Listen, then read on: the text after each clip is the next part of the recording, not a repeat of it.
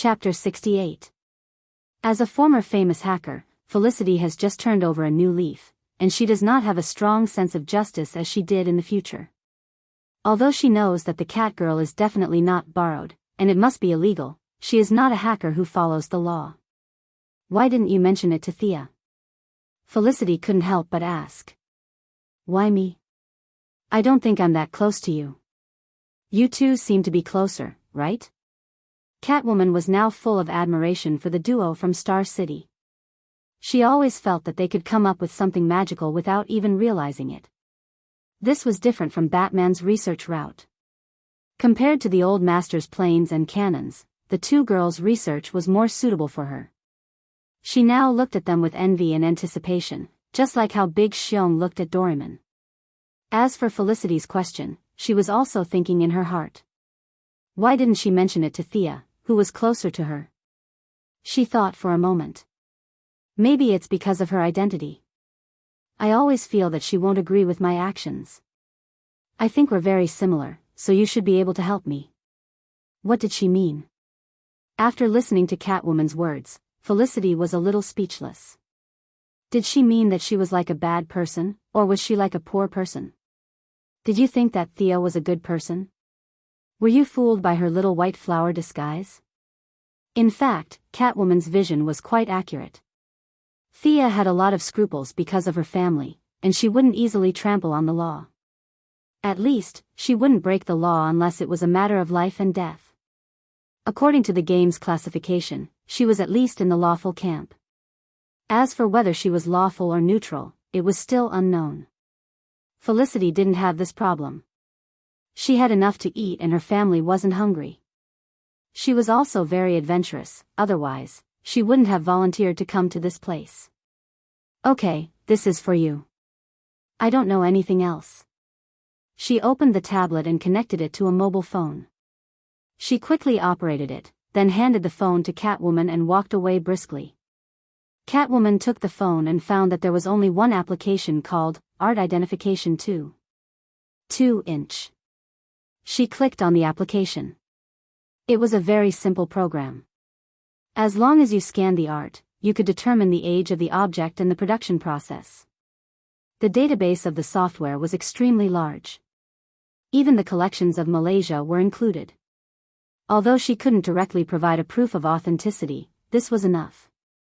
Catwoman didn't have any requirements for artwork, as long as it matched the era. Haha. Catwoman felt that Felicity wasn't being honest.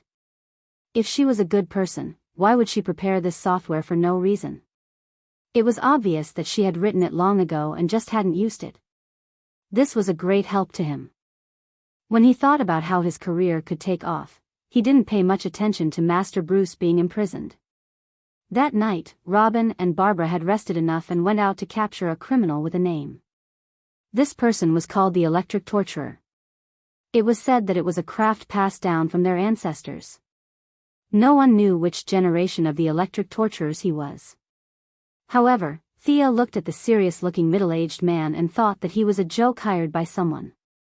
This person was extremely stupid. He carried a battery from an electric scooter on his back. It was unknown whether it was hydrogen or lithium. He connected two wires to a pair of gloves and electrocuted whoever he caught. It seemed very impressive, and it was very effective against ordinary people.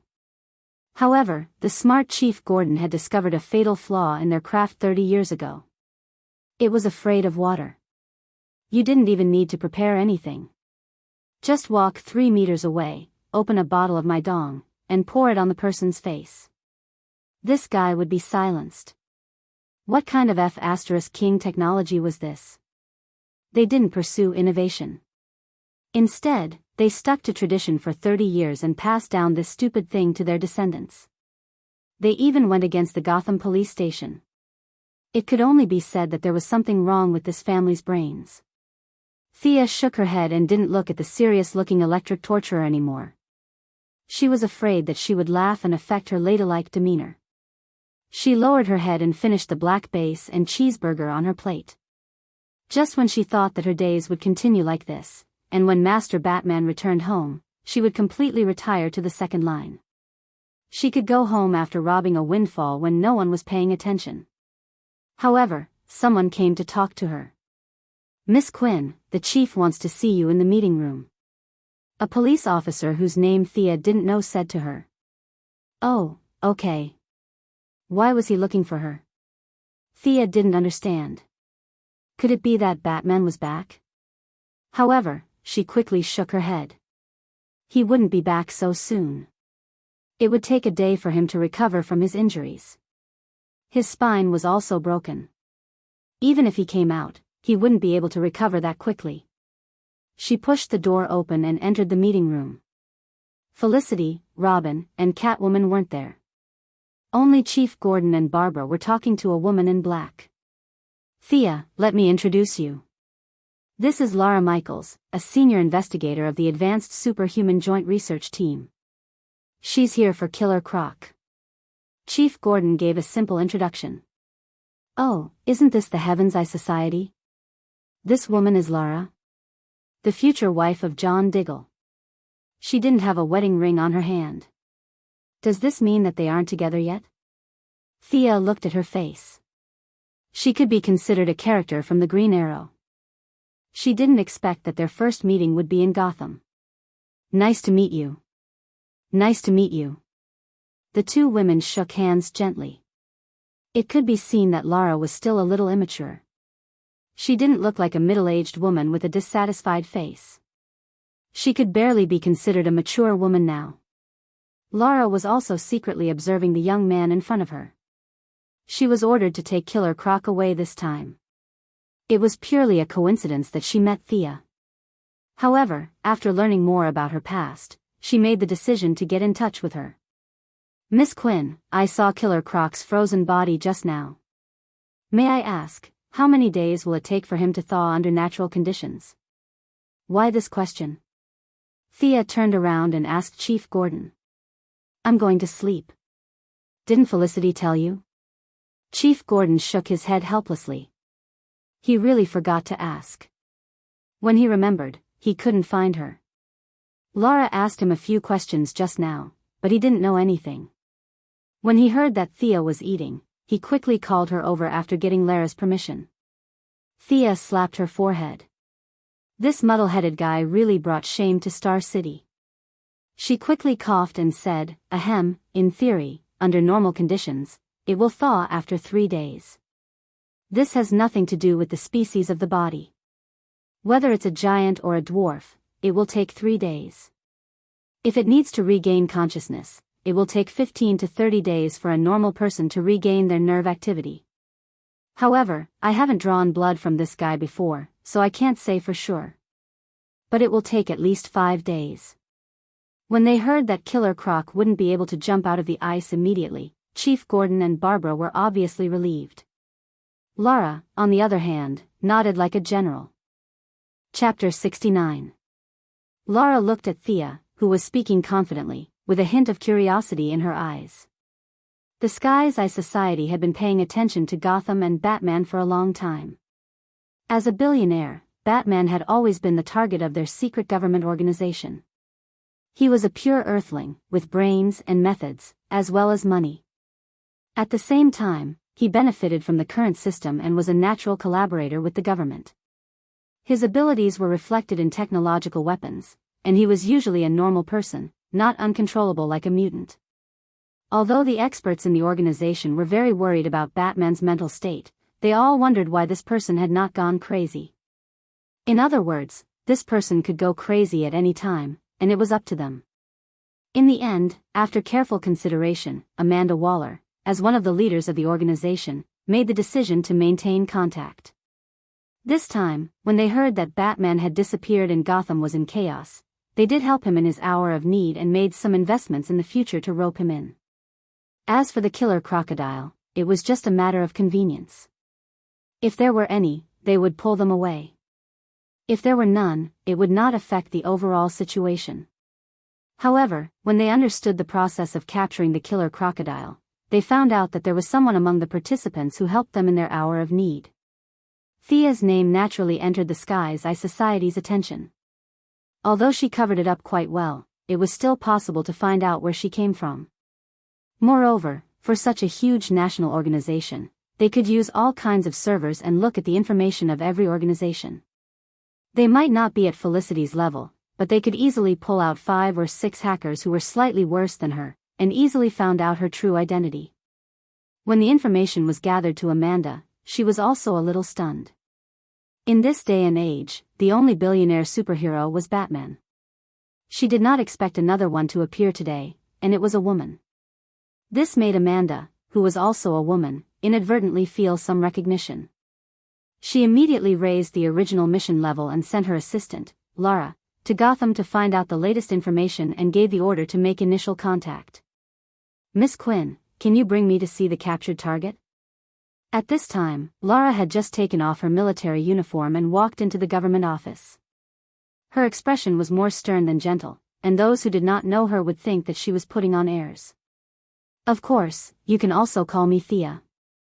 Actually, looking at the target was just an excuse. He just wanted to send away the miscellaneous people and find a place where he could talk smoothly. Director Gordon was old and shrewd, so he could still understand. He grabbed Barbara, who still wanted to go in, and disappeared after saying goodbye. "I heard from Director Gordon that it was your idea to encourage the citizens to participate in the war. What did you think? Don't you think that a lot of civilians will die?" Lara's words were blunt, and even sounded like she was questioning him. However, Thea understood the nature of a soldier. The most important thing in the army was to fight together. In a war, everyone was a participant. It couldn't be said that fighting a war was the responsibility of the general, and the soldiers didn't care about it. Heroism was a taboo in the military. Even though Captain America was so powerful, he could only lead a small team to do bombings and assassinations. He was only given the rank of captain after he was suspected to have sacrificed himself. There will definitely be sacrifices, but the necessary sacrifices will allow more people to live and the city to restore order sooner. "I think it's worth it." Thea hesitated for a moment, but she still revealed part of her true thoughts. The part that she didn't say was that it was none of her business whether these people lived or died. There might be good people in this city, but there really weren't many. The sooner the war was over, the sooner they could leave. Her answer didn't surprise Lara. On the contrary, it was very much what she wanted. As a government official, she didn't like superheroes. This group of people relied on their powerful abilities and basically didn't care about the government. Those who were calm would say a few words, and those who were bad would pretend to be deaf and mute. What if Batman doesn't agree with this method after he returns? Lara's question was even sharper. After all, Thea was an outsider. Gotham couldn't do anything without Batman. Now that the tiger wasn't home, she could do whatever she wanted, but what about when he came back? Thea really didn't think about this problem. Her original intention was to wait for her master to come back and then retreat. No matter how many people died, it had nothing to do with her. With Batman watching every day, how many people died? The policy of this city had to be changed, or the death rate would remain high. However, if she said this directly, it would make it seem like Batman didn't have a plan. Thea still wanted to maintain her image of being humble and cautious. "If we can do something, I don't think he'll object. If there aren't any major problems during this period, the chaos in the city will be settled in a month. If it's not settled, it has nothing to do with me." Thea was prepared to retreat when the war was about to end. She had already told Felicity to focus on a few rich fugitives, such as Penguin. As long as they were alone, hee. The two chatted as they walked, occasionally discussing their views on the current situation. Lara came with a mission, and Thea knew that this person would become the leader of the Heaven's Eye Society in the future. Furthermore, she was husband and wife with Diggle, and Diggle was good friends with Oliver. She really wasn't an outsider. As the two talked, their relationship gradually became closer. Thea told a few jokes that were suitable for the situation here, and it made her laugh. Lara also talked about her military life. When she mentioned missiles, Thea listened carefully for a long time and felt that missiles were more and more difficult to obtain. The military's management was too strict. Was she going to stay at the archery stage? Before Lara left, she said that she would stay in Gotham for a while, and hoped to talk again next time. Lara slowly walked into the car, and her expression changed from relaxed to serious. She connected the long-distance call. Amanda, the initial contact with the target has been completed. It's more optimistic than we expected. Oh, tell me more about it. The black woman in the camera, Amanda, showed a hint of curiosity. From the conversation, I can tell that she's very mature and has a lot of ideas. The most interesting thing is that her position is close to that of an anti-hero. She's against individual heroism, and she actually encouraged the citizens of Gotham to stand up against the thugs. I don't know if you've seen the pictures I sent you, but they've already set up a quarantine zone in the city. As Lara spoke, the serious expression on her face disappeared, and it was replaced by a teasing look. When Batman comes back, his expression will be very good to see. Amanda didn't say much, and she just nodded lightly. She changed the topic. What's Killer Croc trapped by? Do you know anything about it? The accompanying experts said that it's liquid nitrogen. I didn't expect her to use it as a weapon. To be honest, our experts are very impressed. The experts were more than impressed. They had already written a report to their superiors, and in the future, each person in the field would carry a few rounds. This thing was safe and environmentally friendly, and it was perfect for dealing with enemies of flesh and blood. Chapter 70. Thea was not surprised that she had caught the attention of the Heaven's Eye Society. It was only a matter of time. She was useful to them, and in turn, they could help her.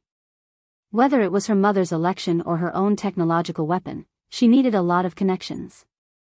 To put it in a more utilitarian way, she could become a hero and help her mother with the election.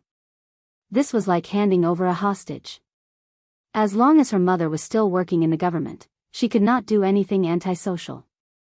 At the same time, her heroic deeds would also give her mother more points, at least in the eyes of the country's upper echelons. After thinking about it, she realized that she did not say anything wrong and did not leave anything out. Relieved, she went to chat with Felicity. Hey, Felicity, have you seen Catwoman in the past few days? It had been 3 days since Lila transported the killer crocodile. Thea participated in a monster hunting activity organized by Babla. The process could be described as uneventful. She used entanglement arrows to catch 15 lunatics who escaped from the mental hospital. In fact, these lunatics were quite happy. Each of them charged fearlessly into the spider web. It was as if they were there to die. After the mission, Thea was bored. It was a little awkward to go out alone, so she wanted to find a companion. Felicity was too weak and the city was too dangerous for her, so she thought of Catwoman. However, after looking around, she realized that Catwoman was nowhere to be found. No one had seen her in the past few days. That was why she asked the higher-ups. Haha, Catwoman. I don't know where she is either. Felicity said vaguely, shaking her head to emphasize the truth of her words. Something was wrong. Thea did not say anything. She only looked into Felicity's eyes. Felicity's eyes darted around and she muttered something, but she did not say anything about Catwoman's whereabouts. You guys are quite loyal. Sia was too lazy to question them further. Anyway, it was impossible for the two of them to secretly side with Bane. Although the world was changing fast, it wasn't that fast. Let's go to your room and drink. Felicity heaved a sigh of relief when Thea stopped asking. Drink? Who's afraid of who? Come on. The two of them carried a few bottles of Gotham beer to Felicity's house. When they arrived at Gotham, Thea found out that Felicity had installed many games on her computer. Looking at the date of installation, it was when they came to Gotham to prepare their equipment. She was really not afraid at all. Did she think that they were here for a vacation? In fact, the two of them were here for a vacation. They were not the ones who were fighting at the front lines. Chief Gordon was so busy every day that his feet barely touched the ground. He had gradually recovered 1/3 of the city. As more and more police officers and ordinary citizens joined in, the recovery of the city was progressing like a rolling snowball. It was believed that this incident would be completely resolved in less than a month. The two of them were bored to death. Thea wanted to practice martial arts, but when she found someone, she realized that she was invincible in Gotham. Barbara would avoid her whenever she saw her. The cat girl's whereabouts were unknown, and Robin adhered to the sex rule of not fighting with women. He wouldn't do anything no matter what she said. As a result, Sia could only play games and drink to get by. Actually, she was also suffering in her heart. Perhaps, the two of them played until they were drunk and fell asleep unknowingly. Kill them all. Are you in pain? Are you afraid? My dear, save me, who's talking? What am I doing? Sia felt that there were many figures floating in front of her. Some she knew, some she didn't. A few of them seemed to be her friends from her previous life. Just as she was trying to recall, two more figures covered in blood walked past her. They were her mother and Malcolm. Why are they here? This is too strange. What's wrong with me? She shook her head hard. Her mother and Malcolm's shadows turned into old Robert and Oliver. Their faces were also covered in blood. Their bodies were slightly swollen, as if they had been soaked in water for a long time. Why is Oliver here? He can't be here. This is too illogical. I haven't even gone to look for him, and he's already here. What a joke. Thea finally realized that there was something wrong with her. She tried to use the breathing technique taught by Madame Shiva to calm herself down and adjust her thoughts. However, there was little effect. This made her confused again. It didn't seem to be her own problem. Even if she closed her eyes, she could still feel something floating past her. Did I meet a ghost? Where am I? I seem to remember being in Gotham. What am I doing in Gotham? She tried to recall. As her memory slowly recovered, her body gradually regained some mobility. Thea stumbled to her feet. She looked at her surroundings and the woman on the ground. Her focus was a little messy. This woman is Felicity. Something happened to her too. She could smell a pungent smell in her nose. It was a mixture of musk and some chemicals. However, Thea didn't have the time to care about this. She felt that as she inhaled the pungent gas, she was hallucinating again. It was as if there were a bunch of people fighting in her mind. She was in a daze, but subconsciously, she knew that she couldn't stay here for too long. The more gas she absorbed, the stronger the hallucinations would be. She opened her backpack and carried all her equipment on her back. She tied Felicity to one side of the skateboard and slowly climbed to the other side. She fixed her body and silently chanted to fly up. The skateboard shot out of the door like an arrow, silently hovering in the air 300 meters above the ground. It seems that the effect of the mysterious gas is concentrated on the ground. Being blown by the cool wind in the sky, Sia gradually regains some consciousness. She finds that it is dark all around, and the moon is nowhere to be seen.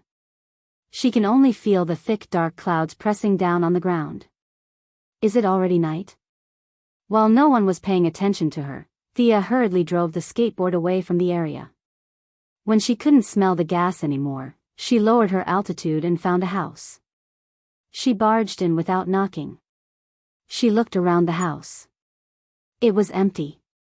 She found some cold water to wash her face. She felt lucky. She didn't know if something had happened to the others, but she knew that she had barely escaped. She turned around to take care of Felicity. The girl was lying on the skateboard, sweating profusely, as if she was having a nightmare. She kept murmuring, "Don't go." Sia wiped her face with a towel, but after 2 minutes, she felt that the skin on her face was about to break, but she didn't wake up. Looking at her red face, Lin Sanjiu knew that it wasn't because of shyness, but because the capillaries on her face had ruptured. Thea was a little embarrassed. It seemed that the gas was quite high-end. The traditional method of pouring cold water didn't work. Was she going to have to find an antidote? Lin Sanjiu stretched her body. Although she wasn't at her peak, she had recovered about 80%. She still had to go back. Whether it was to find an antidote or to save her companions, she had to go back. This time, she had more time. She changed her clothes, put on her glasses, and carried her bow. To prevent the damn gas, she even put on 3 layers of masks. She didn't know if they were effective or if they would come in contact with her skin, but she covered herself up tightly. She opened the door and jumped on the skateboard. Chapter 71. The cold wind in the high altitude of the night was like a knife, causing Sia's exposed skin to ache faintly. But at this time, she was no longer in the mood to pay attention to this. She still had not figured out who was behind tonight's incident. Could she find the antidote to save Felicity? Were Batman's teammates also trapped in the school? She had no idea where Director Gordon was. So many questions gathered together that her beautiful eyebrows furrowed. At the same time, she swore to herself that no matter who started this incident, she would kill that person. Returning to the sky above the school, she could see that the entire area was shrouded in a layer of light green gas under the faint moonlight. The lively place a few days ago now gave off a feeling of dead silence and gloom. Thea lowered her altitude and observed carefully. With the faint light, she could see a few burly men patrolling the camp from time to time with automatic weapons. They seemed to be wearing gas masks. That means the poison gas is spread through the respiratory system. Thea remembered the movements of these people and was ready to snatch 2 of them when they retreated. The skateboard flew over their heads silently and was not noticed by the patrolling soldiers. Many people had this problem. A normal person's line of sight was 120 degrees in front of them. People without the Byakugan Sharingan would not look above their heads for no reason. In the movies, the secret agents hiding on the ceiling were similar to how Thea flew over their heads under the cover of the night. Thea did not spend too much time on the periphery and went straight to the brightest room. This time, she was very careful. She controlled the skateboard and gently floated into the room. It seemed to be a lecture hall. Sia instantly saw Chief Gordon, who had white hair and was wearing a khaki coat, in front of the classroom. The red-haired woman next to him seemed to be Barbara. The 2 of them were unconscious and tied to chairs back to back. Perhaps they did not realize that someone had escaped and then came back. The security was very lax. There were only 2 guards, one in the north and one in the south. The guard near Thea was cursing from time to time, and the guard a little further away was dozing off. Looking around, Thea did not find any ambush. She did not act rashly. She slowly exited the room, preparing to find the others first before rescuing them together. Not long after, she found Robin in the crowd. The young man had lost his usual vigor and was lying on the grass with a group of townsfolk. Although he was in a deep sleep, his face showed signs of shock from time to time. After circling around the camp, Thea was a little confused. Where did Catwoman go? Was she not at the camp? Let's hope she's blessed by the heavens. After counting the number of people, Catwoman wasn't around. Gordon and his daughter, Robin, and himself, the 4 of them could barely stay within the weight-bearing range of the skateboard. If there was another person, it would be hard to say if they could fly. Just as she was about to go back to rescue Gordon and his daughter and then come out to rescue Robin, she found an unexpected figure in the crowd. Why is she here? Lara's appearance put Thea in a difficult position. She had to rescue this person, but having one more target did not mean that she could take away all of the skateboards. She could only give up 1 target and take away the remaining 3. Who should she choose? Thea felt that it was a little difficult for her to make a choice. They were all acquaintances, so she should rescue all of them. However, reality was cruel. She could only choose to give up on someone. There were no guards around Lara and Robin. Presumably, both of them were wearing civilian clothes and were not conspicuous. They were placed in the crowd as ordinary townsfolk. These 2 people could be said to be the easiest to save. What if she transported them out first and then came back? This idea was very tempting, but Thea quickly gave up on it.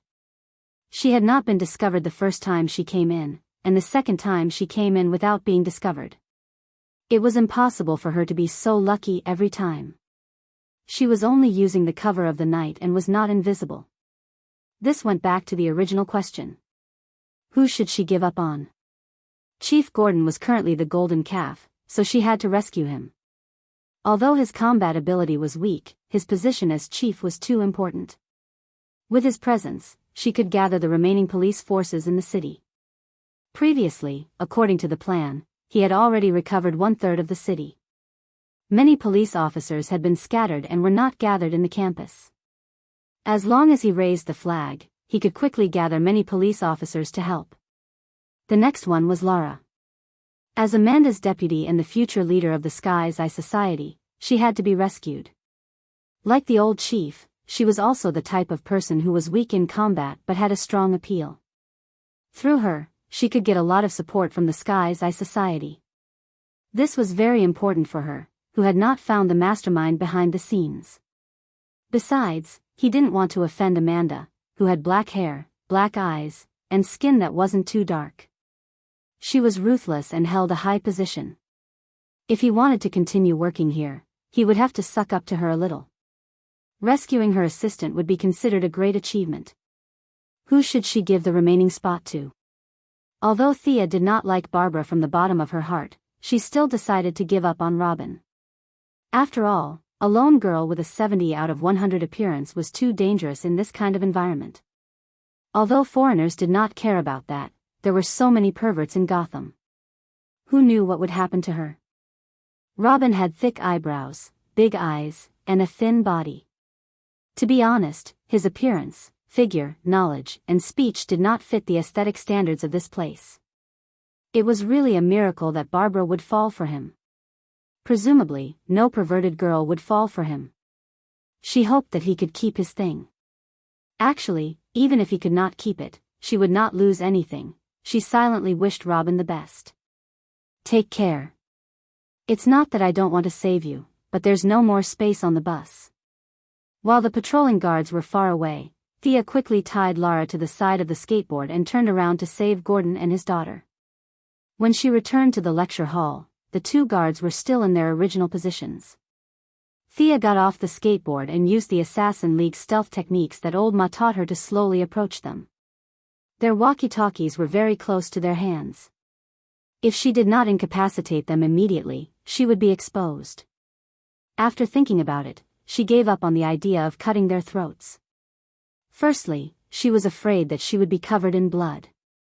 Secondly, stealth was not that awesome. She only used the visual difference in light and darkness. This was not stealth, so it was impossible for her to walk up to them without them noticing. Thea walked to a dark corner and found a good angle. She did not use the high-tech arrowheads. Instead, she took out the arrowheads with anesthetic. The dosage of each arrowhead was enough to knock out an elephant. She aimed at the guard who had his back facing her and was still talking non-stop. Whoosh! The arrow flew past. The guard felt a chill on his neck. He did not say anything and slowly fell to the ground. Before he fell asleep, he saw a blurry figure behind him. He wanted to warn his companion, but his mouth was completely out of control. His fall alerted the guard who was dozing off not far away. Before he could understand the situation, he saw a white light gradually expand in his eyes. Although he tried his best to dodge, he was still stabbed in the shoulder. After a moment of numbness, he lost consciousness. Chapter 72. After killing the guards with 2 arrows, Thea immediately walked to the 2 of them and pulled off their gas masks. She could feel that she was affected by the gas again. She could only use about 60% of her strength now. He picked up the gas masks and looked at them. Even though he knew that wearing them would prevent the poisonous gas from entering his body, he still felt a little disgusted when he thought about how they were taken from their faces. He wanted to end this quickly, so he didn't wear them. He put the 2 masks into his backpack and took them back for testing. Maybe he could find the composition of the poisonous gas. She couldn't stay here for too long. Thea walked to the chair where Gordon and Babla were sitting. These people seemed to know that he was an important person. They tied the old director and Babla up tightly with a big chain. She couldn't open the door with her small arms and legs. She searched the 2 guards but couldn't find the key. Time waits for no one. Thea didn't know if there were any surveillance cameras in the room. She controlled the skateboard to float over and pulled out a chain from the outside. This thing was originally used for emergencies. The chain could bear 500 kilograms of weight. She apologized to the old director in her heart. She took the chain that came with the skateboard and tied it around the chair twice. She then connected it to the original chain on their bodies. The messy way of tying them made them look even more artistic. From afar, they looked like dumplings. She controlled the skateboard to drag Gordon and Babla out of the door slowly. Thea pushed from behind. The space on the skateboard was too small. Besides, Lila was already tied up. There was no place for the father and daughter. Referring to Brother Asen's glorious deeds, there were no more seats in the car. The two of them could just take the ticket. Since they were unconscious, they probably wouldn't mind. The door frame was too low. She could float out with the skateboard close to the ground. However, she couldn't bring these people with her. She didn't want to make too much noise. It was best to come and go quietly. She might have a chance to save Robin. But Murphy's Law was magical. When you hoped that something would not be discovered, there would be countless onlookers. Hurry up, hurry up. Someone broke in. Before Thea reached the door, she heard the footsteps of more than 10 people. It seemed like there were surveillance cameras in this place. Otherwise, it would be impossible for them to be so fast. Without any hesitation, he jumped onto the skateboard. Without caring about whether Gordon and his daughter would be injured, he rushed out of the door at full speed. In this distance of less than 30 meters, sounds of bang, dong, and bang could be heard from time to time. Just like how Mongolian nobles executed criminals in the past, Sia dragged the two of them out of the room without a care in the world. Then, under the surprised eyes of several guards who rushed over after hearing the news, she soared into the sky with a whoosh. From time to time, gunshots could be heard from below. Bang! Bang! At this time, Thea had already leaped to a height of 300 meters. Of course, she could continue to pull up. With her fear of death and the performance of the skateboard, she could go up to 500 meters. However, she was afraid that the two people who were sitting on the ticket would not be able to hold on. She had an antiviral suit, but they did not. She glanced sideways at Lara. The mature woman seemed to be uncomfortable and twisted from time to time. She was very kind to Amanda. This was considered first-class treatment for her assistant. Compared to the two people below, the word miserable could not describe it. At this time, Gordon and his daughter's faces were covered in blood. At first, Thea was shocked, but she quickly realized that this was not caused by the high-altitude air pressure. Barbara's forehead was swollen, and one of Gordon's leather shoes had fallen off, revealing a half-new and half-old sock. This was the plight of a single old man. Thea cursed Barbara in her heart for being unfilial to her father. She did not buy him a pair of socks. Instead, she fooled around with Robin every day. Poor old Gordon, who raised you with so much effort. After dodging a rocket, Thea knew that she could not save Robin. The searchlights below had been set up. At a glance, there were 30 to 40 people, all armed. However, they did not have any experience in aerial combat, so they could only shoot at the sky with their guns. Sigh. Thea sighed. They could not kill their way up, and she could not go down. She could only wish that Robin would be able to survive until she and the others came to save him. Thea brought them back to their temporary residence and found that Felicity was still unconscious. The antidote was still far away. Just as Thea was about to go back and capture them alive for interrogation, Lara slowly woke up. Who captured me? What's your purpose? I won't say anything. Lara stuttered as she tried to stand up. However, she failed every time she tried. She was the first person other than herself to wake up. Did this mean that she could recover on her own without the antidote? She was able to wake up because of her special agent training. She drank coffee and anesthetic every day, which raised her poison resistance to an inhuman level. How did she wake up? Did she rely on her strong willpower and abundant stamina? Thea was not sure, but she still grabbed Lara's shoulders. Look carefully. I'm Thea Quinn. We met 2 days ago. You were attacked by the poison gas. This is the room I found. She did not know if Lara heard her clearly. She could see that Lara was adjusting her focus, trying to see the face of the person in front of her. Thea did not have any antidote on hand. Even if she did, she would not dare to use it recklessly. She could only use the old method, which was to get a basin of cold water and wipe Lara's face with a towel. Perhaps Thea was not used to taking care of people, or perhaps Lara was not used to being passive. She weakly pushed Thea away, took a deep breath, and plunged into the basin. It had to be said that her movements were clean and neat, and she really had the bearing of a female soldier. If it weren't for the fact that she was facing Sia, she would have applauded her. This person exuded a valiant aura, and it was a stark contrast to the haggard middle-aged woman with a face full of unfulfilled desires.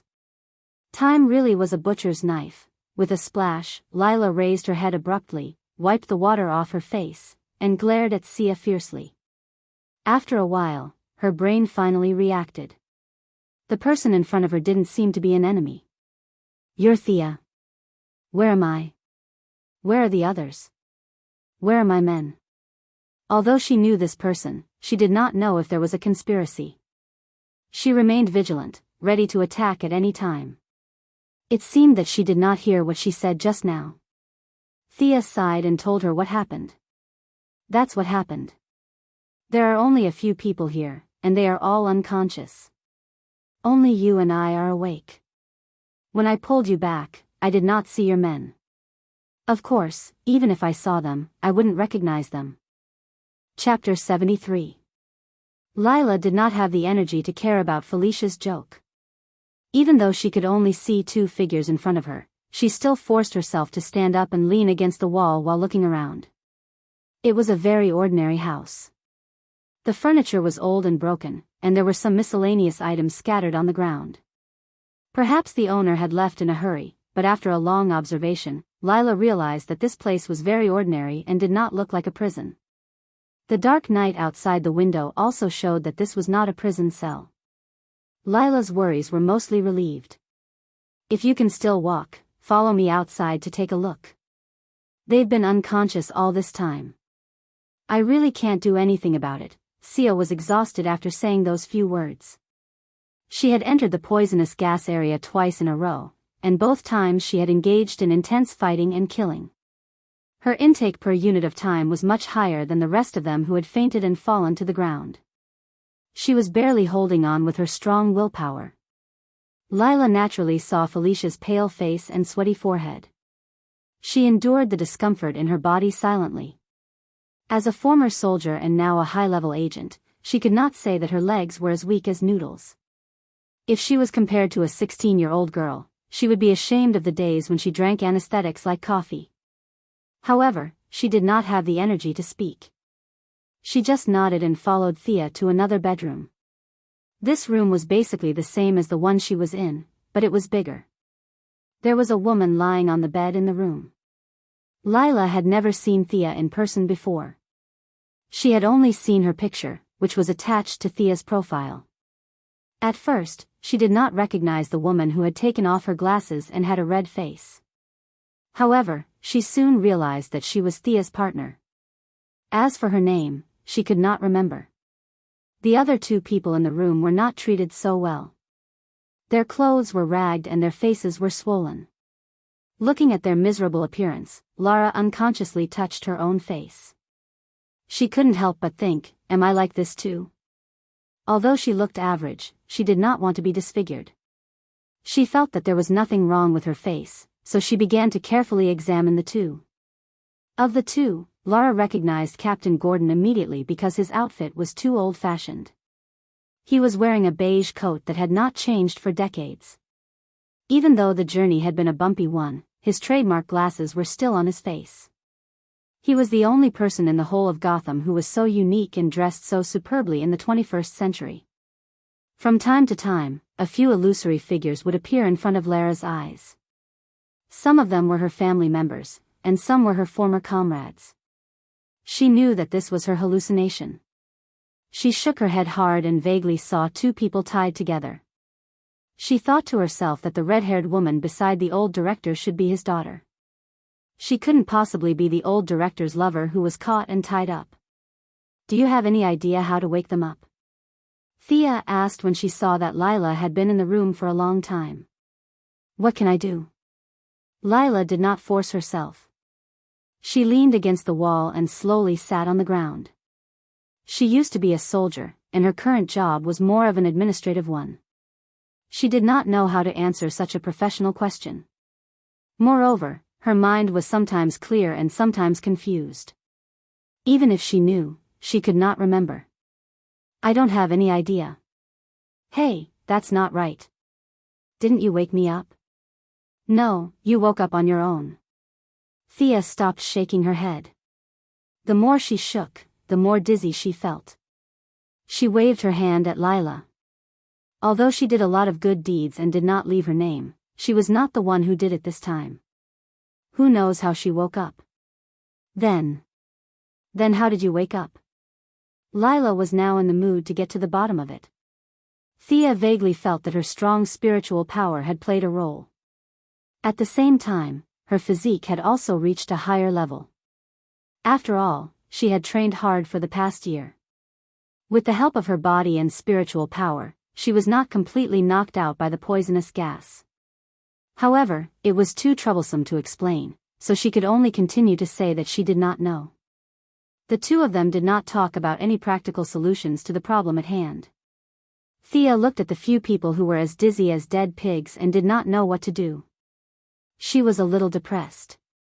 Since the two of them did not have any ideas, they could only ask for help from outsiders.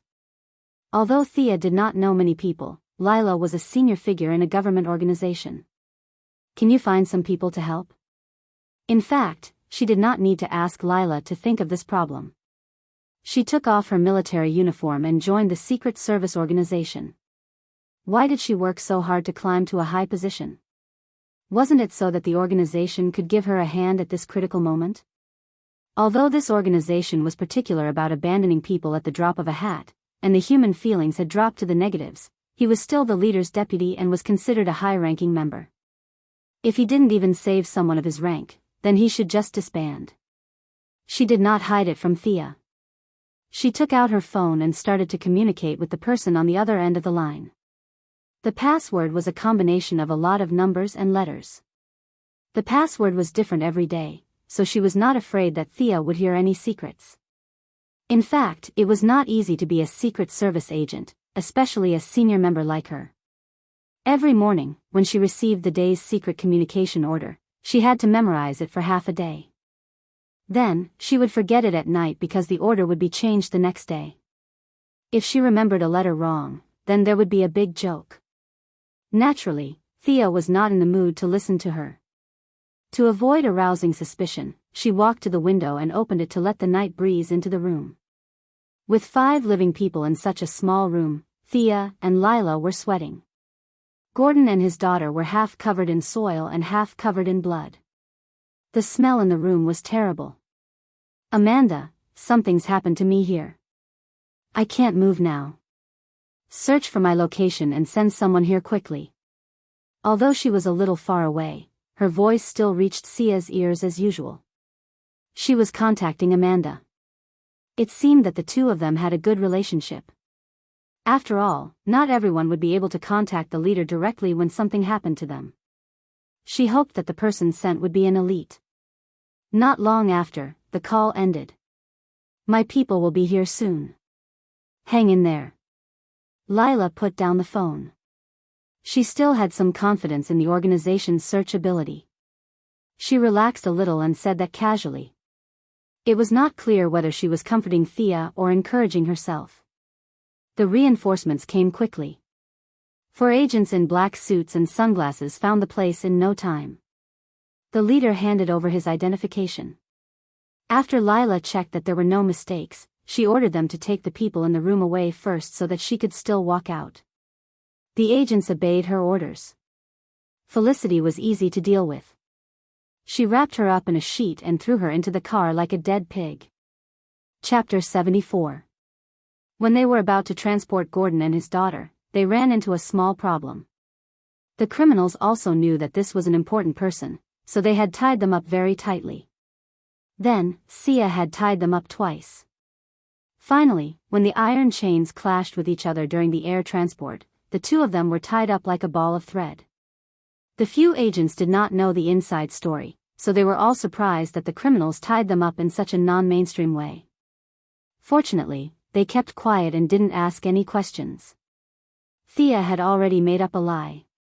She couldn't tell them that the criminals tied them up properly and that this was the product of her post-processing. Since they didn't ask, they assumed it was the criminals who did it. Although the four burly men could easily carry the father and daughter away and load them into the car, it would show how incompetent they were. Especially in front of Lara, who was one of the higher-ups in the organization, they had to show off their contributions. If they didn't show off now, when would they? The leading agent gave the two behind him a look. Soon, the two came in with all kinds of electric saws, hammers, and welding tools. After working for half an hour, the four burly men finally managed to remove the chains from Gordon and his daughter. It was worth mentioning that the old director had woken up in the last 2 minutes of the iron chain being unchained. Perhaps it was because he had been kidnapped by a variety of bad guys over the years, but now that he was old, his body inevitably showed signs of aging, which was why he had been in a coma for such a long time. When he opened his eyes and saw several men in black holding electric saws and welding tools around him, he wasn't surprised at all. He shouted very naturally, "Come at me. Don't touch my daughter." The agents were dumbfounded. As their leader, Lara hurriedly explained the situation to them. However, Gordon didn't have much trust in the government. He was still wondering if they were the ones behind this. To be able to knock out the entire campus so easily, ordinary people wouldn't be able to get their hands on such a powerful poison gas. The Heaven's Eye Society was the most suspicious. Lara didn't know whether to laugh or cry when she saw the suspicion in his eyes. She also realized how suspicious she was of Thea when she first woke up. It was human nature. Lara suddenly thought of her own experience. She pulled Thea over and told the old director about it. "Thank you, Miss Thea. I don't know what to say about your selfless help." Gordon had already figured out the situation. The people around him weren't bad guys. The electric saws and welding tools looked scary, but they were all there to help him untie the chains. He could tell that they were very old. Besides, he had a good impression of Thea. There was no need for her to team up with the government agents to kidnap him and his daughter. In fact, he thought that Thea didn't care about his family's money. She was the heir of a large financial group and had given him the opportunity to become famous. She didn't care about fame or fortune. She came all the way here to help him. It was not honest of him to suspect her for no reason. However, his acceptance of reality was still a shock to Lara.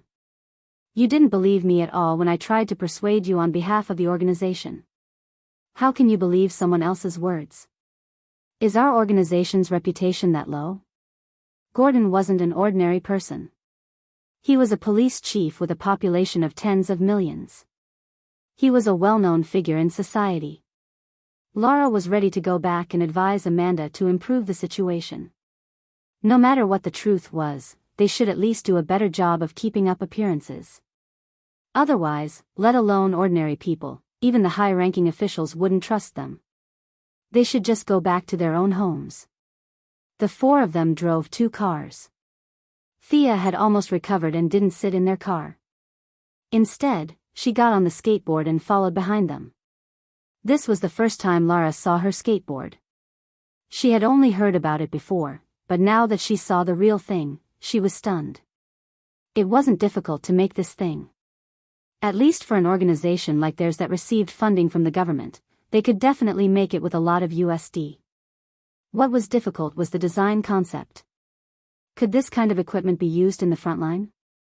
Lara thought about it and felt that it was a little difficult. She knew that this thing wasn't cheap. It was useless in small quantities. It would be easy to get into conflicts if she gave it to someone else. If she gave it to someone else, would her organization have enough money? Thea followed behind the car for half an hour and arrived at a group of villas that weren't very big. It was very cold and quiet, and there was a sense that no one was allowed to enter. "This is our base in Gotham. Please come in." Lara rested for half a day. Relying on her young body and high resistance to poison, she had basically recovered her mobility. She was no longer in the miserable state she was in when she ate too much at the buffet. Director Gordon was still unable to walk, but he didn't need anyone to help him. He got himself a walking stick and walked in shakily. There were specialized medical personnel in the base. They checked the two sleeping beauties who were still unconscious and concluded that they were fine and would wake up soon. However, they didn't know how long it would take. As they didn't know what caused them to faint, they couldn't be sure. They also took blood samples for the 3 people who had woken up. Before the results were out, no one dared to drug them. They could only get a glucose drip to replenish their water. Just as they were about to leave, Thea took out the 2 gas masks from her backpack and handed them to them. "This is the mask that the criminals wear. I don't know if it's a regular product, but I think it's specially made. You guys should take it and test it. Hurry up and analyze it." Lara didn't wait for them to reply and immediately gave the order. She had been tormented so much that she had forgotten what she wanted to do when she first went to the campus. She had never been so embarrassed in her life. She just wanted to find the mastermind behind this and shoot him twice with her handgun from the bottom up. Then, she would talk about other things. Lara still had to arrange the work, so she got up and left after a while. Thea and Gordon looked at the 2 sleeping beauties and wondered when they would wake up. Felicity should have woken up a long time ago. She could be said to have inhaled the least amount of poison among them. However, the doctor said that it was related to one's body constitution. This made Thea a little worried. After all, she didn't have a body constitution. This girl didn't even train. God knows how bad her body constitution was. Babla did train a lot, but she couldn't withstand the amount of poison she inhaled. After being dragged around by Thea, there was still a big bump on her head. Just now, the medical personnel looked at the bump strangely. They couldn't understand why the girl was beaten up when she was unconscious. In the end, they could only conclude that the criminals had gone crazy. Just as Thea was thinking about starting a bet and guessing who would wake up first, Felicity didn't disappoint the people of Star City and woke up first. Chapter 75. It would be an exaggeration to say that she had woken up. Felicity was actually still in a semi-conscious state. She kept mumbling things like, "Daddy, Mommy, don't go." Under Gordon's anxious gaze, Barbara woke up in less than half a minute, and the old director heaved a sigh of relief. Although Barbara woke up later, her constitution was far stronger than Felicity's. After all, she had trained hard before. The reason why she woke up later than Felicity was mainly because she had inhaled too much oxygen. In addition, someone had dragged her all the way here, and she was still feeling dizzy. The medical staff quickly injected the 2 of them with some injections to increase their stamina and speed up their recovery. After a preliminary analysis by a few pharmacologists, although most of the drugs couldn't be used, some antibacterial and anti-inflammatory drugs wouldn't conflict with their recovery. This was especially so when they saw the huge bump on Barbara's head. If they didn't give her some medicine in time, she would really be disfigured. Although she was still a little weak, Barbara recovered at lightning speed. She could already see her biological father in front of her clearly and could speak intermittently. Felicity, on the other hand, was in a much worse state. She was still in a semi-conscious state. However, it was a good thing that she could wake up. Thea felt that the medical staff were really resourceful. It was much better than her method of waking someone up by pouring cold water on them. "Daddy, where are we?" Barbara gradually regained consciousness. She looked around in confusion. This wasn't where they were before. "Where are we?" Gordon also didn't know where this place was. He was also sent here in a daze. At his age, his recovery speed naturally wasn't as fast as a young person's. However, in order to let his daughter recover in peace, he made up a lie that wasn't really a lie. This is a secret location. It's very safe here. Where's Robin? Barbara looked around and didn't see her boyfriend. She felt a little uneasy and hurriedly asked her father. Oh, only then did Gordon realize that Robin wasn't around. Thea didn't mention anything just now. Could it be that they didn't manage to save him? He turned his head and gave Thea a questioning look. What could Thea say? He could only shake his head gently. Robin is still in the school. We'll rescue him later. Chief Gordon was generally supportive of Robin's relationship with his daughter. However, he was somewhat displeased with his son-in-law, so he was not angry at Sia for not rescuing Robin. Instead, he felt that the kid should be taught a lesson. Otherwise, most people in this world would forget their fathers when they had a man, and forget their mothers when they got a wife. When Barbara heard that her boyfriend hadn't come out, she didn't know who had fished her out. She was a little anxious and worried, and fainted again under the multiple blows. They watched as Gordon hugged his daughter and cried, Babla, wake up, open your eyes. Thea felt her teeth ache. She had only fainted, not died. There was no need to be so dramatic. Since both of them were awake, her efforts tonight weren't in vain. She turned around and walked out of the room to find the researchers in the laboratory to see if they had analyzed the composition of the poisonous gas. If possible, she still had to rescue Robin. Besides, Catwoman was nowhere to be found. At the same time, Lara walked into a sealed room and gave a long password. Amanda's dark face appeared on the monitor. Lara, you're recovering fast. Thank you for your concern, sir. Both of them didn't want to waste time and quickly got to the point. Sir, this is the blood test report for me, Thea, and Gordon. The amount of poisonous gas in our blood is beyond what a human body can tolerate. Gordon and I inhaled about the same amount. I'm better than Gordon because I'm trained, but Thea's is much more than the two of us. Lara held the report in her hand and reported in a low voice. Then what do you mean? Is she a psychic? Amanda asked noncommittally.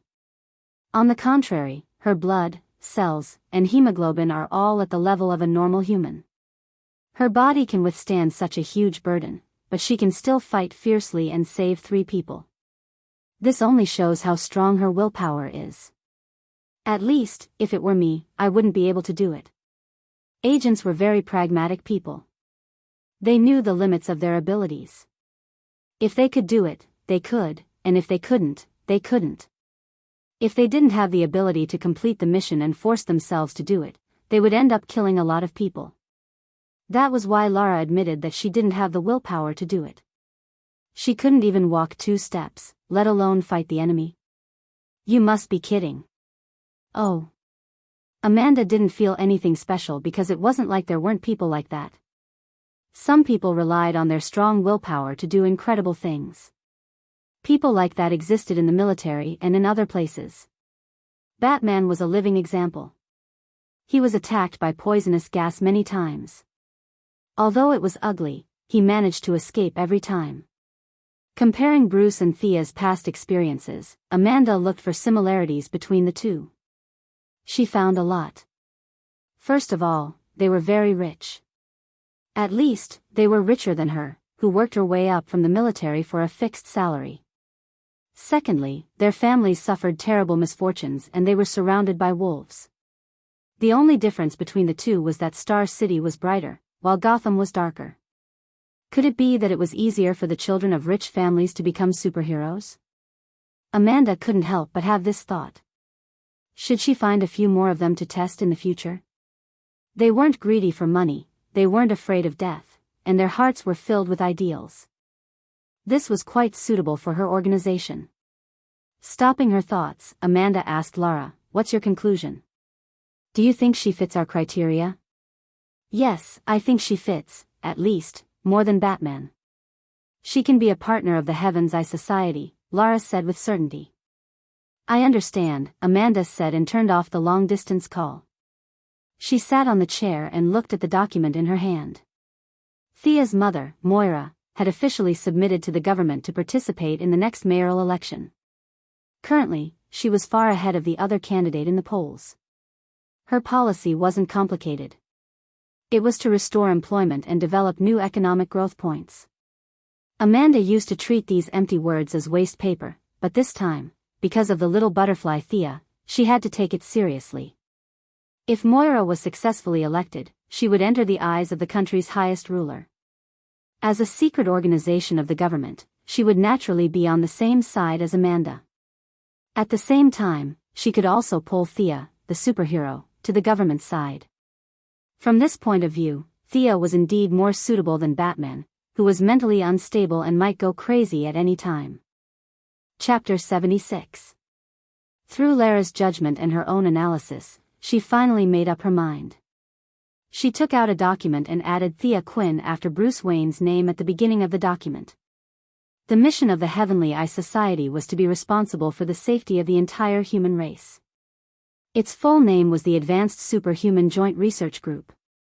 It was originally created by Air Force Colonel Steve Trevor, but as time passed and the relationship between Steve and Wonder Woman grew, the organization became more and more hostile to the government and financial groups. Amanda, this shrewd and ruthless woman, entered the eyes of the upper echelons at this time. Using all kinds of righteous excuses, she diverted a lot of resources from Steve. Although the leader of the organization was still Steve, as the number of supporters increased, she had also become an important figure in the Heavenly Eye Society. As a newcomer without any background or experience, Amanda had to constantly strengthen her authority to obtain more resources. She urgently needed more contributions to reach the highest point of the Heaven's Eye Society. She wanted to take in the super criminals locked up by the organization for her own use. After all, many of the missions were dangerous and cold-blooded, and it was difficult to send ordinary soldiers or agents to complete them. At this time, she needed these villains to do the dirty work, but these people would not bow down easily. She desperately needed some superheroes that she could influence to deter these villains. Originally, Batman was a very good choice, but now, Thea seemed to be a good choice. Batman was more mature, but he was mentally unstable and did not like those in power. Thea was young and inexperienced, but her mother was about to enter the upper echelons, so the chances of her betrayal were very small. Should she choose someone with more experience or someone she could trust? These two choices made it difficult for her to choose. Luckily, there was still plenty of time, so she could only put this problem aside. Lila walked out of the room and let out a long sigh in the dark night. She vaguely knew about Amanda's plan, but she didn't know how her report would affect Sia, a girl she could get along with. Whether it was good or bad, she could only let time tell. She was just reporting according to what she had observed. "Sir, the other two have woken up." An agent waited outside the door for a while and immediately reported when he saw her coming out. "Got it." Lara nodded. Since they were awake, she would go and visit them. She walked to the door and was about to push it open when she heard the conversation between the father and daughter. "Dad, Robin is in danger now, you know. That guy from Star City should have saved Robin instead of saving this unknown woman. If Robin was here, we could have gone back to save everyone."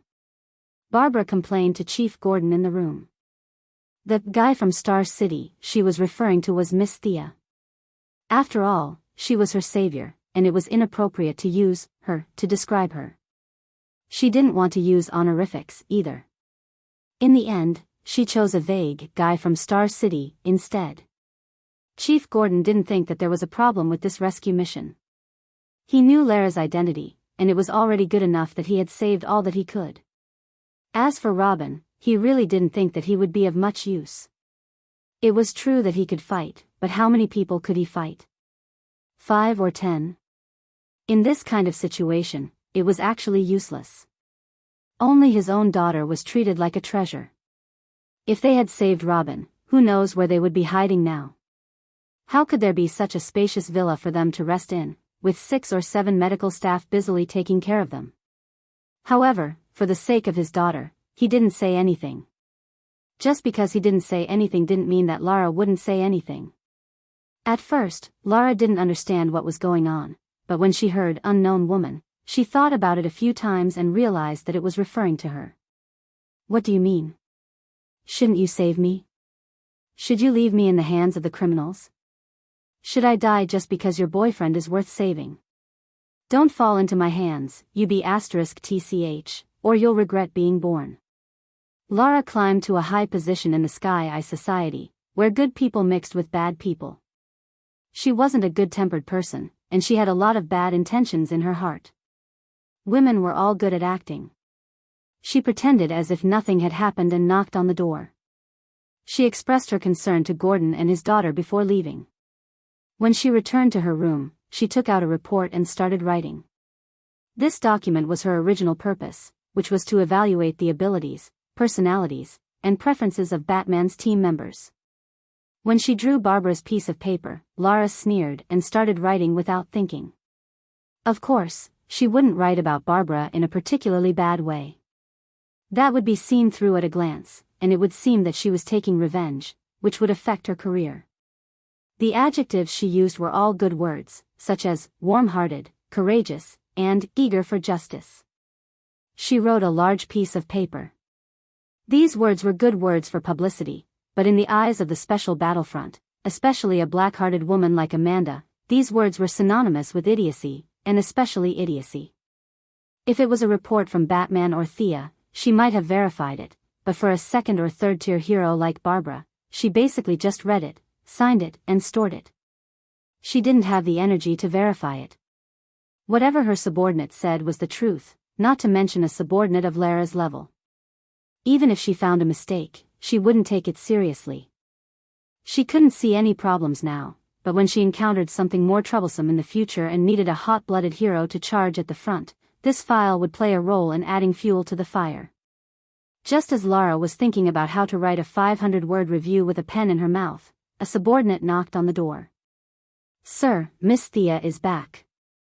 Back? When did she go out? What did she do? This was the bad thing about this group of heroes. They were too independent. She had only been here for a short period of time, and this person had already run out. Where is she? Lara's head was full of question marks, and she thought that she had to have a good talk with her about discipline. In the interrogation room, Miss Thea captured someone alive. The subordinate's face was full of excitement. Oh, amazing. That was the only way Lara could express her feelings now. It hadn't even been 20 minutes, and she had killed another round? What a fierce woman. What kind of grudge do you have with this group of criminals? You've killed 3 rounds in one night. Actually, Thea wasn't as fierce as she thought. She just felt that she was basically invincible in the air, so she flew over boldly. Before she left, she specially went to get a gas mask that was said to have the strongest effect in the Heaven's Eye Association. Although it wasn't targeted, it was better in terms of overall protection. However, it was different this time. The process could only be described as not smooth. The people in the camp weren't fools. 4 or 5 searchlights illuminated the entire camp as if it was daytime. The patrolling criminals stretched their necks and looked up at the sky as if there was something wrong with their necks. Thea was still a few hundred meters away from the camp when she was discovered. Chapter 77. The first time you came, we ignored you. The second time you came, we magnanimously let you go. In the blink of an eye, you're here again? Even if they could tolerate it, they couldn't. Not all of the bandits in the camp were illiterate. There were a few who boasted of their high intelligence. They gathered the hostages, strengthened the security, turned on all the searchlights, and even set up a small radar. That was why Thea was discovered before she even reached the camp. Even though she was discovered, Thea wasn't in a hurry. She was 200 meters above the ground, and the people below her were like ants. Bows and arrows were useless. Even if she had bombs, she wouldn't dare to throw them. If a few hundred citizens were killed, her name would be completely red. The people below couldn't do anything to her. Gotham didn't have that many high-tech weapons. Everyone's focus was on curing the mentally ill, which was also known as spiritual development. There was very little development of firearms, and even a rocket launcher was considered powerful. As for the heat-seeking missiles that could threaten Thea, the bandits didn't have any. They angrily raised their AKs and fired a few rounds into the sky, not caring if they hit their targets. The smarter ones pointed their guns at the hostages' heads and raised their loudspeakers to shout at the sky, implying that if Thea didn't come down, they would shoot. Thea didn't take it seriously. You guys have watched too many movies. I'm not on the side of justice. Kill me if you want. I don't even know these people. Even if you kill Robin, it has nothing to do with me.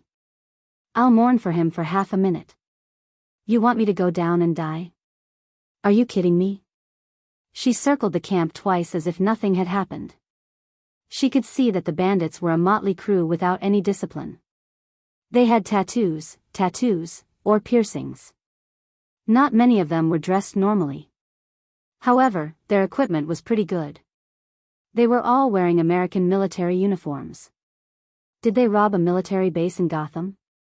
However, Thea looked twice and realized that they were just small fries. They didn't seem to last more than 3 minutes. None of them had a name on them. At least, she didn't see any. There was no one at the place where Robin had fainted earlier.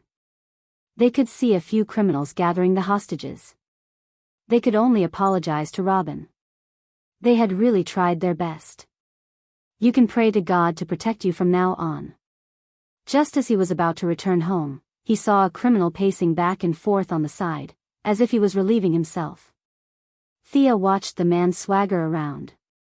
She didn't know if he had kidney deficiency or something else, but he stood there for a full 3 minutes. Are you trying to lure me down? Thea scanned the area with her infrared glasses and found no less than 10 people hiding nearby. Originally, I was planning to go back like this, but since you're giving me a live witness, I don't want to make it seem like the people of Star City don't know etiquette, so I can only accept it. Thea didn't use her maximum speed before, so these people didn't know how fast her thing was floating in the sky. They just assumed that it was about the same speed as a car. Therefore, the circle of people lying in ambush could only be considered to be neither big nor small. Thea arrived at the side of the bait in less than 150 kilometers per hour. It was a forest, and there were 8 criminals hiding there. The infrared glasses showed that these 8 guys were squatting motionlessly, waiting for Thea to take the bait. Just when these people thought that the enemy would fly over their heads and perform a dumpling wrapping performance, Thea suddenly sped up, took a big circle, and rushed down from the other side of the bait. These people didn't expect such a variable. Caught off guard, their weakness of not having received formal training was undoubtedly exposed. 2 criminals reflexively rushed out with their rifles. The 2 people who rushed out were a little confused. I came out just like that? What should I do next? While they were in a daze, the people behind them also shouted, "Come back! Come back!" The 2 brainless guys turned back into the forest. But at this time, Thea had already completed her mission. Her skateboard was originally modified with emergency equipment. There was a chain on each side of the V-shaped skateboard. She used one to pull Gordon and his daughter onto the ticket, and now she had the other one to use on this guy who was holding up his pants. She instantly increased her speed to 300 kilometers per hour and rushed to about 100 meters in front of the bait. She didn't know what these criminals told him to pay attention to, or was this person trying to be realistic? Anyway, when Thea saw this person, he was unbuckling his belt. Thea's sudden appearance startled the enemy. His brain didn't react. Should he pull up his pants or take out his weapon first? It was dark in the middle of the night. With Thea's speed, she could only see a blurry figure in front of her. Her left foot stepped on a mechanism, and a chain with a sharp arrowhead pierced into the bait's shoulder. This arrowhead wasn't designed by Thea. It came with the original equipment. Its purpose was to grab onto solid objects such as rock walls and tree trunks, and use the chain to create a passage in the air. The arrowhead was made of special steel. When it nailed the target, 3 small claws would automatically pop out from the inside to ensure that it wouldn't fall off. Even a rock could pierce through his body, let alone a living person. The bait did not know that his treatment had been upgraded to the same level as the big rock on the bridge pier. When the arrowhead, which was as thick as an arm, pierced through his body, he fainted without making a sound. Thea felt that his body was probably not as strong as a rock. Before he fainted, she circled around him again. Then, under the shocked gazes of the others, she left with the captive in her hand. Out of caution, she didn't want to expose Lara's base. Relying on her speed, she flew half a circle around Gotham before returning to the base with the captive in her hand. When she returned to the base, she took off the gas mask. The mask was quite powerful. This time, she wasn't affected by the poisonous gas at all. Unfortunately, it was said that the production cost was very high. Even with Heaven's Eye Society's wealth, they could only make a few of them. The number that was distributed to the base was even fewer. She got off the skateboard and threw the captive to the agents. "This is the one we captured alive. See if you can get anything out of him." The agents looked at the captive. Half of his body was dyed red. Fortunately, he was flying at high altitude at night. The cold air froze most of his wounds, so he was dragged back alive. In addition, when he fainted, his body automatically went into protective mode. All his bodily functions were at an extremely low level. That was why he wasn't killed by the pressure of 300 kilometers per hour. This was the scene that Lara saw when she entered the base. She had been in the army for many years and had seen worse than this. She didn't think much of it. She immediately ordered for a cardiac stimulant and epinephrine injection. She wanted the captive's confession immediately. She didn't care whether he was dead or alive. Sia felt uncomfortable about being plotted against, so she had to add an update. After all, Sia was someone who lived on campus, so she wasn't innocent. She was just unjustly implicated, and she was inexplicably knocked down. She would be lying if she said she wasn't angry. This captive didn't look like a strong-willed person. It wasn't that she couldn't get anything out of him with a whip or an iron clamp. However, she didn't have time to waste. She ordered her men to prepare 2 pounds of sodium thiopental, also known as the truth serum. She didn't believe that he wouldn't talk. Chapter 78. Before the captive regained consciousness, Gordon, Garen, and Felicity slowly walked over. It was not that they did not want to walk, but they did not have the stamina to do so. "Hey, are you okay?" Thea patted Felicity's little face. "I'm fine, just a little swollen." "Do you know why the robbers hit my face?" Felicity's eyes were filled with confusion. Thea glanced at her face from the corner of her eyes. It was probably a little red and swollen. She swore that she did it out of kindness, but in order to save her, she had rubbed her face until it was swollen. She could not tell the truth, so she could only blame it on the robbers. She quickly shook her head. "I don't know, it was already like this when I saved you." "Oh, right, apply this on your face, it's quite effective." Then, she took out a bottle of ointment that Madame Shiva had given her and tossed it over. Turning her head, she saw Barbara's side profile. Her forehead was swollen like the golden-horned king's from afar. "Did I do this too?" Feeling a little guilty, she tossed another bottle over. "This is for you, the swelling will go down quickly after applying it." Barbara had been listening to her the whole time, so she caught the bottle when she saw what Felicity had tossed to her. It was fine for her to say weird things behind her back without anyone noticing, but she had to be polite in front of her. After all, she was the savior of her father and her. thank you for saving us," Barbara said politely. "You went back to school again? Did you see Robin?" Thea sighed. "I didn't see him, the security was too tight, I couldn't get in alone, I'm sorry." Actually, her apology was not sincere, it was just her habit to say nice things. This was because no one would blame her. Even Barbara couldn't find fault with her for rushing in 3 times in one night without any support or protective equipment. After all, she had been lying down the entire night. The only difference was that she was a captive before, and now she was a free person. However, she didn't contribute a single cent of her strength.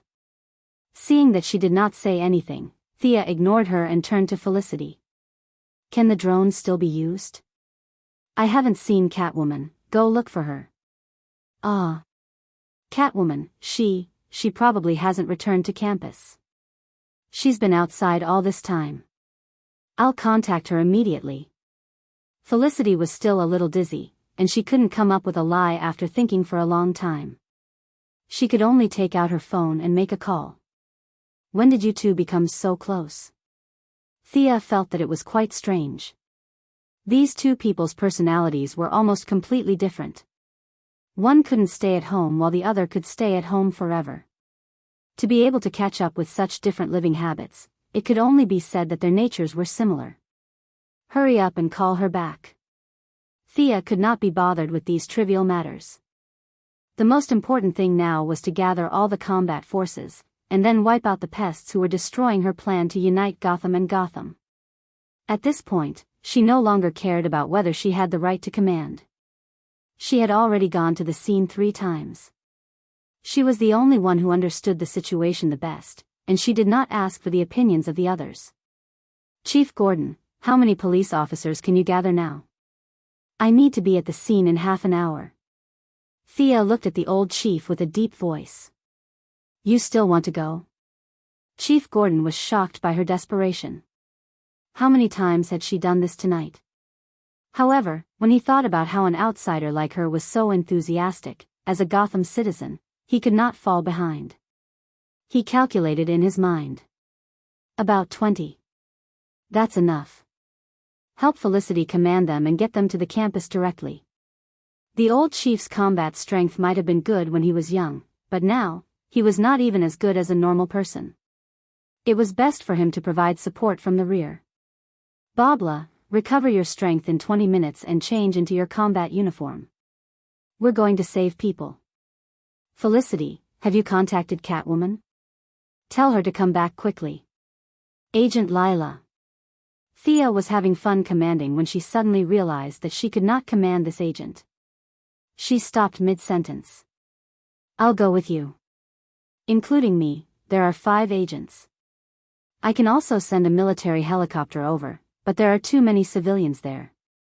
It can only be used as a deterrent, Lila said quickly and expressed her support for Thea's arrangement. No one had any objections. The old chief and the others were used to following Batman's orders. It was a habit that could not be changed in a short period of time. Now, it was just a different person. Moreover, Thea had saved his life, so he did not feel that there was anything wrong with letting her command. Babla only wanted to save her boyfriend. She did not have any objections to anyone's command. Even though she was still staggering, she still changed into her combat uniform as instructed. In fact, she had left her clothes at the campus, so she could only find a whip and a mask. Thea began to discuss the distribution of firepower with the chief. Midway, Lila joined in. Due to the limited number of gas masks, only 5 of them could provide complete protection. The rest were just ordinary ones. As for whether they could provide effective protection, a few technicians said that there was too little data to determine. The only thing they could do now was to let the police officers wear ordinary masks to provide cover. The actual work would still be done by a few heroes. This was probably the theme of this world. Even though Thea could not figure out why they were back to the old path of individual heroism, this was the only thing she could do in this situation. Moreover, looking at the ugly faces of the people around her, it seemed like she had to be the main force. She had become the main force after helping out. This was similar to the time when Brock helped to kill the soldiers and ended up chopping down Sardras with his axe in the end. Sir, it's all out. This time, it was the Scarecrow who spread the fear gas to attack the camp, a plain-looking agent quickly reported. F***CK, Scarecrow.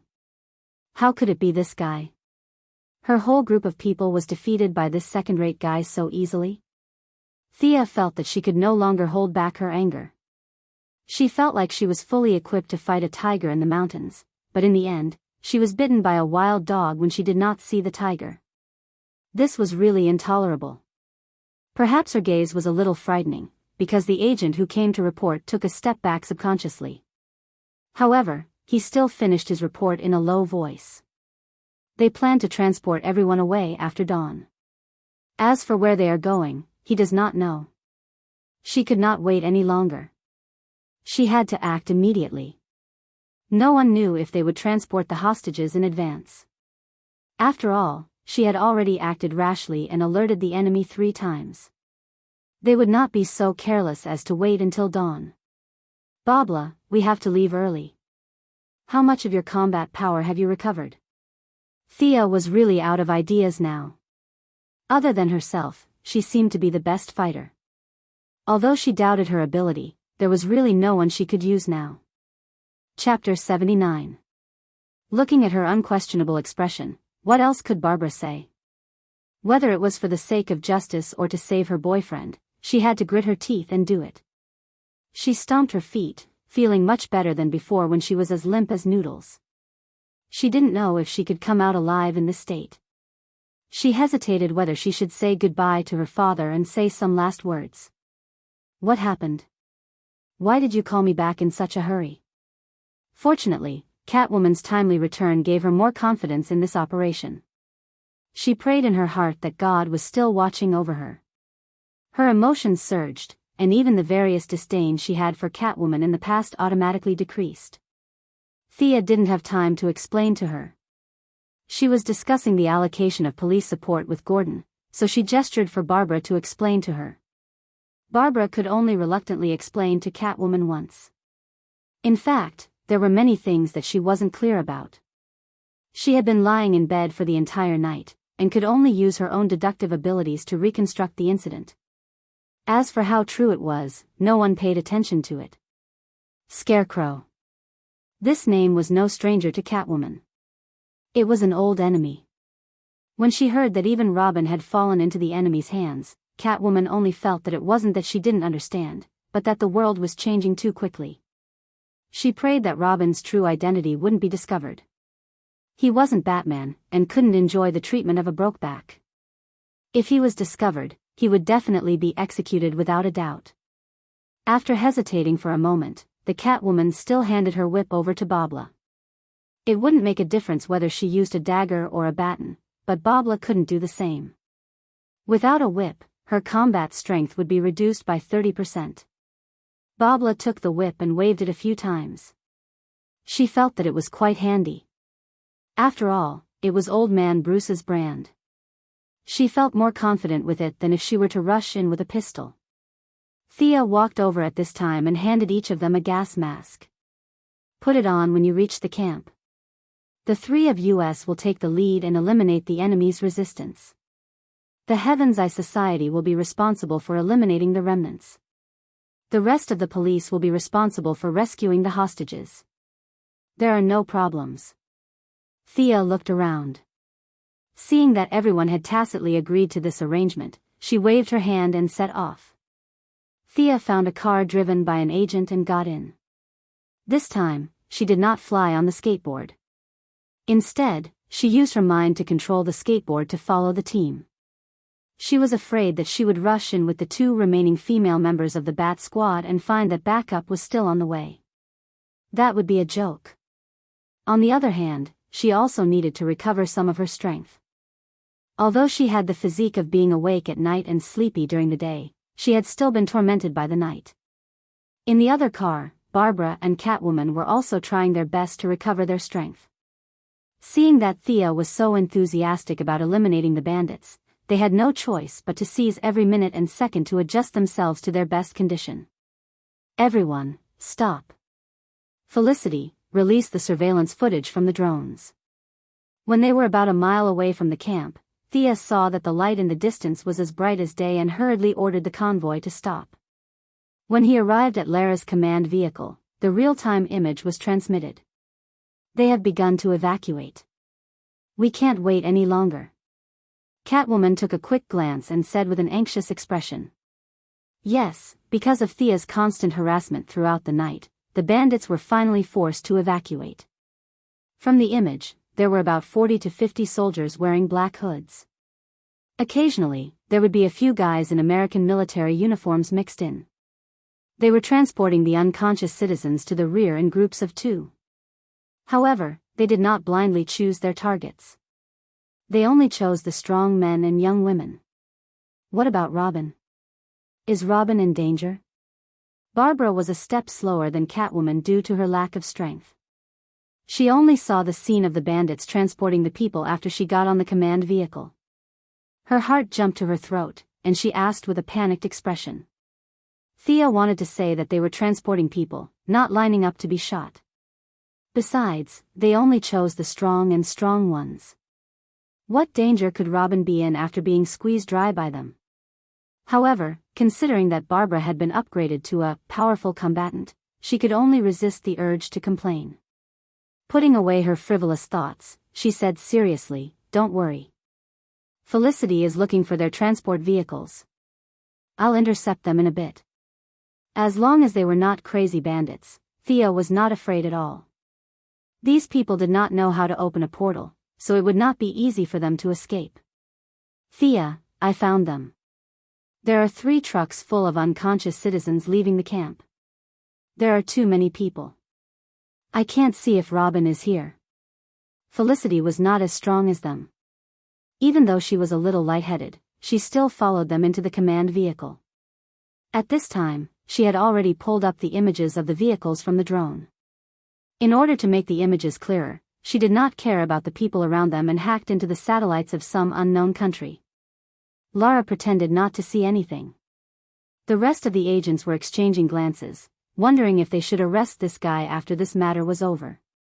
This guy was too unscrupulous. "She did this in front of us? We're public servants after all. I'll intercept them. The rest of you will follow our plan. Agent Lara, tell your military helicopter to attract attention from the front." Thea then started to pack her equipment. She was afraid that she would not have enough arrows. She even took a submachine gun from one of the agents. Catwoman and Barbara did not usually use guns. Batman kept a close eye on this, but now that they were far away, they could not care less. They carried their weapons and got out of the command vehicle. With a rumbling sound, a huge military helicopter appeared in their field of vision, and under their gazes, it quickly drove towards the camp. "I'm going too. You two be careful." Thea turned around and told the 2 girls. "You be careful too." Barbara, who had always been at odds with her, also said something. She smiled and nodded. She flew onto the skateboard and flew towards the other side of the road according to Felicity's instructions. By then, the sky was starting to brighten. Without realizing it, the whole night had passed. Sia really felt that living in Gotham required a big heart. She was exhausted from the whole night, and Master Bat had not gone crazy after guarding her for so many years. It must have been hard on him. The light was getting brighter and the visibility was getting better. It was a good thing for Thea to search for the target on the ground, but it was also good for the criminals on the ground. Even though Sia was high up in the sky and could not hear what the people below were saying, when she saw the 3 large trucks passing through the road in a single file, and many people pointing at her from the back of the trucks, she knew that they were up to no good. She had not rested for the entire night, which meant that she was very tired. They could only say that it was even more tiring for them to keep staring at the sky all the time with a fighting style that came out of nowhere. The people below rubbed their eyes to make sure that their eyes weren't playing tricks on them. That guy who could fly had caught up to them again. A few of them were so tired that they took out their pistols and rifles. They didn't care if they were in range or not and started firing at the sky. Chapter 80. Thea ignored their provocation. She sped up, overtook a few trucks, and disappeared from everyone's sight. Did she give up? Of course, that was impossible. After all, this was near the university, and the traffic was relatively developed. Thea planned to find a narrow road according to their route and cut off all the cars. Gas station? No, it was a little dangerous here. She didn't want to be shot by someone with bad eyesight. It wouldn't be good if she was hit by a large-scale AoE. Give up. Crossroads? That was even worse. If she stopped one car, what would happen if the other 2 cars split up? She didn't know how to use shadow clone technique. Give up again. She searched and searched. Suddenly, she saw a road. The 4-lane road was inexplicably blocked. Needless to say, it was the work of the city's thugs. Were they setting up roadblocks to collect tolls? Am I the one who started this road? Was this God's will? She could save a lot of trouble this time. This was it. Thea increased her altitude and looked at the 3 trucks at the end of the road in the distance. She thought disdainfully, these idiots. They didn't even send someone to scout if they wanted to take this road. They rushed out in such a hurry. What a bunch of idiots. They don't even know how to spell the word death. In fact, she had wronged them. No one was stupid. Scarecrow was a university professor. He was able to live well under the shadow of Batman, so his IQ was still up. He had ordered his men to check the road before, but after being tortured by Thea for an entire night, they had long forgotten about the order. At this time, the driver in the car was trembling nervously. He felt that he must be the enemy's first target. He was so flustered that he couldn't even differentiate between the accelerator and the brakes. The speed of the car was sometimes fast and sometimes slow. It couldn't be helped. Under such conditions, the death rate of the driver was as high as 90%. At least in the movies, the enemy's target was the driver of the first car. The rest of the people didn't feel so much pressure, but they still held their rifles and were ready to fight the enemy at any time. Just as the driver of the first car was wondering if an arrow would fly towards his eye socket or a rocket would blow him up into the sky, he saw that someone had set up a roadblock in front of him. A man with a big beard waved at him fiercely and waved at him to stop. Who was this? As the leader of the Scarecrow team, he was quite capable, but the sudden appearance of the bearded man confused him. Although he couldn't tell the gender of the enemy flying in the sky, judging from the size of the body, it shouldn't be this person, right? Moreover, looking at this person's appearance, his hair was unkempt and his face was dirty. His face was so dark that one couldn't even tell the color of his skin. When he opened his mouth, one could see a mouthful of big yellow teeth. This was Gotham's tramp outfit. Why did the flying enemy send this guy here? His heart was filled with confusion, but he didn't know if it was to find out more about the enemy or to relieve his own stress. He slowly stopped the car and stuck his neck out. What's the matter? The tramp's mouth twitched, but he didn't reply. Instead, he placed his left hand in his mouth and blew. Woo! Following the whistle, all sorts of people with strange outfits emerged from the surroundings. These people wore all sorts of clothes, men and women, old and young. All of a sudden, more than 20 people jumped out, armed with pistols. This time, they also held iron rods in their hands. Give us half of the things in your car. The bearded tramp in the lead had a shotgun in his hand. He fired a shot into the sky to prove that he had bullets, and looked at the robbers in the car with a playful expression. Thea, who was hiding on a tree branch far away, was overjoyed when she saw this scene. Who said that Gotham was filled with unruly people? This was definitely a rumor. These people were still very cute. They were afraid that it would be difficult to complete this mission alone, so they didn't ask for anything in return. They even brought their own food to help her. When some people were happy, there would naturally be others who were sad. The driver in the lead was in a lot of pain. As a local, he already knew that this group of people had nothing to do with the enemy flying in the sky. This was a robber gang that was deeply characteristic of Gotham. This group of people had all sorts of weapons, and there was no organization at all. They couldn't even be considered a small gang, and could only be described as a group of people who were involved in the underworld. Compared to his own American equipment and elite training, this group of people was like children who were still drinking milk. His heart was filled with a sense of superiority, and he unconsciously revealed a mocking expression. As the leader of the robbers, the bearded tramp relied on his good eyesight, and naturally, he caught the driver's disdain. He felt that his dignity was being challenged, and without thinking, he grabbed his shotgun and fired at the driver's rearview mirror. Bang! Did you hear me? Come down, the bearded tramp shouted fiercely. If he hadn't fired the shot, the scarecrows would have already stepped on the accelerator and rushed over. They had a mission to complete and didn't have the time to waste with this group of trash. However, his shot had angered them. They had been tormented by the enemy for an entire night without sleep, and now they were moving again before dawn. It would be a lie to say that they weren't depressed, but they forcefully suppressed their temper. Now that they saw this group of trash provoking them, they couldn't hold it in any longer. The driver picked up the walkie-talkie and said, "All of you, get down and teach this group of trash a lesson." The Scarecrows had put in a lot of effort into his group. After the chaos in Gotham, he had successfully robbed an American military arsenal and armed his men to the level of a regular army. With this level of strength, he wouldn't dare to say that Gotham was invincible, but it was considered strong among the major forces. There were 3 cars, each with a driver and 3 gunmen. All 12 of them were wearing bulletproof vests and helmets, and they carried their rifles as they got down from the trucks. They didn't even need to be ordered to find cover and blind spots, which showed that they had good military skills. The bearded tramp was dumbfounded by the professionalism of this group of people.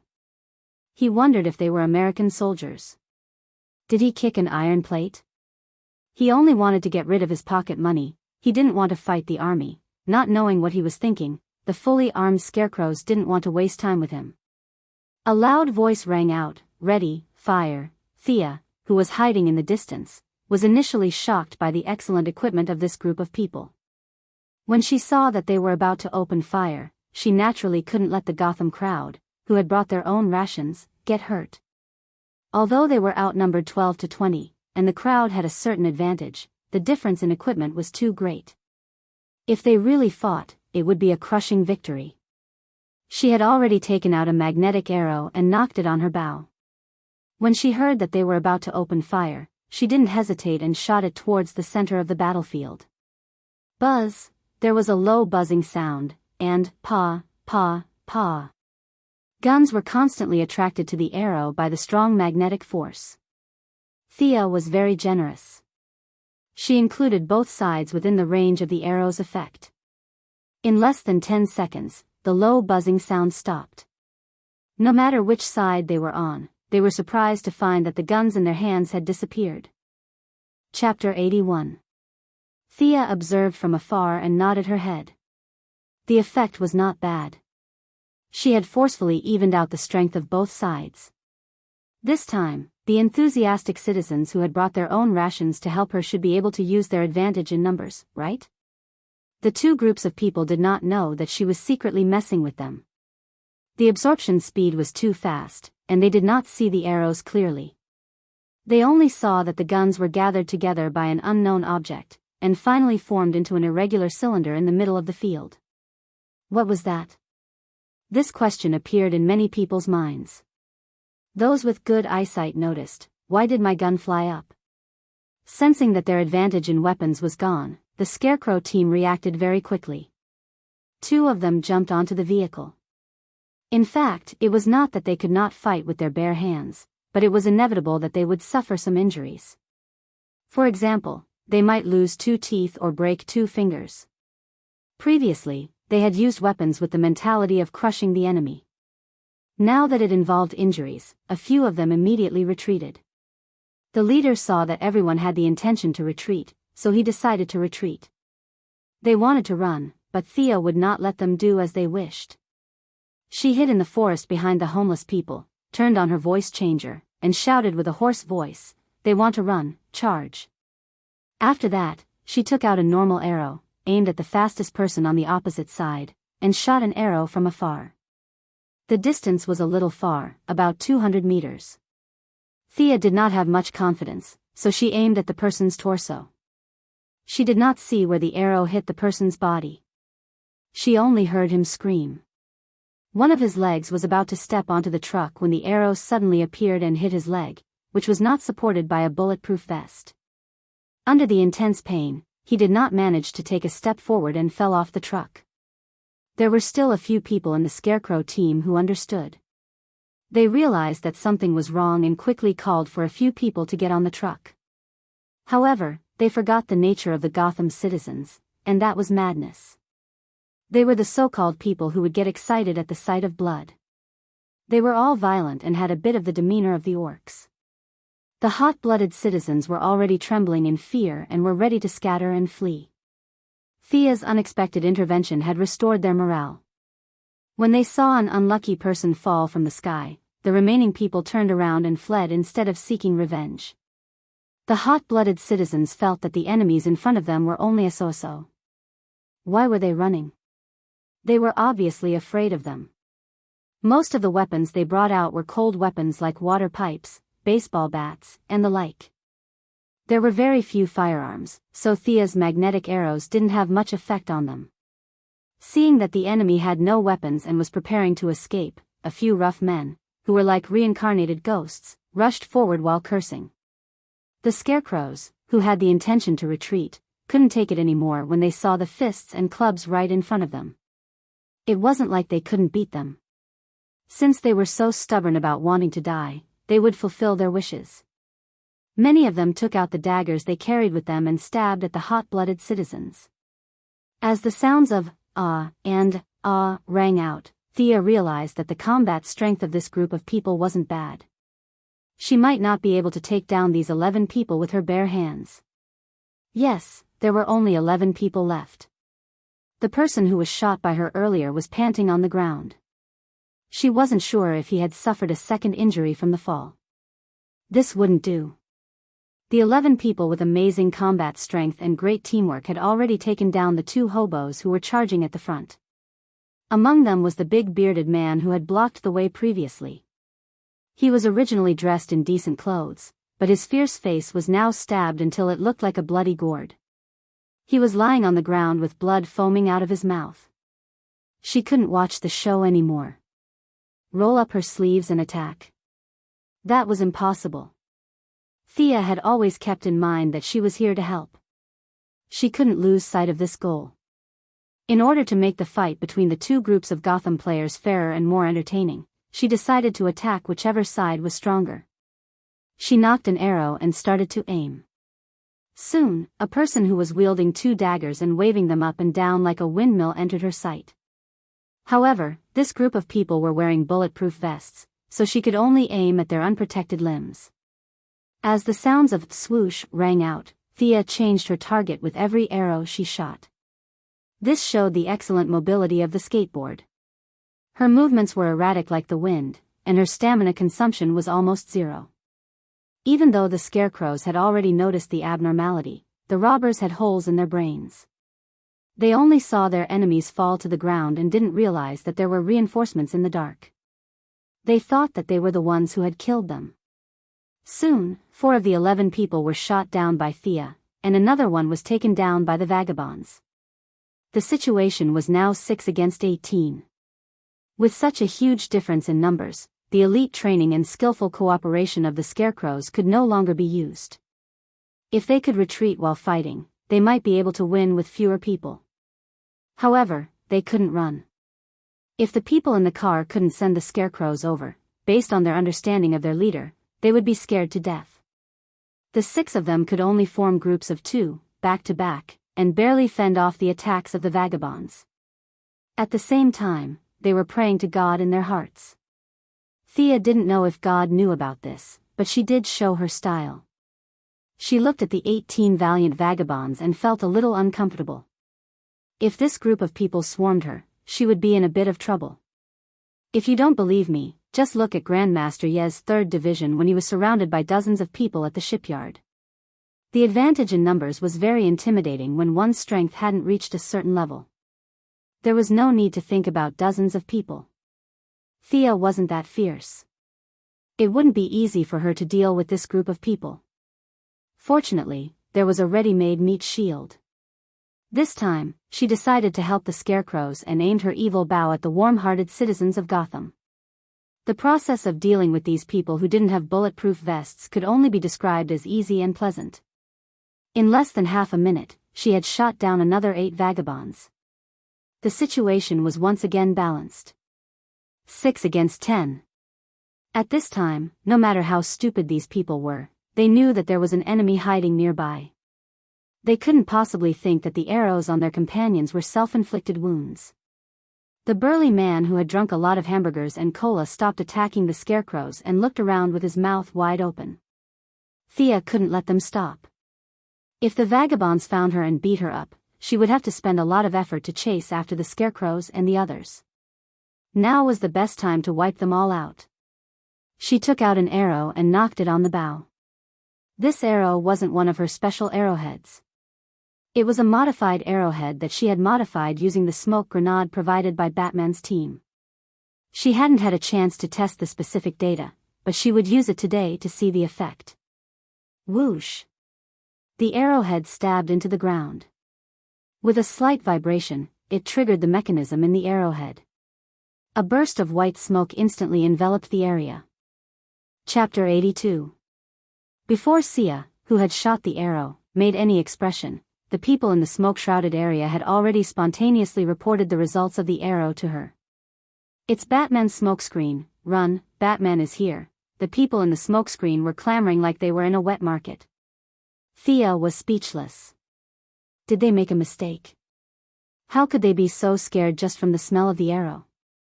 Sia was very worried about how Master Bruce had been bullying the citizens of Gotham City for so many years. Wouldn't the uncured illness worsen if he kept scaring them like that? Since they had misunderstood, then let it be. Thea couldn't just stand out and introduce herself. Just pretend that it was Master Bruce who attacked them. She put on her infrared glasses, aimed at the red figures in the smokescreen, and started shooting indiscriminately. Just like playing Angry Birds, she constantly chose her target, pulled her bow, and continued the process. She didn't care whether the target was shot dead or not. "I have the situation under control. How's the situation in the school? When will my reinforcements arrive?" Thea enjoyed this game very much. She made the smokescreen 3 times thicker than the original smokescreen, and it wouldn't disperse in a short period of time. The weapon that was originally meant for running was modified to be the same as Momochi Zabuza's mist concealment technique. However, she still remembered her mission during the game. She asked in her headset, "Where are the reinforcements from the police?" She didn't even see a ghost. There was a busy tone. "Ah, Thea, they're all busy. The enemy is very strong." Felicity saw that no one was speaking, so she had to answer herself. "How many enemies do they have?" Infrared was not a good thing. She could only see biothermal energy and could not tell whether the person had been shot or not. Sia could only focus on those who could still run. 9. Feline Girl will take on 4, Barbara will take on 3, and Lila and the agent will take on 1 each. What the heck, there are only a few enemies. I thought that Gotham's villains would all be there, but it turns out that there are only 9 of them. I have 12 enemies and 20 enthusiastic citizens, and they didn't even make a sound. Needless to say, these guys must have grabbed a stick and started the fight. Do you guys have brains? What a fierce comparison. However, such words could easily damage their morale. At this time, Thea could no longer see any moving thermal reflections in front of her. She was afraid that she would miss something, so she shot another arrow at each target. "Hurry up and call 3 drivers. I'll go and support them." Thea didn't dare to leave immediately. What if she met a person with a tenacious vitality or a heart that was on the right side? What if the person pretended to be dead on the ground and happily pulled the people away after seeing her fly away? Wouldn't her efforts be in vain? "You're pretty fast." "Phew. We're almost done," Catwoman said in the communication channel while panting. "Since you said so, I'm not in a hurry to go over." Thea was also a little tired. In less than 5 minutes, she had shot 90 arrows in one go. This was different from shooting dead targets. These people knew how to dodge and run. Furthermore, she couldn't tell who was wearing a bulletproof vest and who wasn't. She could only aim at their limbs. The smoke hadn't completely dispersed, so she didn't know how her results were. Thea didn't just rest. She flew onto the skateboard and circled around a few cars. Among the crowd, she found the figure of a skinny, black-haired man. "Hey guys, I saw Robin. He's sleeping very soundly." "That's great. Thank you, Thea." Barbara was relieved when she heard that her boyfriend was fine. She was in a good mood and her potential was unleashed. She finished off an opponent in a few punches and kicks. Just as Thea was thinking about whether to wake Robin up or tie him to the skateboard while unconscious, the Gotham police arrived. Although she only called 3 of them, they were still very enthusiastic. More than 10 of them came, led by Gordon himself. They were all wearing GCPD bulletproof vests and carrying submachine guns. As the smoke gradually dispersed, the tragic scene appeared in front of everyone's eyes. The originally black asphalt road was now stained red with blood. More than 30 people were lying on the road that was less than 100 meters long. They were all wearing military uniforms and had pieces of cloth hanging from their necks. There were all kinds of people, but they all had one thing in common: they were all pierced with arrows. Some had 3 or 4 arrows, while the others had at least 2. The entire area didn't look like a modern road. It looked like they had returned to an ancient battlefield, where a group of English longbowmen had shot a rain of arrows across the distance of time. Many people were nailed to the ground by Thea's 4 limbs. Their hands and feet were nailed to the ground. Originally, this wasn't a big deal. They just needed to bandage their wounds. However, in the chaos of the crowd, this kind of damage was magnified to the extreme. Many people were pinned to the ground by arrows. After being pushed and shoved by the crowd, the metal arrowheads cut off their hands and feet. What wasn't a serious injury became a crippling wound. Ugh! 2 young police officers were dizzy from the scene of broken limbs and the thick smell of blood. They ran to the side and vomited under the sympathetic gaze of their companions. Gordon was not as ignorant as the young man. When he was young, he had served in the military and fought in wars, and he had seen worse than this. However, after so many years at Gotham, he had not seen such a large-scale bloodbath before, and he was disgusted by it. Just as he was about to order his subordinates to check if there were any survivors, he unexpectedly found that these people were all injured in their limbs. This made him feel that this lady was really a good person. The scene was so tragic, but there wasn't a single person who died. As for the missing limbs, this was a problem for the disabled to consider. The police chief didn't need to worry about it. These people were all bad people. If they were disabled, it would only be good for society. If he couldn't bear to see them like this, he could organize the police department to donate more money to the Disabled Association. Cuff them all. Gordon waved his hand and ordered his subordinates to clean up the mess. Chief, this person has no arms, we can't cuff them. One of the police officers looked at the disabled person in front of him and realized that the problem he encountered was not taught in the police academy. This criminal had no arms, what should he do? He could only ask for help from the old chief, who was known as the Evergreen of Gotham. The old chief had a lot of experience. Cuff them together with the others who are missing arms. We can't lose both arms, right? Good idea. A few of the police officers who encountered the same problem but didn't dare to say anything were impressed by the courage of their companions. They cuffed the disabled people together in pairs. Chief, I'll leave this to you. I'll go over there to help. Thea informed Gordon and hurriedly flew to the school campus.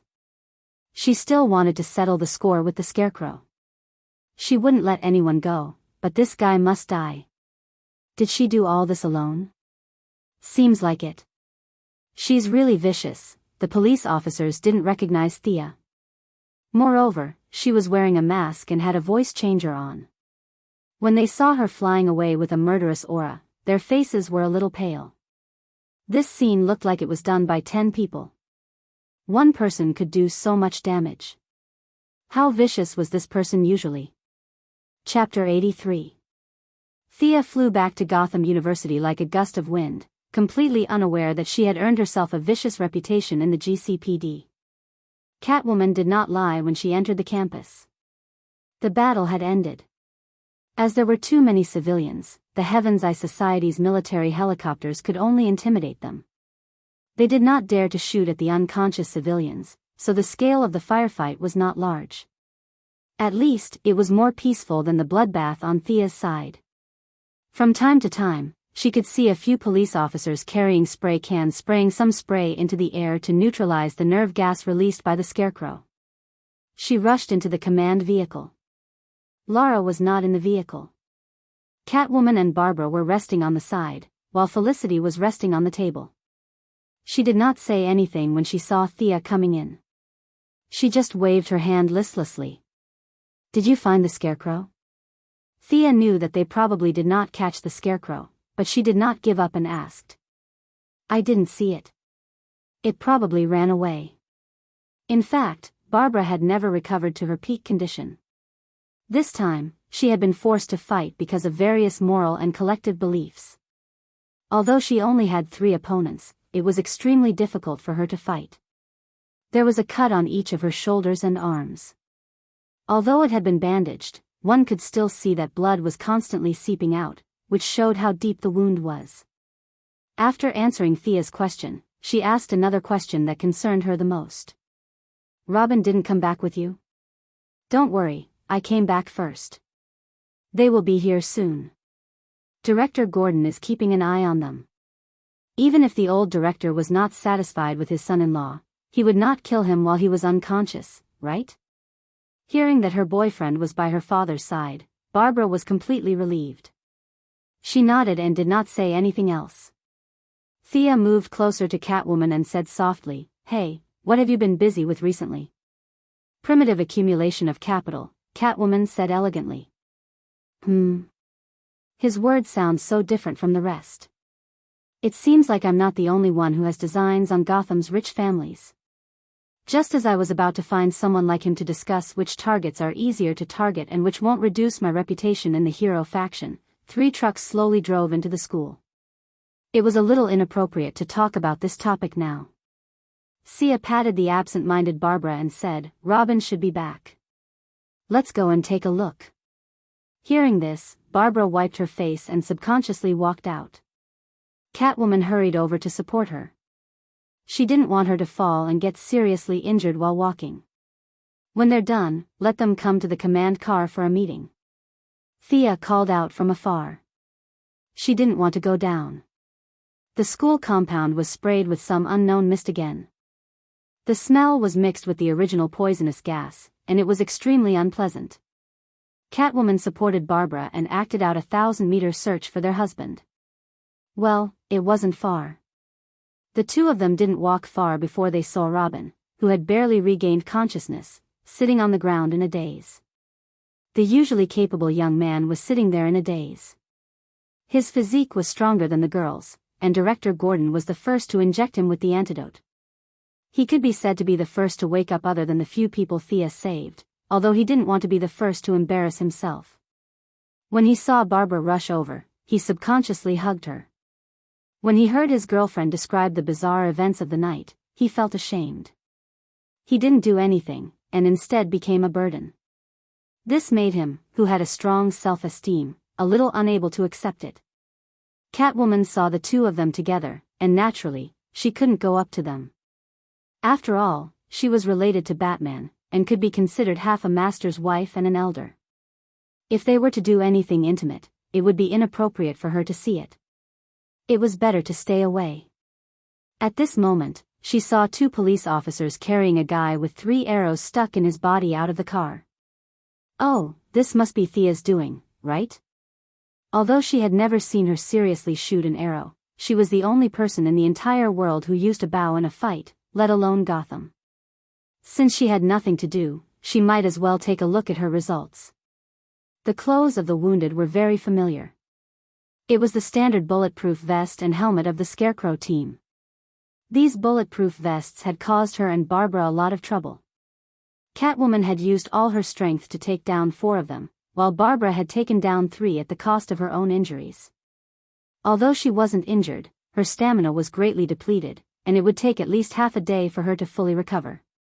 Perhaps out of a woman's mentality of comparison, Catwoman walked closer to observe the wounded. When she saw that they were all shot in their limbs, she was secretly pleased. It seemed that Thea was also tormented by these people's defensive capabilities. However, her archery skills were indeed good. Catwoman looked at the wounds on a few people. These weren't the high-tech arrowheads from before. This was pure archery. Her long-range attacks were a little weak. Could she learn it? Catwoman quickly gave up on the idea. Her fighting style had already been formed, and learning archery wouldn't help her much. Moreover, she didn't know how to shoot an arrow.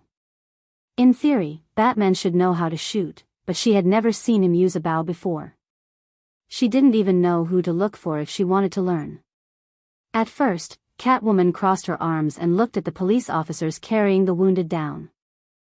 Soon, her expression changed from calmness to surprise, and finally to thunder. How did she take down so many enemies alone?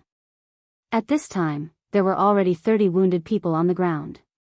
Without exception, they were all shot by arrows. The most were 4 or 5 arrows, while the least were 2 or 3 arrows. From afar, it seemed that the ancient drama team had just finished filming a war scene, and the extras were lying on the ground. In fact, there were already police officers on the truck ready to pull out the arrows. However, when Thea designed the arrows, she only considered how difficult it would be for the wound to heal and how it would bleed non-stop. She didn't consider the problem of treatment afterwards. Therefore, all her arrows had barbs. It was fine if the arrows were not pulled out, but if the arrows were forcefully removed, the consequences would be fatal. An unlucky police officer encountered such a situation. The wound that was originally the size of a finger was forcefully pulled out, and it became a hole as thick as an arm. Blood gushed out like a fountain. Fortunately, Gotham Police Academy's teaching was excellent. Using the little first aid knowledge he had learned, he found a rag to plug the wound. Only then did he barely keep the criminal alive. This scene was seen by many people. The other police officers didn't dare to pull out the arrow. If they didn't pull it out, they would still be alive. If they pulled it out, who would be responsible for the death? Although the police officers had a quota of not being guilty of killing a few people every year, they didn't want to waste it here. Anyway, the arrow wasn't stuck in their bodies, so they just carried it with them. Helpless, the police officers transported this group of people who were suspected to be extras from Hengdian Studios back to the campsite. They laid them out on the ground and prepared to find paramedics to help this group of people. Chapter 84. The medical staff from the police station had been scattered during the city riot. This time, the ones who came with them were the laboratory staff from the Heaven's Eye Society and a few special agents with experience in battlefield first aid. They wore white coats and pretended to be angels in white. These people were better at dealing with gunshot wounds and electric shocks. When they saw so many arrow wounds, they were shocked. When the police officers passed them the plastic bags of broken limbs, they could only be described as stunned. Even a big hospital with thousands of people would have to work overtime with this amount of work. How could they do it with just a few people? How long would they have to work? Fortunately, criminals had no human rights in the eyes of the police. The police officers threw the broken limbs aside, meaning that it was fine if they could reattach them, but it was not a big deal if they could not. In fact, it was fine if a few of them died, as long as not too many died. The former special agent and current medical staff understood what the police meant. They silently decided the fate of these brainless and disabled people on the ground. Coincidentally, the Paralympic Games were organized by the Paralympic Federation this year. These people were all strong and healthy. They could be pushed into the laboratory and violate 17 or 18 international conventions. They could secretly modify them and send them to the competition. They could even win glory for the country. The smell of blood at the scene interrupted Barbara and Robin's conversation. Robin was dizzy and did not understand what happened, but Barbara knew very well. This was all done by her? As far as I know, she's the only one who's good at archery in Gotham. The feline girl looked at the 2 bags of broken arms and legs, and seemed to have thought of some unpleasant experience. Her expression was a little ugly as she spoke. Barbara was completely speechless. She counted the number of people on the ground. There were a total of 30 people. Although some of them did not look like criminals, since they were here, they must be accomplices or something. The image of Thea facing 30 people automatically appeared in her mind. Her arrows were like flying locusts. Swoosh. Swoosh. Swoosh. Swoosh. Swoosh. Swoosh. She thought back to when Thea entered the command vehicle. She did not seem to be injured. How could she beat up 30 people without any injuries? Barbara was stunned by this fact. She wasn't in her best condition today. Although it was difficult for her to fight 3 people, her limit was 5. Batman was probably the only one who could deal with 30 people swarming her. Perhaps his strength was really not that great. Thea didn't know that Barbara's confidence had been shaken by the results of this battle, but she quickly pulled herself together. Since she wasn't as good as others, she would work hard to catch up. When Batman returned, she would definitely train well. When Catwoman and the others returned to the command vehicle, they found that the culprit of the Gotham Highway tragedy was sleeping soundly on the table. At this time, Thea had already changed into her usual attire. She didn't know if there was going to be another battle, and it was a little stuffy in the car, so she only wore a short tank top that exposed her arms, a pair of hot pants, and a pair of slippers. She was sleeping soundly with her head tilted. A pair of long legs were somewhat dazzling under the reflection of the light in the car. Robin hadn't fully recovered yet, and his resistance was surprisingly weak. He couldn't help but take a few more glances. Ahem, ahem. Bobla glared at her boyfriend. At the same time, she wondered if this guy was really that much more powerful than her. Looking at her lazy appearance, his firm belief was shaken again. Wake up, don't sleep. Catwoman nudged her. Who is it? Leave the meeting documents on my table. I'll sign them later. Thea said in a daze. She didn't even look at them before her head fell back down. Oh, they all thought. This was most likely how she worked in Star City. This was the typical style of a capitalist. Her subordinates were running around in the sun and wind, and her leader was sleeping soundly at home. The heavens really didn't have eyes for her company to not go bankrupt. Don't sleep, we still have to discuss the follow-up. Catwoman once again played the role of an alarm clock. This time, she didn't push, but shook Thea's shoulder. At this time, Thea had just dreamt of wearing the anti-Hulk armor, punching Superman, stepping on Neptune, and shocking the Justice League. Suddenly, she felt the ground shake. After a while, she realized that it wasn't an earthquake, but someone was shaking her. Selina, stop messing around. Thea rubbed her eyes and looked at them listlessly. Tell me.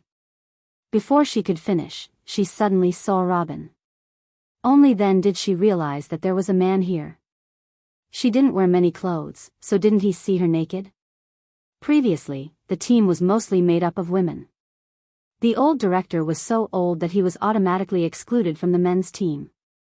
She subconsciously felt that the surroundings were safe, so she wore skimpy clothes. Now that she saw Robin, she immediately had the urge to explode. I want to change my clothes, you get out. These words came out of her mouth almost word by word.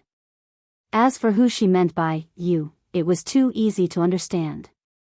In fact, the two women also felt uncomfortable with half of their clothes covered in blood and mud. Seeing that Thea had changed into casual clothes, they were a little tempted. At the same time, they stared at Robin with bright eyes. Get out. Poor Robin still didn't understand what was going on. He was forced out of the command vehicle by the three women's gorgeous gazes. Subconsciously, he walked out of the vehicle and wondered, how did I end up outside? When the three women saw that the eyesore was out of their sight, they immediately started to change their clothes. Naturally, they compared their figures with each other. Everyone was changing their clothes as if nothing had happened, but in fact, their eyes were focused on the other two. Her skin is so good, she's so big. Following the silent comparison between the three women, the three of them had seen through the other two without batting an eyelid. As for the process, it was too erotic and involved many parts that were not easy to describe. Everyone with lofty ideals can make their own associations, so I won't introduce the details here. Thea was dressed more formally this time. She wore a short-sleeved shirt, three-quarter pants, and a pair of flats. Her long brown hair was casually spread over her shoulders. Catwoman also changed into casual clothes. Among them, Catwoman's style was the most daring. She wore a tight top that made Thea feel suffocated.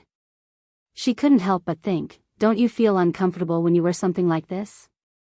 It's supposed to be comfortable clothes. What's the point of wearing something like this? However, it was a person's freedom to dress and eat. She had no right to interfere with other people's dressing. She sighed and took out her phone to contact the old director, Lara, and the others. She also called Felicity, who felt uncomfortable sleeping here and went to another RV to rest. They came quickly. As they entered the RV, Robin, who had been acting as a security guard outside the door, felt that there was no danger, so he carefully followed them into the RV. Thea, the camp is still missing more than 100 people. The old director had been counting the number of people. When they recovered 1/3 of the city, there were a few hundred people living in the campus. Every day, there were people moving in and out.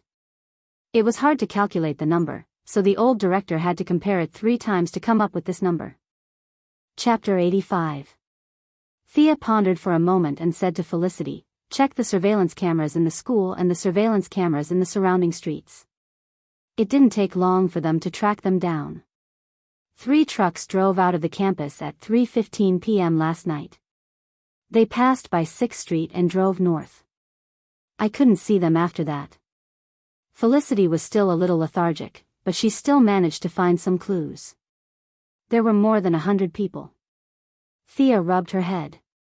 She wanted to tell them to just let them take them away. Maybe they invited them to dinner, but how could that be possible?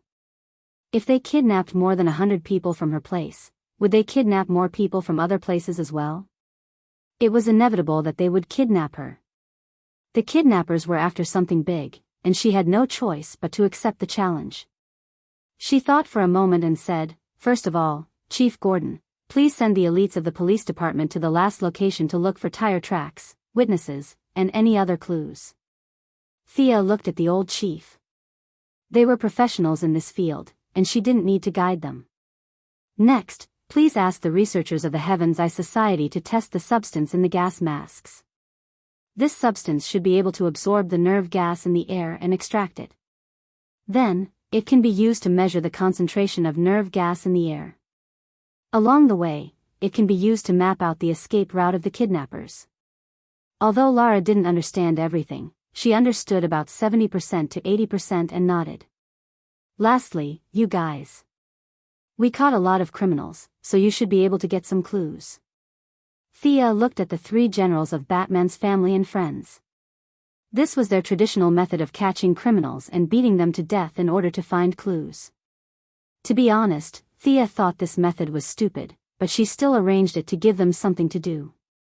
Her words were very much in line with their intentions. They did not want to go to the streets or run around like fools with instruments. Interrogation by torture was very much in line with their usual style. Whips and daggers were ready-made. They were skilled and experienced. Hanging criminals up and beating them was the most suitable job for them. "That's it then. Let's split up." Thea arranged their work and was ready to bury her head in the blanket and sleep after separating from them. She didn't know if she could continue her beautiful dream after being disturbed by Catwoman. Bang! The door of the command vehicle was abruptly pushed open. A tall black man with white hair ran in with a few steps. Who was this? Thea's first reaction was that her real identity had been exposed. Should she kill him or knock him out and kidnap him? But soon, she realized that the people in the car didn't seem surprised. This man didn't seem to be an enemy. "Lucius, what's wrong?" Chief Gordon didn't understand why this old man was here. When Thea heard the name, she immediately thought of Voldemort and the Death Eaters. But soon, she knew that this black man wouldn't take out his wand and cast a green light on her because she had seen this man's picture before. It wasn't a memory from the other world, but a picture she saw when she was working at Quinn Group. His name seemed to be Lucius Fox, the president or vice president of Wayne Group. They didn't know what had happened when they saw him rushing in. They were about to leave the car, but they stopped. "James, something's wrong. You have to think of a way." The old man was out of breath. Felicity quickly handed him a glass of water. "Thank you." The old man looked at the girl in front of him and realized that he didn't know her. But since it was urgent, he didn't have time to be polite. He grabbed the chief and ran out. Looking at the 2 old men who were almost 120 years old and looking like they were about to elope, Thea quickly stopped them. "Excuse me, what happened? Can you tell me?" She had just assigned the chief a task and now they were dragging him away. Wouldn't that make her lose face? Lucius realized that he didn't know this girl either. He was confused for a moment. Did I enter the wrong house because of my old age? He looked around the command vehicle and saw that he knew most of the people in the vehicle. This was strange. Chief Gordon had always been a steady person. To put it bluntly, he was not a quick-witted person.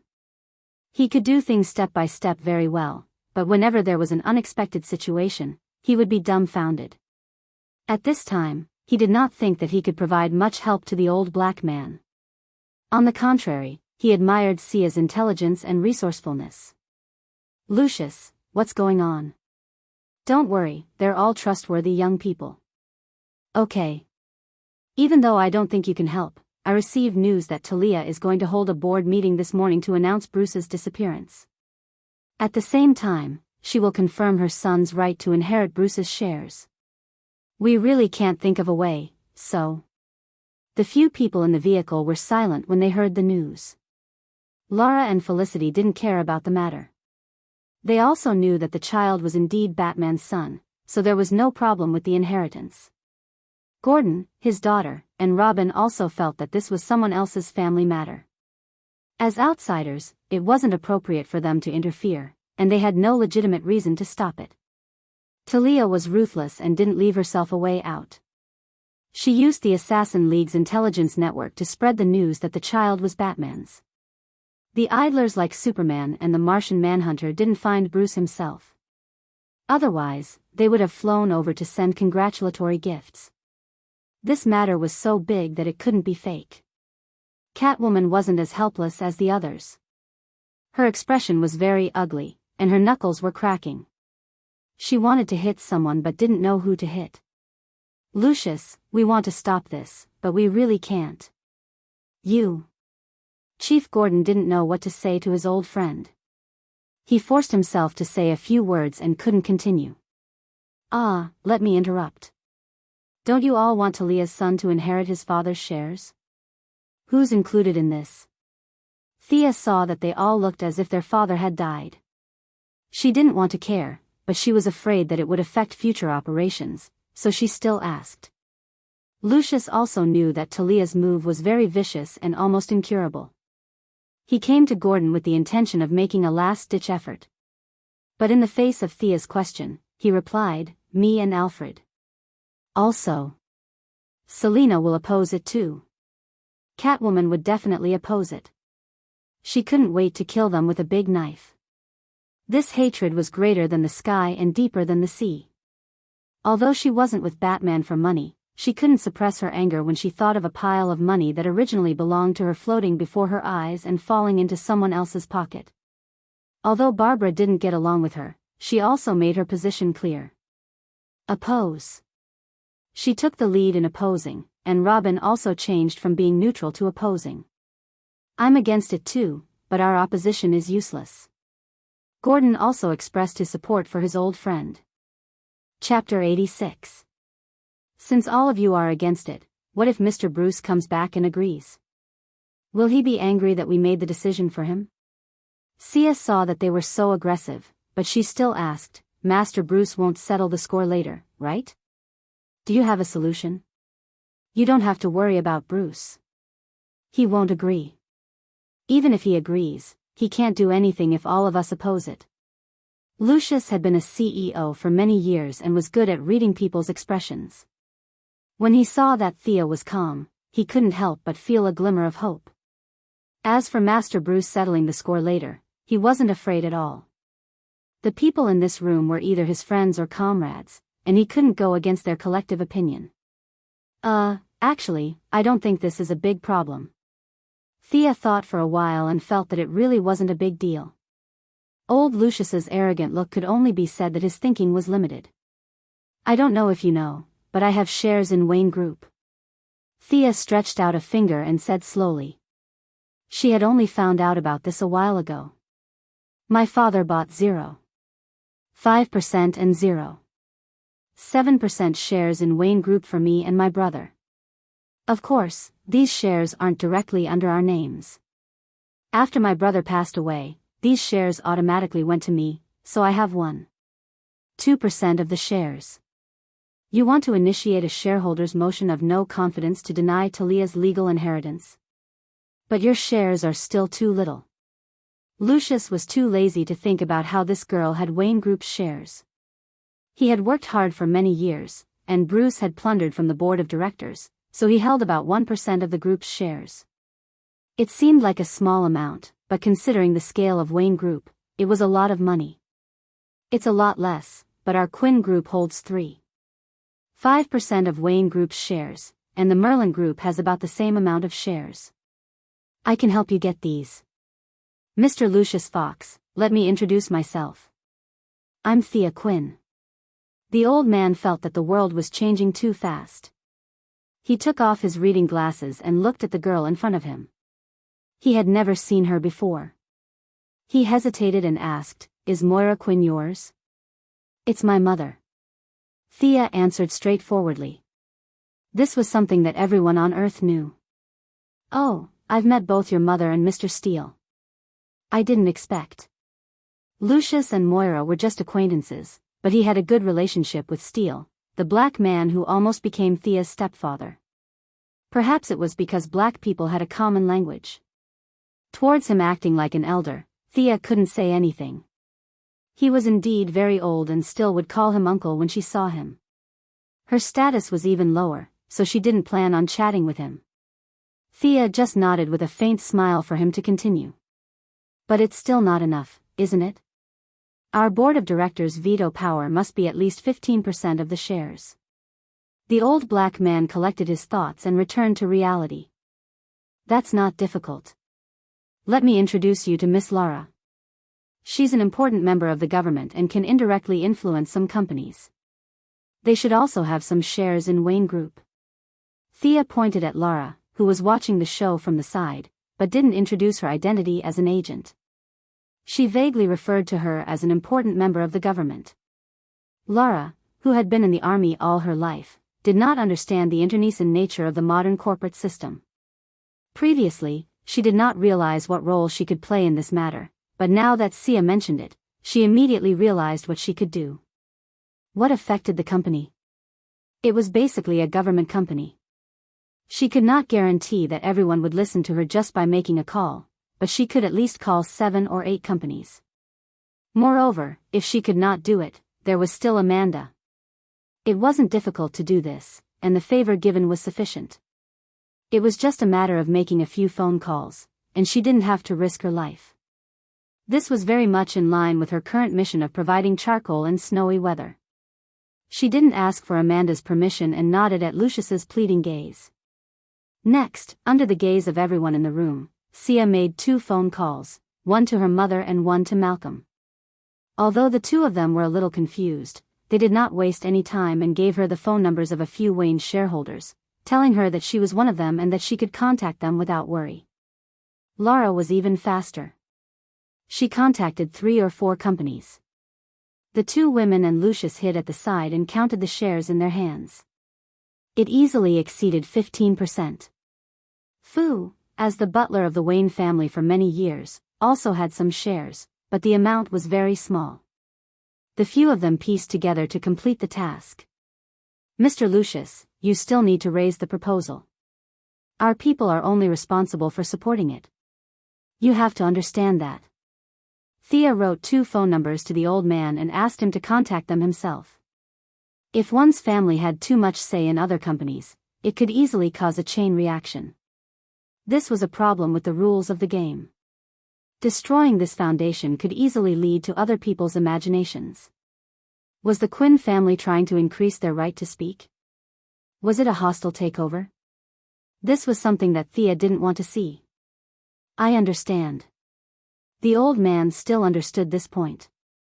After all, he hadn't been eating rice for so many years for nothing. Thea sent away Lucius, who had come in a hurry and left with light steps, with a look that said, "I'm here to die, so you can go." Everyone in the room watched as she casually solved the previous big problem in less than 10 minutes. Everyone looked at her as if they were looking at a rich person. "Why are you looking at me? Isn't this normal? Our national situation is like this. Mr. Bruce also has shares in our Quinn Group. Don't just stand there, get to work." Thea was annoyed by their stares and quickly reminded them that there were still citizens in the hands of criminals waiting for them to rescue them. Only then did they disperse and go about their own business. Catwoman was extremely agitated and was even more certain that she had to work hard. After this incident, she would have to work overtime to accumulate wealth. Robin hugged his girlfriend and walked to a place where no one was around. He was still muttering softly, "How much money do you think she has?" "Definitely richer than you." Barbara returned to the campus and had already taken out her equipment. She picked up the whip and waved it a few times. She was ready to vent her frustration when the criminal didn't speak. Thea didn't know that her friends were hurt by her flaunting of wealth. She ordered Felicity to control the drone to search for clues while she calmly ran to the RV to rest. During lunch that day, the few of them gathered again. Of course, it wasn't for a meal, but to summarize the information from various aspects. Old Gordon, who had been promoted from captain to intelligence team leader, summarized the information that they had gathered. There are missing people in every city. The exact number is hard to calculate, but their base didn't hide it. Director Gordon took out a map and pointed at a place on the map. It was here. The few Gotham locals in the room gasped. Thea, who didn't know the inside story, asked the question of the foreign support team. "Your map is white and there's no name on it. How do we know where this is? Please explain." "This is Arkham Asylum." Chapter 87. Even Thea and Lara, who weren't locals, were shocked when they heard the name. It would be an exaggeration to say that the name resounded throughout the multiverse, but it definitely shocked the entire Americas. Arkham Asylum. Just listen to the name. This wasn't a result that was created by people who hadn't gone mad yet or had already gone mad. This was a place of no return that was created using their brains and lives. As the landmark of Gotham, Arkham Asylum and Blackgate Prison were the top choice for youths who wanted to join the mafia. If a promising young man could get a release certificate from Blackgate Prison and a stable condition notice from Arkham Asylum's Mental Health Committee, then this person would be able to apply for a job at Penguin Man or one of the 5 major crime families in the city. These two places were similar to the martial arts school and magic school in novels. Blackgate Prison was responsible for all kinds of combat training, while Arkham was responsible for all kinds of spiritual guidance. For most of the Americans, Blackgate Prison's teachings were child's play. Arkham was the real place to be reborn. Now that they suddenly heard that a large group of criminals had gathered in such a terrifying place and had captured countless citizens to undergo some kind of mental or physical transformation, this bad news gave Thea a headache. Seeing Barbara, who was always keen on giving advice, frowning, Thea knew that they were more or less afraid. Yes, the golden-thighed Batman wasn't here, and these small accounts heard that they were going to go straight from a 5-man dungeon to a group dungeon. Not only were they afraid, even Thea herself was feeling a little guilty. However, she was still the leader who had fallen into her lap, so she couldn't let them down. At times like this, her old comrade was more reliable. She ordered Felicity, "Send out the drone and scout. Also, send the real-time interface to this car." Felicity replied with an "oh" and went to do her work. Looking at her optimistic attitude, it was unclear whether Arkham had little effect on her or she was just naturally bold. "Director, do you have a map of Arkham? Let's discuss the attack route." Could they not attack? Of course they could. Thea didn't want to go. She wanted to contact Amanda to send a Hellfire missile to her comrades in the asylum. It was safe, fast, and worry-free. However, his current identity was that of a hero on the side of justice. Furthermore, he was the kind of big brother or big sister that led the group. He definitely could not say this. If they were unwilling to go, then he could reluctantly go along with the situation and not go. However, to Gordon and Barbara, who had a sense of justice of 100 and a sense of justice of 99, they would rather die than give up on the hostages and live their lives peacefully. Under Thea's regretful gaze, Gordon excitedly carried a bunch of blueprints. Who knew which idiot was the one who came up with the city? Arkham wasn't just a wooden house, it was a large administrative area, similar to Chaoyang and Pudong. Thea looked at the detailed map of the asylum. This place, which could be called a hospital for the time being, took up a lot of space. It was far larger than a normal hospital. It took up almost 100,000 square meters of space. It was difficult to calculate, but it was around 150,000 to 200,000 square meters. Come and take a look. I'm already outside the asylum. Felicity controlled the drone to fly above the asylum like a remote control plane. The few of them quickly walked to the screen to take a look. This was Thea's first time seeing this famous building. From the outside, it didn't have a hellish atmosphere. Just like all the buildings in Gotham, it was dark, dilapidated, old, and had a hysterical restlessness. It's just a so-so. Only the simple-minded Felicity could say that. She pursed her lips and skillfully activated her invisibility, thermal imaging, and many other functions. As the drone descended, they gradually saw the situation in the courtyard. It was not an exaggeration to say that it was overcrowded. Less than 100 square meters, there were 5 gun-wielding criminals patrolling the area. In less than half a minute, 3 patrol teams had passed by this area. Felicity didn't dare to descend too low. The optical camouflage ensured that most people couldn't see her, but the drone's sound couldn't be hidden. Since they couldn't enter the building, she controlled the drone to fly around the wall outside the courtyard.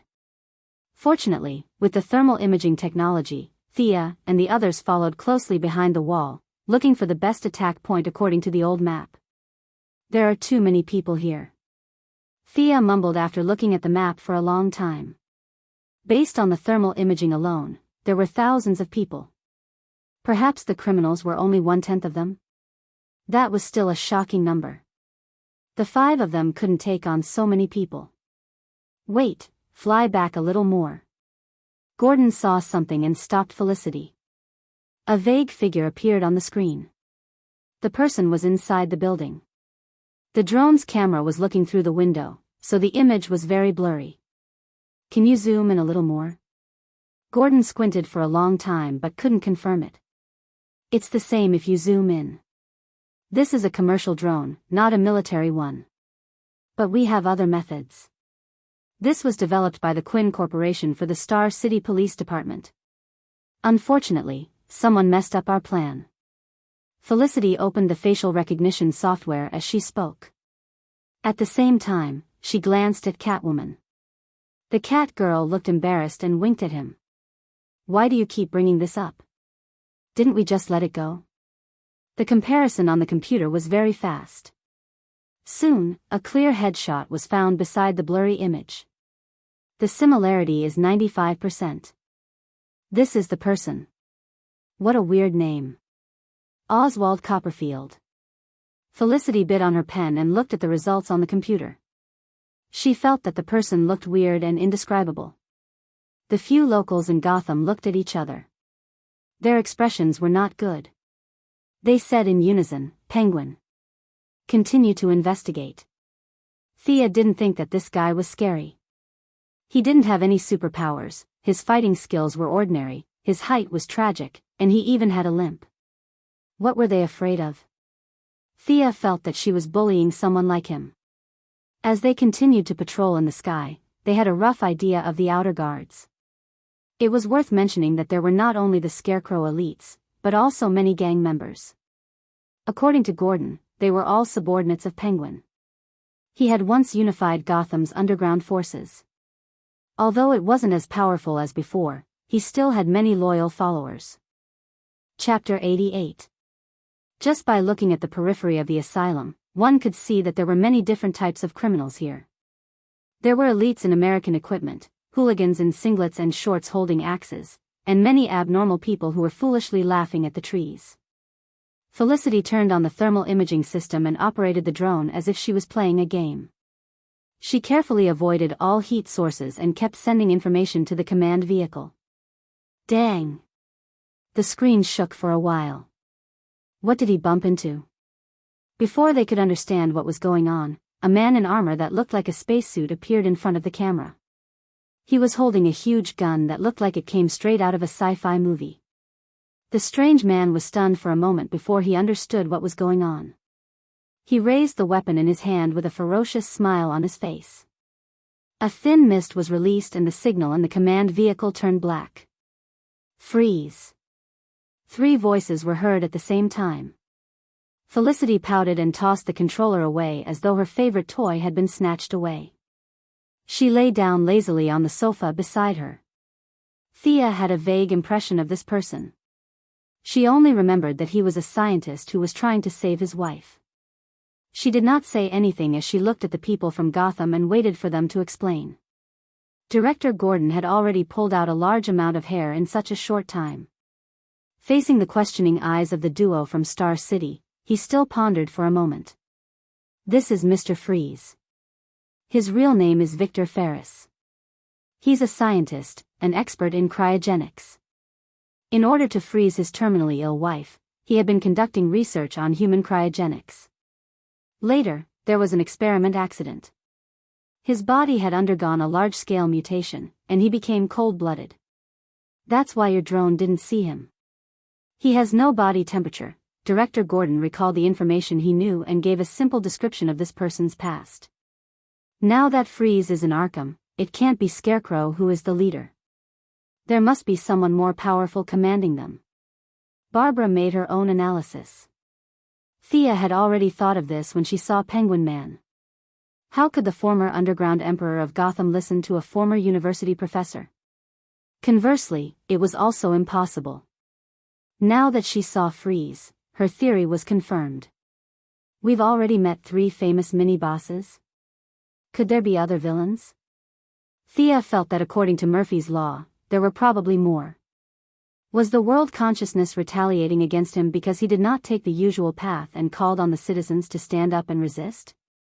He did not take the old path of superheroes? Should I gather all the villains together and attack them all in one go? Thea rubbed her chin with her right hand as she looked at the people on her side. She could be considered a first-rate hero while the rest were second-rate heroes. Considering that the other side had a hidden boss, the righteous side was obviously weaker. Furthermore, Arkham's terrain was complicated and they had to fight it head-on without being able to escape. Could it be that they had no choice but to launch a people's war? Thea thought about it over and over again. There was no way she could defeat so many villains with just the few of them. Moreover, the villains all had their underlings. Previously, Barbara and the others had a hard time fighting 3 to 5 elites. She estimated that there were at least a few hundred of them here. Without helpers, the few of them wouldn't be able to do anything. Thea looked at Gordon. Director, if we want to save the people in Arkham, we have to mobilize as many people as we can. We can't rely on just the few of us. What do you mean? Gather all the police officers and hand over your weapons. You can use the city council's name or the government's name. We need a large number of armed forces that we can control. Thea glanced at Lara. Skies, I will cooperate with us and find those who are not that mentally ill. The American people were actually very tragic. A group of politicians with holes in their brains mocked the entire world, followed by conscription. Therefore, there were many citizens who had served in the military and fought in wars. Among them, there were those who had no connections and survived the war. When they returned home without a job or a wife, they started to feel uncomfortable. Many of them walked the path of criminals. Among them, there were famous people like the Archer of Death, and there were even more nameless people in cars. There were countless of them. Thea did not dare to arm these people. They were already suffering from the war, and with the atmosphere in Gotham, it would be a miracle if they did not go crazy. She had always used the police officers as the main force and a few of the citizens as support. This time, she had no choice but to use them as cannon fodder. She also ordered Felicity to make a speech about the mayor, calling on the hot-blooded citizens to stand up for justice and protect the truth. She also called for the American dream to be broadcasted over the entire city. What? The mayor was still in Bane's hands? Of course, Thea knew, but didn't the citizens not know? As a former hacker, it was too easy for her to make some video clips. As for whether Bane would make use of the mayor to create a propaganda station, Felicity, who had control over many of Gotham's satellites, was not afraid. Even though Bane was known for his resourcefulness, his intelligence was more focused on plotting and scheming than on the internet. Sia believed that Felicity could take on 100 Banes on the internet. They did not have any objections to her bold and false propaganda. After all, the mayor was not a good person. Whether he was killed by Bane or impeached by the Senate, it had nothing to do with them. They could pull as many cannon fodder as they could, but the main force was still a little weak. Thea looked at Batman's friends and family. Can you find any more allies? Barbara and Robin were both newbies in the industry, and they were not as fresh as Sia. They both shook their heads, indicating that they only had each other and could not tolerate any outsiders. Catwoman was a little hesitant. I'll try to find a few friends, but the chances are not high. She was right. If she had friends all over the world, why would she invite Thea from so far away? Most of her friends were used, and almost none of them helped her. Sia nodded. She didn't have much hope for her so-called friends. She didn't have much hope for them. Seeing that the few of them went out to do their own things, Thea and Lara walked to the side. Miss Lara, thank you for your help. Without your help, I really don't know what to do. Lara could tell that she was just being polite. She smiled and did not say anything, waiting for her to continue. Does the Sky's Eye Society have any technological weapons that can make everyone in Arkham faint, like the poisonous gas last night? Thea really did not want to rush in and fight head-on. That would be too stupid. Chapter 89. As for Thea's question, Lara really didn't know. First of all, although her rank was high, she was only in charge of administrative work. It was impossible for her to come into contact with the core secrets of the Heaven's Eye Society. Even if she did, it would be through various code names and pronouns. She wouldn't know what she was dealing with. She could only vaguely say, "No, we really don't. We're a kind, conscientious, and responsible government organization. We've never done any research on poison gas or anything against humanity." Thea guessed that Lara wouldn't dare to say anything, so she didn't want to make things difficult for her. If you don't have one, I can come up with one myself. The two said goodbye and Thea went to find the researchers of the Heaven's Eye Society. She wanted to see if there were any ready-made weapons that could be modified by her imagination. However, the reality was cruel. Thea busied herself for the whole afternoon but didn't come up with any results. When the topic of poison gas was brought up, the researchers shook their heads. No matter how Thea tried to reason with them, there was no such thing. However, Thea knew from their expressions that they definitely had it, and it was quite a lot. However, they wouldn't say anything even if they died. Lara said that it was fine even if all the agents were sacrificed, but she didn't say anything about poison gas. Thea was helpless. Since they said they didn't have it, she would assume that they didn't have it. If poison gas didn't work, how about sonic weapons? The few of them studied the outer walls and various partitions of the asylum and came to a conclusion. When it was first built, it was definitely built with sufficient materials. The walls were extremely thick. The C4 that could blow their command vehicle up into the sky might only be able to blow up half of the walls in Arkham. The walls could absorb 90% of the sound waves, unless there was one in every room. However, there were hundreds of rooms here. The cost of a sonic bomb wasn't cheap, so it was unrealistic. Similarly, the magnetic bomb was also abandoned. Smoke bombs could be used, but the space in the room was too big. They would need to make a giant smoke bomb that covered 100,000 square meters. Currently, they didn't have the technology to do so. Thea thought until her head hurt, but she couldn't come up with any good ideas. She went back to her room in a daze and planned to brainstorm them tomorrow. Boom bang, Thea had overused her brain and was sleeping soundly without any dreams. Suddenly, she heard the sound of an explosion. Was someone setting off firecrackers? Spring Festival? No. Spring Festival my ass, this is Christmas, all right? Opening his eyes, a vague thought appeared in his mind. Could it be that the enemy is attacking again? Last night, he had tormented himself the entire night. He cursed Chief Gordon in his heart. This lousy place you found is attacked every 2 or 3 days. I really have to hand it to you. He hurriedly put on his uniform and looked out of the window. From time to time, there would be flames.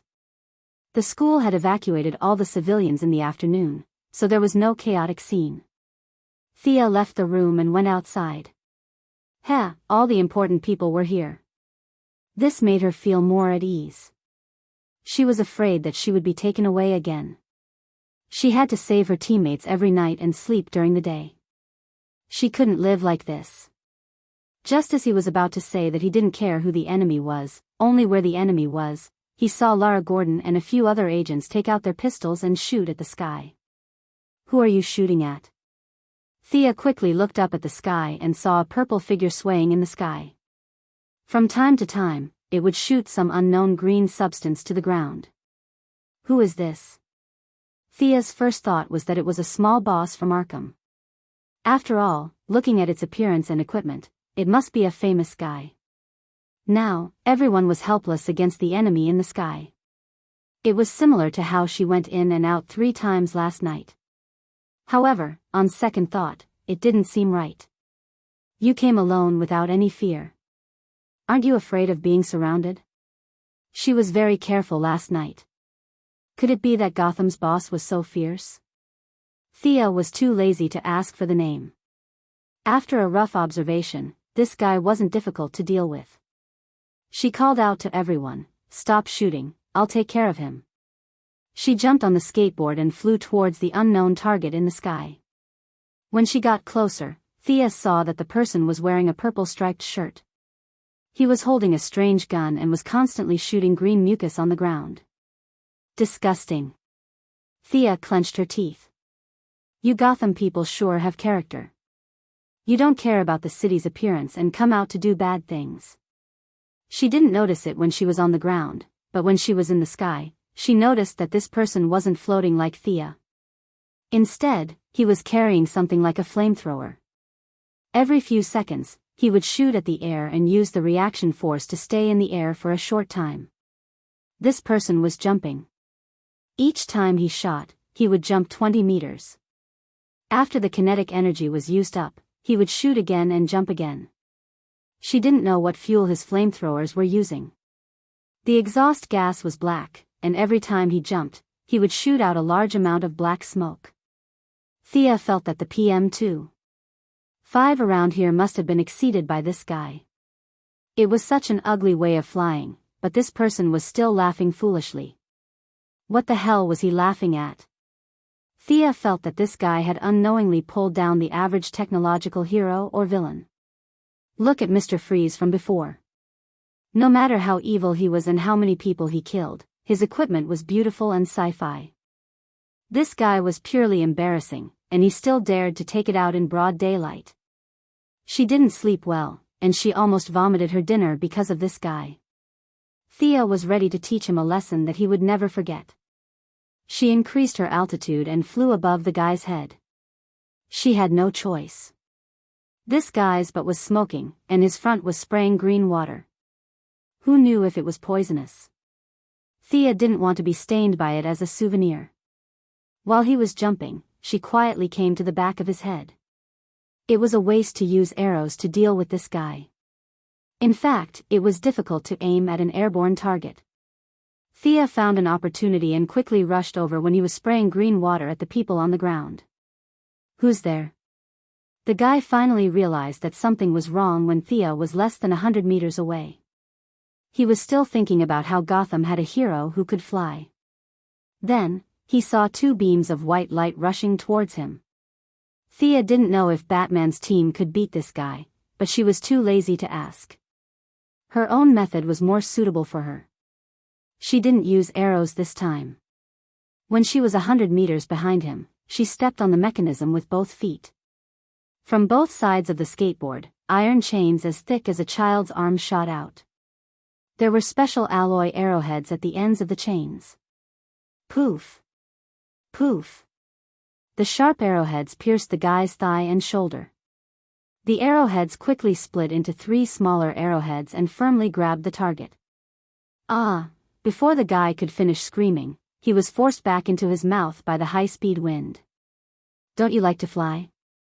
Seeing how happy you were flying just now, Sia decided to be a good person and help you out. Sister will fly with you. Chapter 90. Thea looked at the enemy who had been pierced by the chains from front to back, so he probably wouldn't fall. She didn't care if he was dead or alive.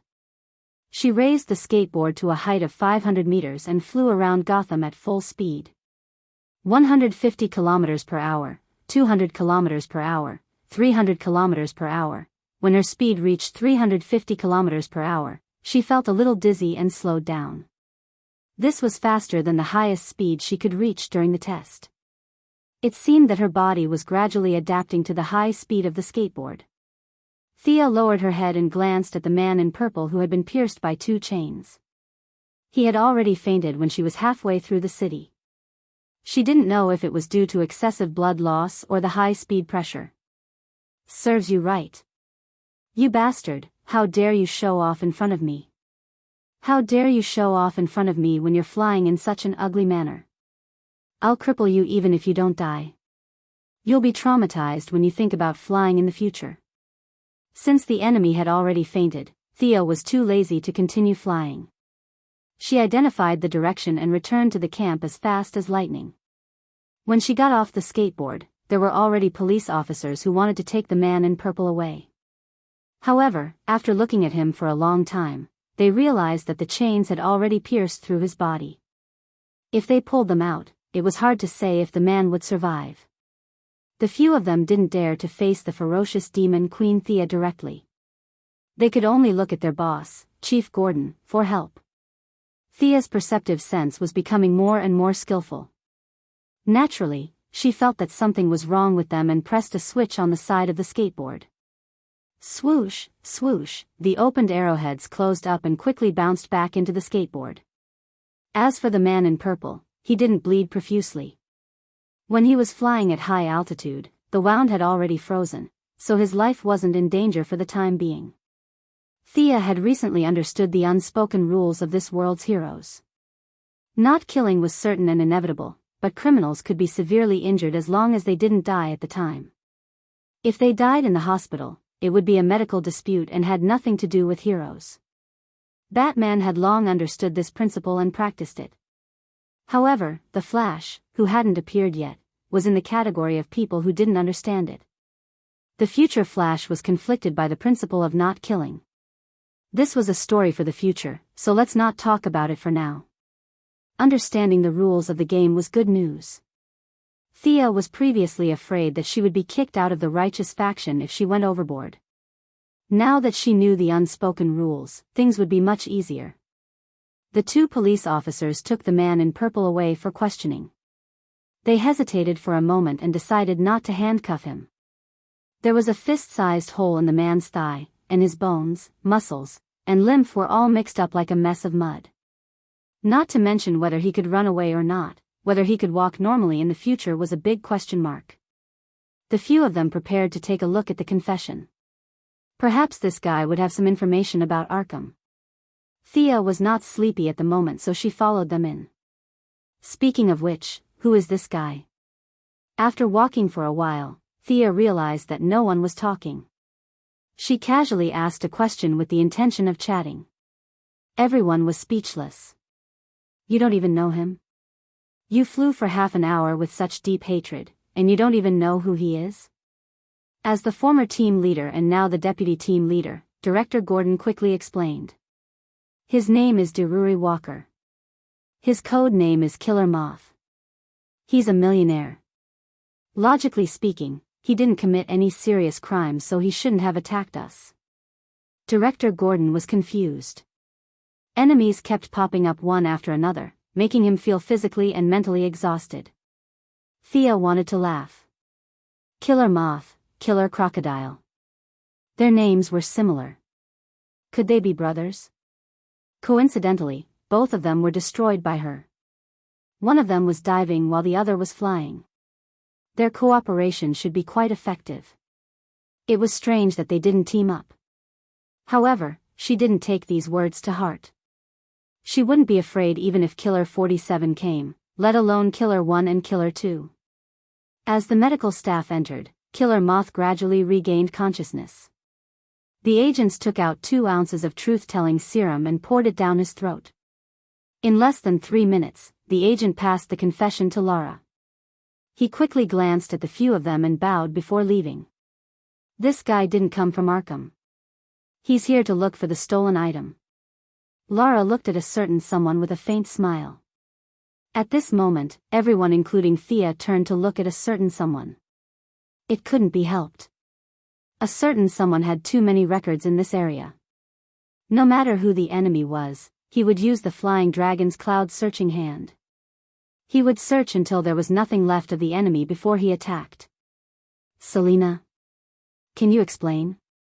Thea looked at Catwoman with a strange expression. Haha. This bastard probably put a tracking device on the painting. I'm so sorry. Catwoman scratched her head awkwardly and stuck out her tongue. Thea was speechless. Big sister, you're going for the sexy route. Why are you acting cute all of a sudden? Do you think I'll let you go just because you're cute? Besides, we asked you to look for reinforcements. Is this how you look for reinforcements? You're just being taunted by the monster and then being dragged back to the camp to fight. I'm in the wrong here. Did I go a little too far? They were only here to catch the thief. It wasn't a big mistake. Thea carefully looked at their expressions. Although they didn't look too good, they were still within the normal range. Thea instantly understood. This wasn't the first time something like this had happened. It seemed like Master Bruce had dealt with this before. Then she wouldn't have any psychological burden. Director Gordon calmly ordered the officers to continue the interrogation.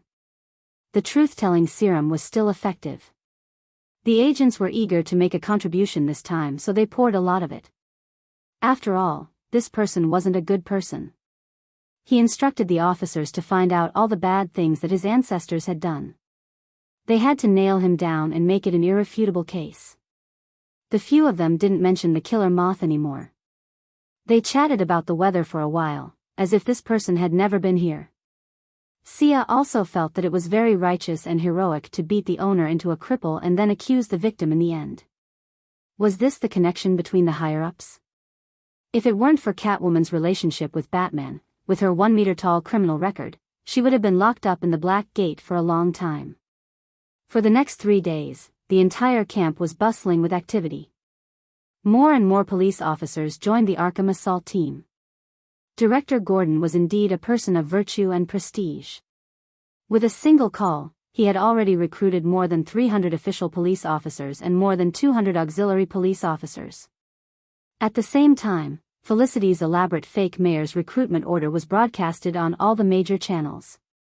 The image showed the mayor crying and complaining about the atrocities of Gotham's criminals and his own powerlessness. He called on the passionate citizens who had joined the army to take up arms and protect the city. At the bottom of the screen, Director Gordon's phone number and the camp's address were also displayed. It had to be said that the foreigners were really practical. In just a few days, they had gathered more than 200 veterans who had participated in many wars. These people didn't need any training. They could fight as long as they picked up a weapon. Laura had also secretly ordered her subordinates to investigate the families of these people and eliminated a dozen of them who didn't have any family background and looked gloomy. Chapter 91. On the night of the 3rd day, Catwoman, whom the people had high hopes for, managed to trick a reinforcement into coming to her aid. Thea glanced at the person in front of her. She could only see a small part of her lips and chin. She seemed to have been burned.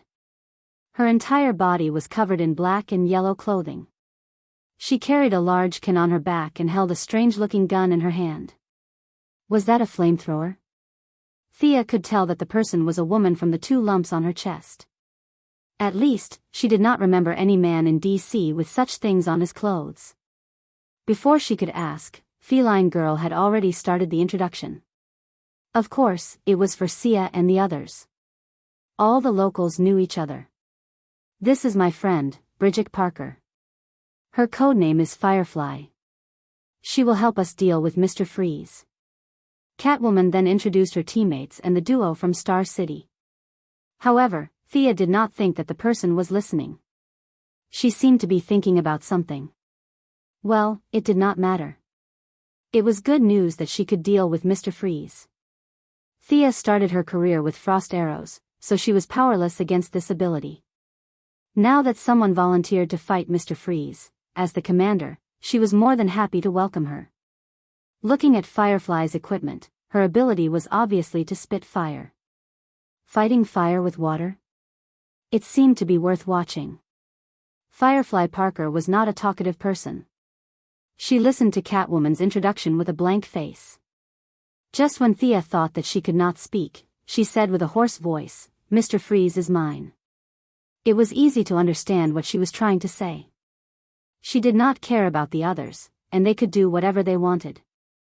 Thea did not know where Catwoman found such a unique friend. Was she really her friend? She gave Catwoman a helpless look, implying that she should deal with it herself. Catwoman knew Firefly's personality. She knew that Firefly did not like to see strangers after being burned. She greeted the others and led Firefly to a place to rest. Just as Thea wanted to prepare for a few more days, Gordon and Felicity came to her in a hurry. "We have to act now." The old director was so busy that he was dizzy. When he saw Thea practicing archery in a corner, he was envious. That's right. Many people in the city have been captured and sent to the asylum, and none of them have come out, Felicity said anxiously as she hugged her tablet. Since so many people had been captured, the other party must be planning something big. Moreover, it was obvious that these people were not captured to treat others to a meal. The city was in chaos, and they did not need to do any heavy physical labor. There was only one reason why they needed so many people. Human experiments? Thea was not sure if her guess was correct. She asked the local director, "Why do they need so many people?" "There is a secret lab under Arkham." Their initial project was called Indian Mountain. It was used for human experiments, but it was abandoned many years ago. Gordon sighed as he recalled the past. What did they research? Do you have any recollection of it? The duo from Star City was curious, especially Felicity. Perhaps all hackers had a strong thirst for knowledge. When she heard the information that was not available on the internet, her lips parted slightly. Her nose trembled slightly, and her eyes shone brightly as she waited for the director to reveal the answer. Gordon thought for a while. It should be an experiment to revive the dead. However, the results were not ideal. During the experiment, they fused the DNA of various animals into the human body. Some people even gained superpowers because of it. Thea's first reaction when she heard about superpowers was to say, F***CK. If they captured thousands of people, there should be at least a few hundred successful experiments, right? If a few hundred superpowers swarmed her, she would have to run. However, these superpowers are not strong. I could handle them one-on-one when I was young. Gordon did not know if it was because he was panting or if he was trying to impress them, but he split his sentence into two parts. Thea regained her confidence after hearing what he said. She glanced at the director's physique and imagined his body when he was young. Although it was a little offensive, it seemed like he could take on 7 or 8 people at once. If that was the extent of his combat power, it was indeed not that impressive. However, it had been 20 years since then. Who knew how much technology these people had developed? For safety's sake, it was better to send out the troops as soon as possible. All right, gather the others. We will depart today. Although it was quick, it took them a whole hour to gather everyone. Thea naturally retreated behind the scenes and left all the work to Director Gordon, who was not afraid of death or exposing his identity. It was impossible to hide such a large-scale mobilization from the enemy, and Thea did not intend to hide it either. There was no brilliant plan, just relying on the number of people to push through the enemy. There were more than 300 fully armed official police officers, more than 180 veterans and a few enthusiastic citizens, and finally, there were 10 elite agents from the Heaven's Eye Society. The director looked at the crowd below him and felt a little excited. However, he knew that this was not the right time.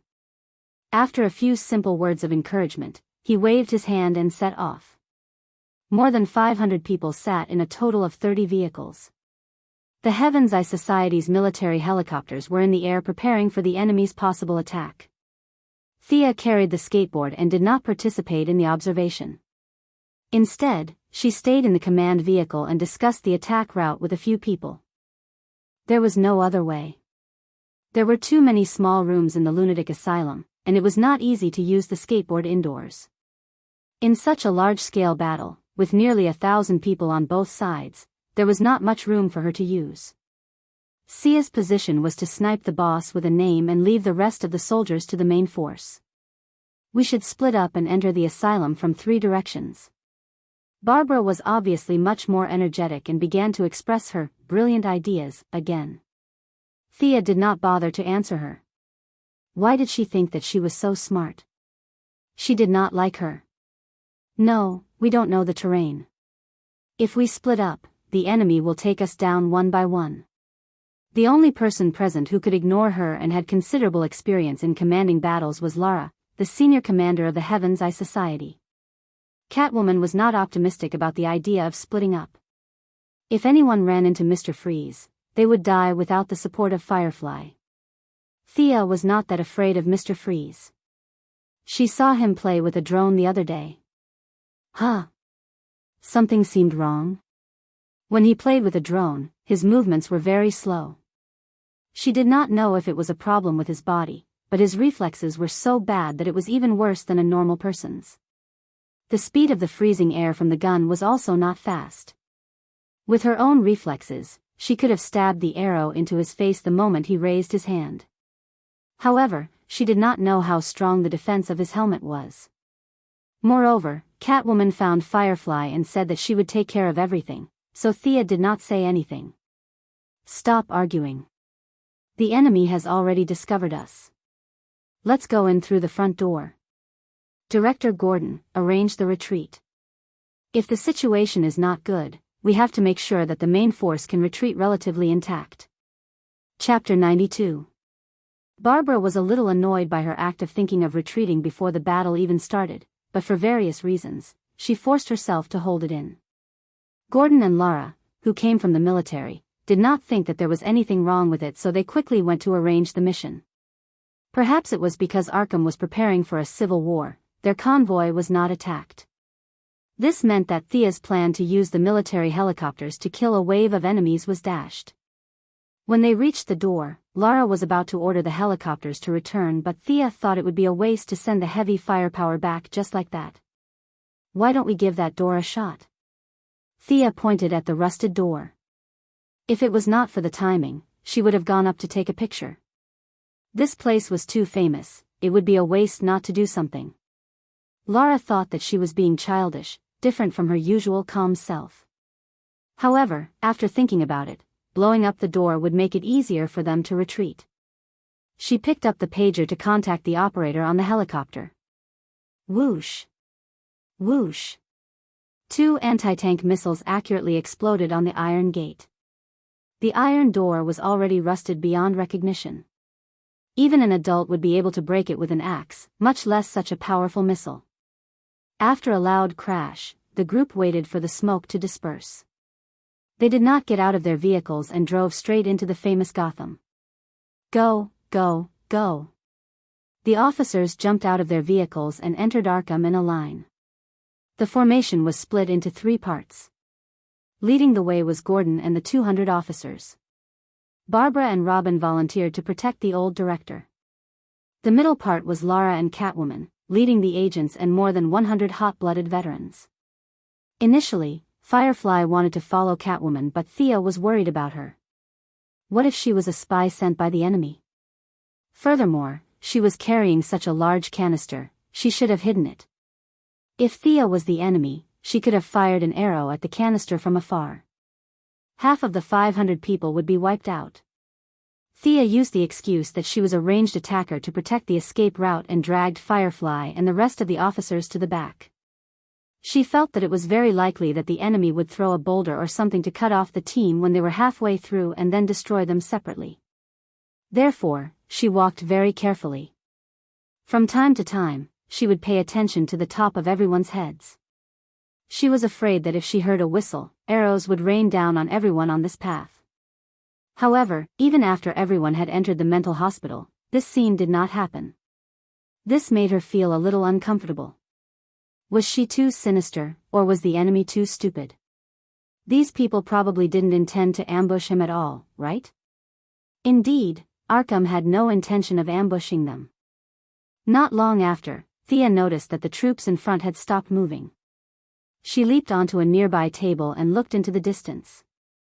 Both parties were now in an indoor gym. It was said that it was built with funds from the mental hospital's health committee. The venue was very large, but there were not many facilities around it. The seats on the stands on all sides were also seriously damaged. Thea pushed through the crowd and walked to the front of the team. The enemies in front of her were divided into two groups. On the left was the old acquaintance, Scarecrow's elite team. They were still wearing their old American military uniforms and were extremely well equipped. However, there were not many of them, only less than 30 people. Behind this group of people stood armed gangsters in all kinds of clothes and equipment. On the right was a short and fat man in a suit with an umbrella. Thea recognized such a unique guy. This must be Penguin. She heard that he had many lethal weapons hidden in his umbrella. Thea was a little dismissive. Seeing that he was lame, there was a limit to how strong he could be in an open battle like this. Penguin was followed by a large group of gangsters in black suits. There were at least 200 of them. All of them were armed with pistols, and a few of them were even armed with automatic weapons. Next, they entered the stage where they were called teachers in ancient times and mathematics in modern times. The righteous side was definitely the veteran Gordon. Thea did not want to be in the limelight, but in reality, she was a target. She still cherished her life. The villain was Penguin. Perhaps because Scarecrow's underlings had been killed by Thea, he did not have the right to speak. Even though his expression was still a little gloomy, the former Gotham professor and now Scarecrow had tacitly accepted the fact that they were led by Penguin. "Hey, Jim, old friend." Penguin greeted with a fake smile. "Oswald, long time no see." Gordon replied solemnly. After the two greeted each other, they entered the stage where they were defending themselves. They both treated themselves as the victims. One side said, "You must release all the captives, put down your weapons and surrender immediately." The other side said, "Arkham has been the territory of the Gotham gang since ancient times. You have no right to interfere with what we do." They both knew that the other side would not admit defeat so easily, but the two had no choice but to finish the process. Thea was too lazy to listen to their nonsense. She whispered into their earphones, "Be careful. The enemy's elites have not appeared yet. Be careful in case they launch a sneak attack." The few of them understood this. Scarecrow studied for his master's and doctorate at Gotham University. After that, he stayed in the university to teach and was promoted to a professor. This guy probably did not even know where to go after leaving Gotham. He was as thin as a twig, and without his poisonous gas, his combat ability was not even 5. Everyone said that Penguin was good at fighting, but Thea looked at his small body and lame leg. She really did not think that he was that good. The enemy's capable fighters were obviously hiding. If they were not planning a sneak attack, what else could they be doing? Especially when there was an unscientific guy like Mr. Freeze hiding. Even Thea felt that it was a little troublesome. She kept looking around. Soon, the leaders of both sides finished their briefing and returned to their respective camps. Almost at the same time, they shouted, "Fire!" Bang! Bang! Gunshots fell on the heads of both sides like continuous raindrops. Thea had already found cover. She hid in a corner and observed the situation. She fired a few shots from time to time. Yes, her marksmanship was not bad. After practicing archery for so long, her long-range specialization was very high. Although she could not say that she could fire 100 shots, she was at the level of an elite. She turned around and was about to call her teammates, but what she saw almost made her nose crooked. She saw Catwoman and Robin at the side. The two of them were looking around with sticks in their hands. This group of people was too inexperienced in group battles. At the very least, they should be armed with a gun to boost their morale. Barbara was very good at this.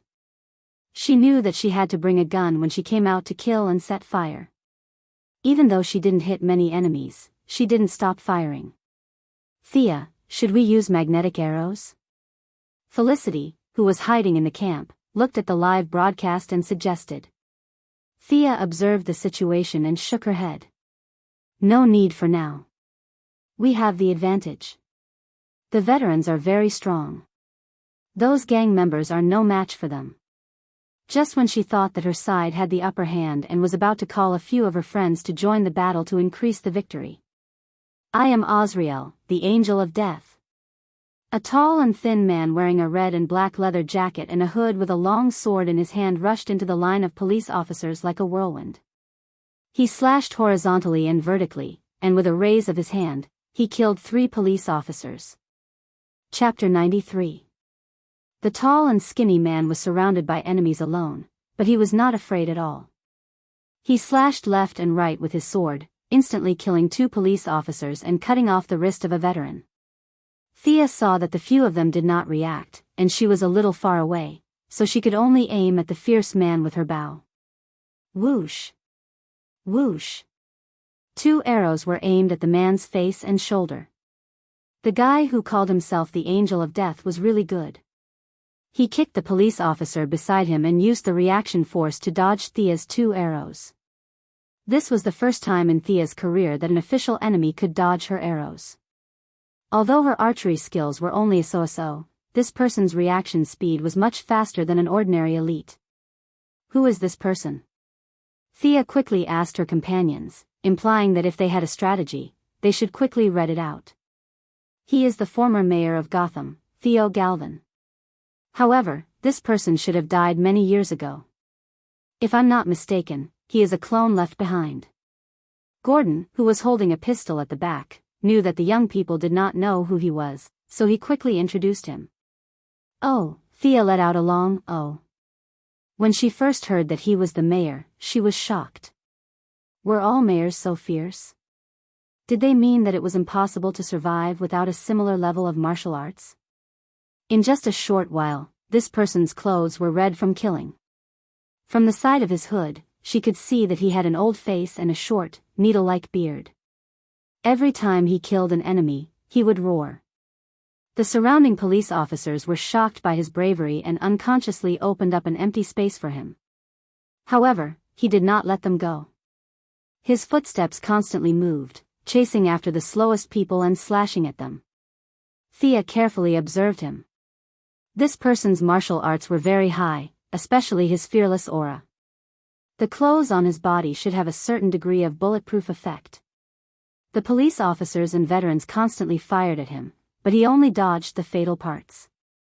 When the other bullets hit him, it was as if he had no reaction. Sigh, it seemed that she could only save the situation. Robin and the others had already found their own opponents, and they might not be able to beat this guy. She sighed.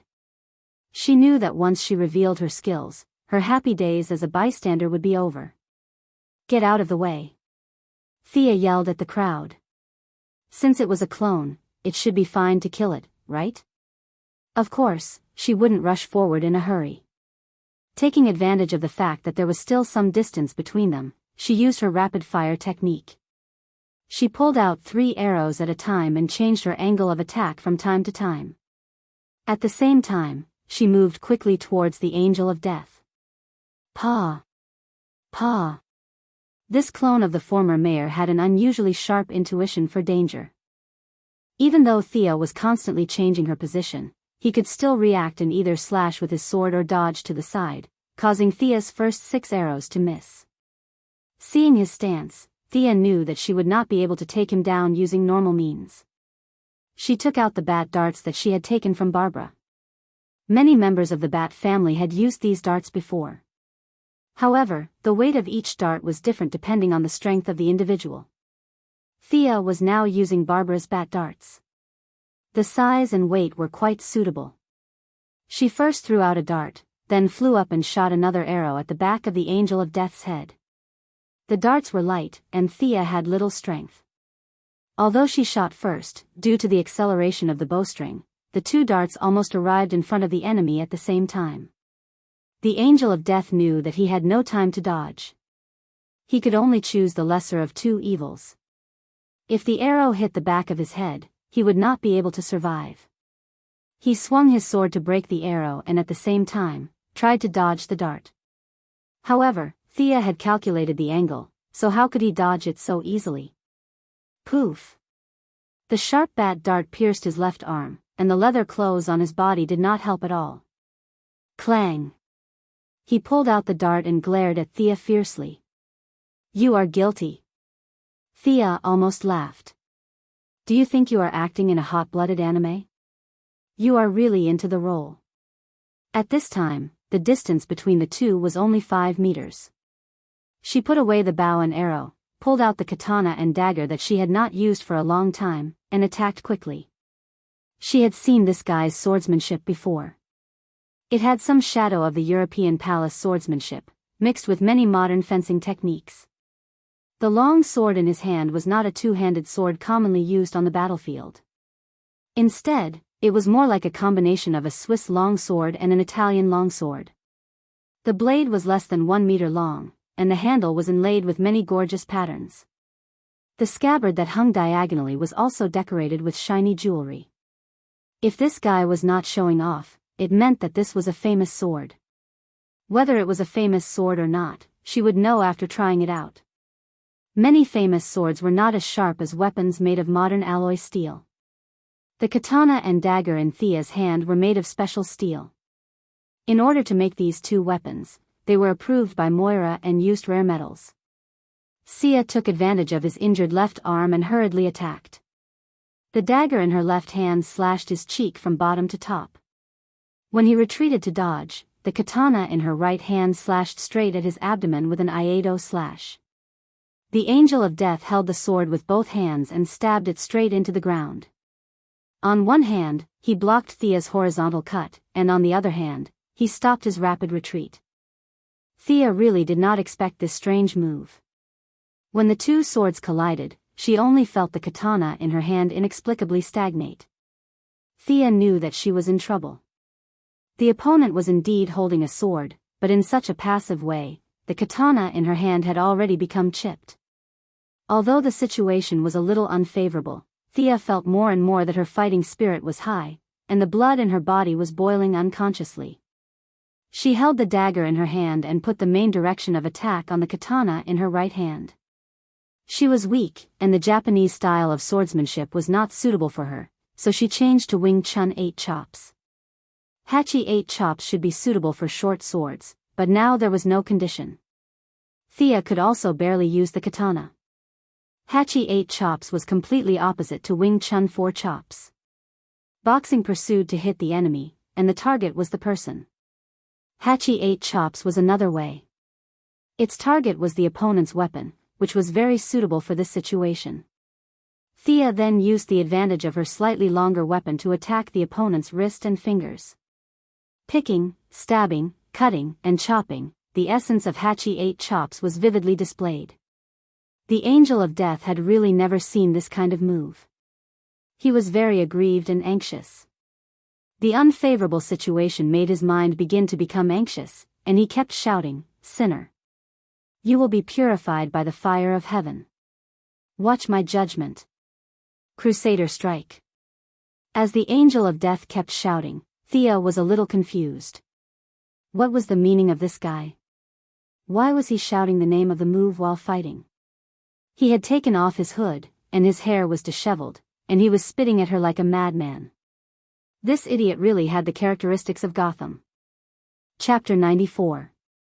Even though the Angel of Death's roar was deafening, Judgment was just a vertical slash from head to toe, and Cross Army Strike was just a horizontal slash with a diagonal slash. There were no exaggerated scenes like the Angel of Death's golden aura. Thea could only make a stupid judgment about his bad habits. Is this the side effect of cloning, or is this guy really that Shinibu? Thea did not have the time now, otherwise, she would definitely ask him about it. But regardless of whether this person was mentally ill or not, his attack power was undeniable. He didn't have any golden sparkle, but his long sword was constantly slashing left and right, which made Sia, who was exhausted from dealing with him, very vexed. Because he did not defend himself at all, the two fought for 3 minutes and Thea had already slashed him twice with the long sword in her hand. In addition to the dart that hit him previously, blood was gushing out of his body. However, he did not seem to feel it as he continued to attack tirelessly. King Hell. Thea, who thought of herself as an honest little beauty, was so anxious that she wanted to curse. If this guy was a normal person, she would have taken him down long ago. His brain was not working well, and he would be distracted intermittently, which led to a lot of flaws in his moves. However, because he was not afraid of death, he was able to equalize the situation. The person behind the cloning of the Angel of Death must have noticed that there was something wrong with his brain, so he artificially lowered his neurologic transmission and compensated for his insanity with madness. How amazing! If Thea did not care about her own injuries, she could have taken him down. However, she would have to be stupid to trade injuries with the clone. It was not worth it. After Thea slashed him from the side again, the Angel of Death, who had lost too much blood, was in a daze. His attacks weakened a little, and the volume of his shouts was also much lower. Thank goodness, you're finally not shouting so loudly. You've made Sia so annoyed that I feel like I'm bullying a handicapped person. It was a mistake for me to get excited when I saw him. Next time, I'll just leave this job to Robin and the others. I won't fight him even if I'm beaten to death. It's too annoying. Thinking of Robin, Thea wondered how the fight was going. She forced the Angel of Death back with 2 moves and looked at the situation. Under the circumstances, both sides still had the advantage of having 6 on their side and 4 on the other side. The gangsters were being beaten back by the joint forces of the police officers and veterans. It was only a matter of time before they won. However, the fight between the heroes and the villains wasn't so beautiful. Without Batman, his team's combat power was subconsciously weakened. Furthermore, Thea was entangled with this lunatic.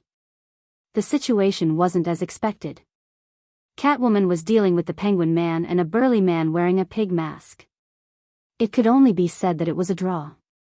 On the other side, Barbara was surrounded by 6 to 7 elite scarecrows. The few of them were in full swing, and Barbara was using all her firepower. Her whip danced wildly, and darts flew everywhere, accompanied by her pistol firing from time to time. Although she had the advantage, her stamina was greatly depleted. The duel between Firefly and Mr. Freeze that he had imagined did not happen. That was good news. These 2 guys were too powerful for normal people. Where's Robin? Thea looked around the arena. Not there. She didn't believe it and looked around again. Finally, she found Robin in the stands far away from her, surrounded by 2 people. Both of them were wearing black suits and owl masks. One of them was holding a pair of rods, and the other was holding a long sword. The 2 of them were very skilled and coordinated very well. They were probably not weaker than Robin in a one-on-one. Now, the 2 of them were working together to beat Robin to the point that he could only parry and not fight back. What was this? The claws of the Court of Owls. Thea was a little shocked this time. This was Gotham's hidden boss. It wasn't just 1 or 2 people. This group of people was the union of the oldest families in Gotham. They had been silently watching this city for 200 years. How did they provoke this group of people? He and the others still didn't have enough information. If it was the Owl Court that was going against them, everything would make sense. They had broken into the camp without anyone noticing, conducted human experiments, and made clones. They had enough influence to recruit these unruly villains. Thea had a bad feeling in her heart. This operation was most likely going to fail. The enemy definitely didn't gather so many villains for her to kill them all at once. They must be hiding something. She silently thought about what the enemy was going to do to break out of this situation. No matter what, she and the others had the advantage. Even if the heroes were no match for them, as long as they could hold back a few of the enemies who could fight, the villains could only wait for death when the main force finished the battle. It was useless against hundreds of guns. Just as she was thinking hard, her hand movements naturally decreased a little. The crazy angel of death charged forward again with a mouth full of nonsense. Thea was really sick of this dogskin plaster, but she couldn't not fight. She could only stop thinking and continue to play the game of dodging 10 slashes. When Thea blocked another slash from the angel of death, she felt that the katana in her hand couldn't take the burden anymore. It was seriously damaged from multiple slashes and was about to break. Optimistically, she estimated that she could only slash twice more. This special alloy weapon that had accompanied her for more than a year would have to say goodbye to it. F***CK, I've been helping to fight the monster and my equipment is about to break. Can Gotham compensate me? Is it too late for me to buy insurance now? While she was pondering whether she should grab a baton from the officer next to her and use it to deal with the situation, a gangster with a common face under the Penguin Gang saw Sia constantly retreating into the crowd. He thought that she was exhausted and was about to lose, so he hurriedly rushed up with a dagger in his hand, ready to assist her. Huh? Thea was stunned by the sudden appearance of this guy. She wanted to say that this was against the rules of the underworld, but when she saw his expression as if he was bullying a pushover, she thought, are you sure you want me? Do you think I'm Garfield if the tiger doesn't roar? Besides, what kind of eyes do you have?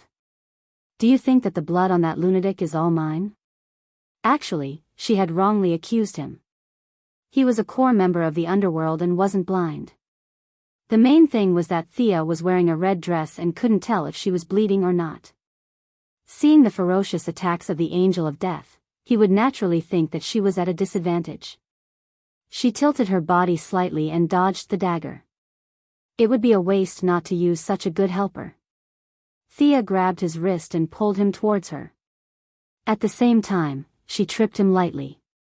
In a normal fight, one should let go and let the opponent touch the ground intimately, but Thea didn't do that.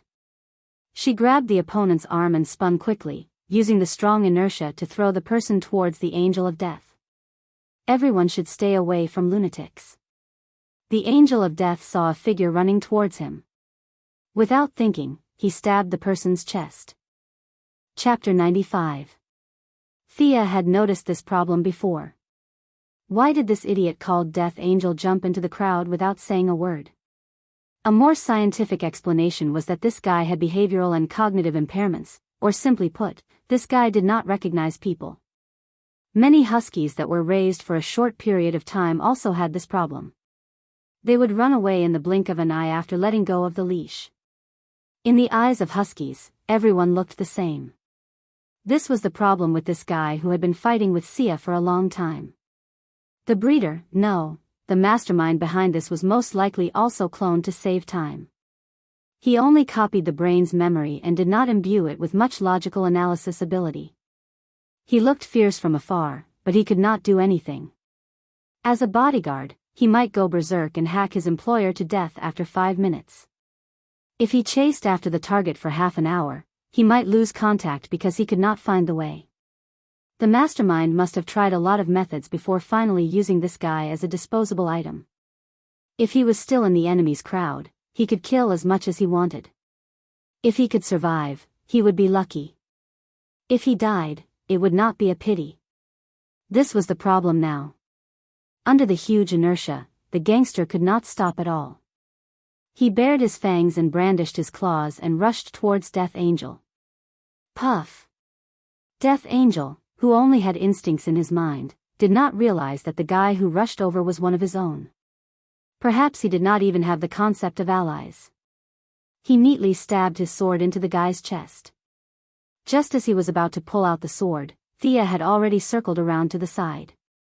This opportunity was simply a godsend. This guy's sword was so sharp that he could not let him hold it anymore. Thea withdrew her dagger and held it with both hands. She used the Iaido slash and slashed his forearm from top to bottom. Although Death Angel's brain was not very good and lacked many applications, he still had basic combat awareness. In the face of such a fierce attack, if he continued to insist on pulling out his sword, his arm would be cut off directly. Even if he pulled out his sword quickly, it would be too late. The human body was not a piece of paper. There was a certain amount of resistance. Although his sword could cut through iron like it was mud, there was still resistance. In addition, when a person was injured, it would automatically close the wound. The Angel of Death exerted a little force, but he knew that he could not pull out his sword in such a short time. He could only quickly let go of his sword and retreat, avoiding Thea's powerful strike. This guy is finally empty-handed. Thea didn't have the spirit of a fair duel. She didn't have the brainless idea of, if you don't have your weapon, I'll throw my weapon away and we'll continue training together. She was only thinking about how to kill this guy quickly and safely. Without his sword, the Angel of Death was no different from a toothless tiger. Thea no longer had any scruples. Although his martial arts were not bad, it depended on who he was compared to. Compared to Chief Gordon, he was pretty good, but in the eyes of Thea, he was really weak. The two of them fought with speed and quickly exchanged 7 or 8 moves. Thea used her superb fighting experience and quickly found 3 flaws in his movements. She successfully made 2 cuts on his body. As blood continued to flow out, his speed slowed down visibly. His chattering mouth also became gasping for breath. After all, he was a clone, not a robot. He had flesh and blood. In just a few minutes, he was slashed by Thea into a bloody gourd. He didn't faint after losing so much blood. This cloning technology was quite impressive. Thea knew that the opportunity to win was right in front of her. She faked a move with the dagger in her left hand. When the Angel of Death raised his arm to parry, her right hand pierced the Angel of Death's chest. The violent outflow of blood accelerated his physical exhaustion. At this time, his reaction speed was much slower than before. He vaguely saw Thea's stab and tried his best to move his body to the side, trying to avoid this fatal strike. Poof! The dagger fiercely pierced his right rib. His brain wasn't clear. He only knew that he couldn't let the enemy continue to attack. Before she could pull out her dagger, a hand grabbed her dagger and looked at Thea fiercely. Yo, are you pretending to be a hero? Usually, grabbing the enemy's weapon and then killing them is something that the protagonists do. The person who cloned you was afraid that you had nothing to do every day, so he showed you cartoons to watch, right? I really have to hand it to you. After fighting for so long, you don't even know how many weapons I have. Thea ignored his wide-open eyes. Under his surprised gaze, her left hand dexterously slashed the dagger across his throat. The ferocious look in her eyes was gradually replaced by confusion. She covered her throat with her hands, and dark red blood kept spurting out. She made some incomprehensible sounds, and the tall figure of the Angel of Death slowly fell to the ground. Sigh, I don't know if this person will give me an honorable kill. Is a clone considered a person? Did I violate the principle of not killing? If I meet Superman later, I have to discuss with him. Thea threw away half of the katana that had accompanied her for more than a year. The other half of the katana was left on the Angel of Death. This katana was unexpectedly broken in the final struggle. Although her left hand and right hand moved in slow motion and then replayed in slow motion to kill the enemy, she was actually also a victim. Lowering her head to pick up the sword, Thea swore to God that she was absolutely not greedy for this sharp weapon. She just wanted to go back and analyze the composition of this sword for scientific research. That's all. She then looked at the scabbard at the waist of the corpse. This scabbard also had a lot of historical value. It seemed to be very gorgeous. There were so many Yakuza members here. They definitely didn't know how to protect cultural relics and daily care. It seemed that this mission was also hers. She reluctantly took it back for research. After cutting off the rope around the corpse's waist, Thea took the scabbard in her hand. Looking at the color, it matched her crimson battle suit. It was not suitable to give it to anyone in this chaotic situation. She casually inserted it into her quiver. She had emptied a quiver before, so it was just right to store this thing. She observed the situation on the battlefield. Barbara was using all her strength to whip a few Yakuza members. It seemed that she had some kind of attribute boost. She was just short of shouting something like a queen. Robin was still the same. He was being hit by 2 extremely skilled claw wheels. he could only barely resist. Although it was serious, it wasn't dangerous. Plus, he was a little far from the battlefield. Thea couldn't reach him even if she wanted to help. This was also good. She could release Catwoman's combat power first. Victory was right in front of her eyes. Thea took out an arrow and aimed at the penguin guy who was holding a broken umbrella and happily fighting with Catwoman. This guy was also a character. The key was that he had the most subordinates. As long as he died, his subordinates' morale would immediately plummet. In this way, her side would win. Chapter 96. She adjusted her breathing and pulled the bowstring to the maximum. Then, she aimed at the penguin man's distinctive sharp nose and shot an arrow. The arrow was like a meteor chasing after the moon. It was extremely fast and landed accurately. If nothing went wrong, the sharp arrow would open up a large hole in the penguin man's face. His trusted subordinates would happily attend their boss's memorial service tomorrow, and a new leader would be chosen the day after tomorrow.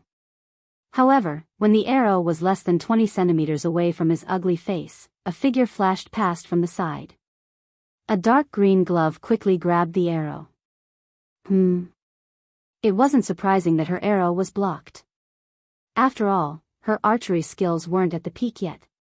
The lunatic Death Angel could also block arrows, but catching an arrow flying at high speed with her bare hands wasn't something an ordinary person could do.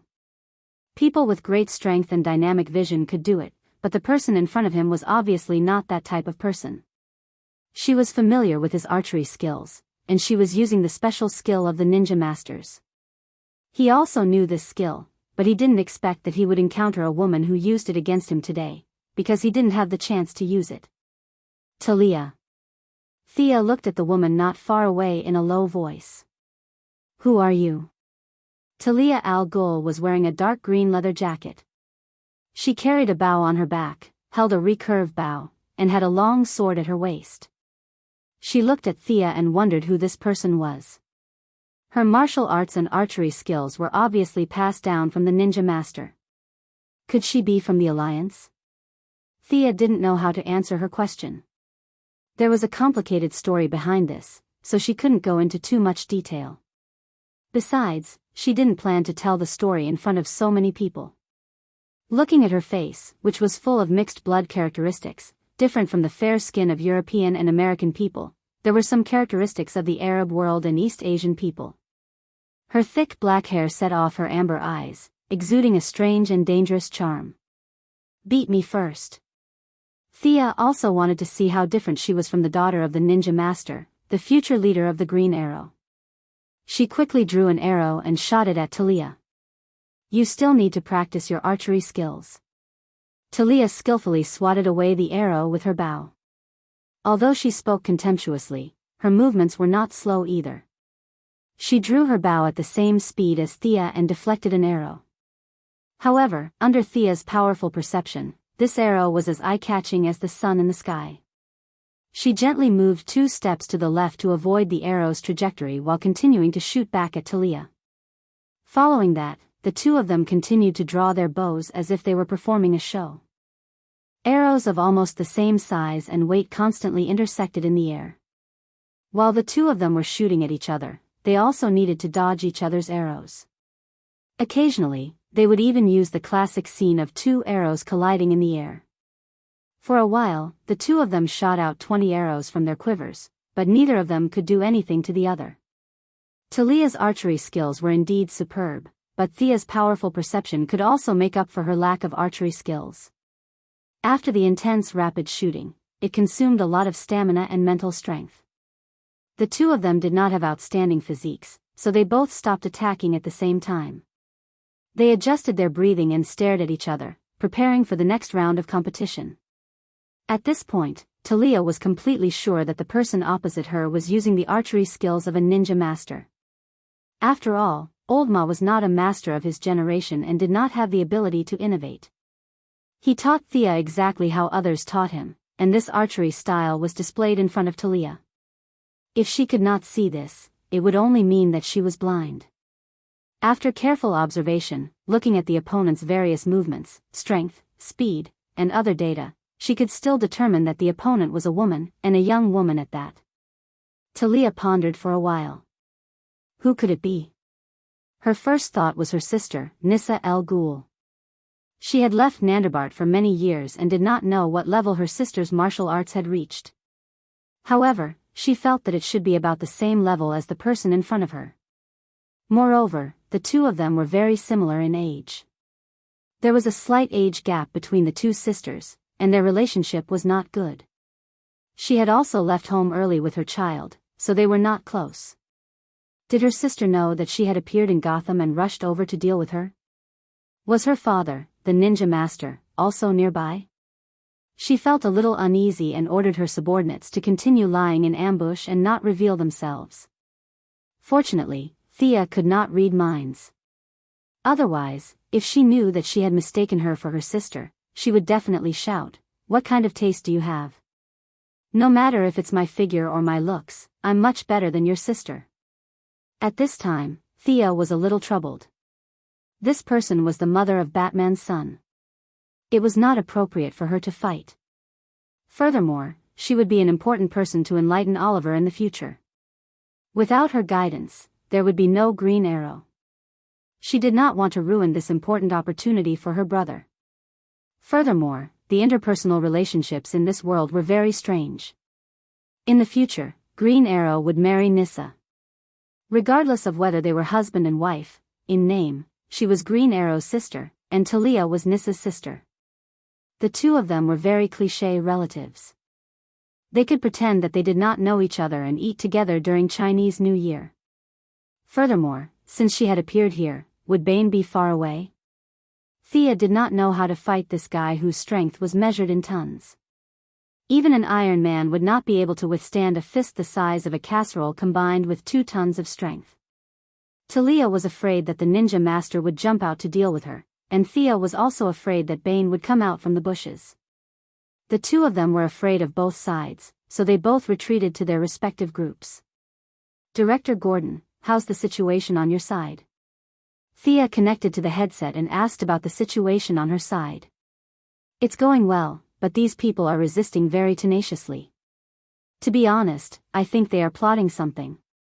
The old director's gunshots were endless, and it sounded like they were in Afghanistan. He was not the only one who felt that there was a conspiracy. Thea also had a bad feeling.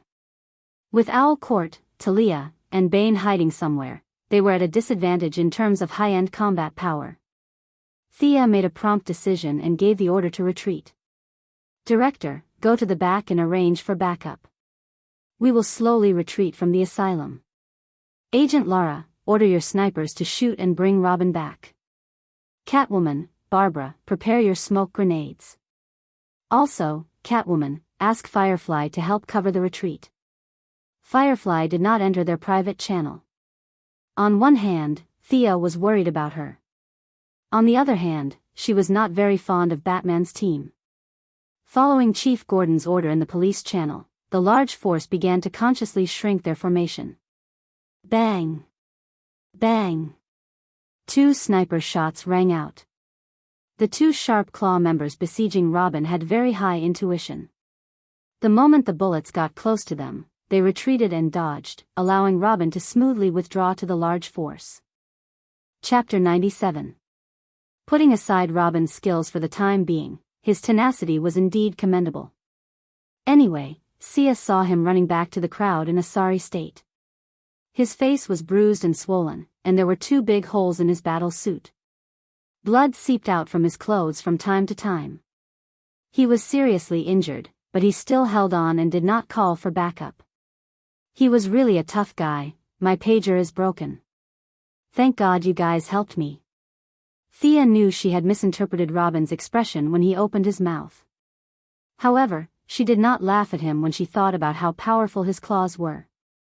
Instead, she ordered him to retreat to the back of the group. Nominally, it was to hold the line, but in reality, it was to let him rest. "Thea, be careful. There's a lot of thermal activity in the side room. There's also a small amount of radiation."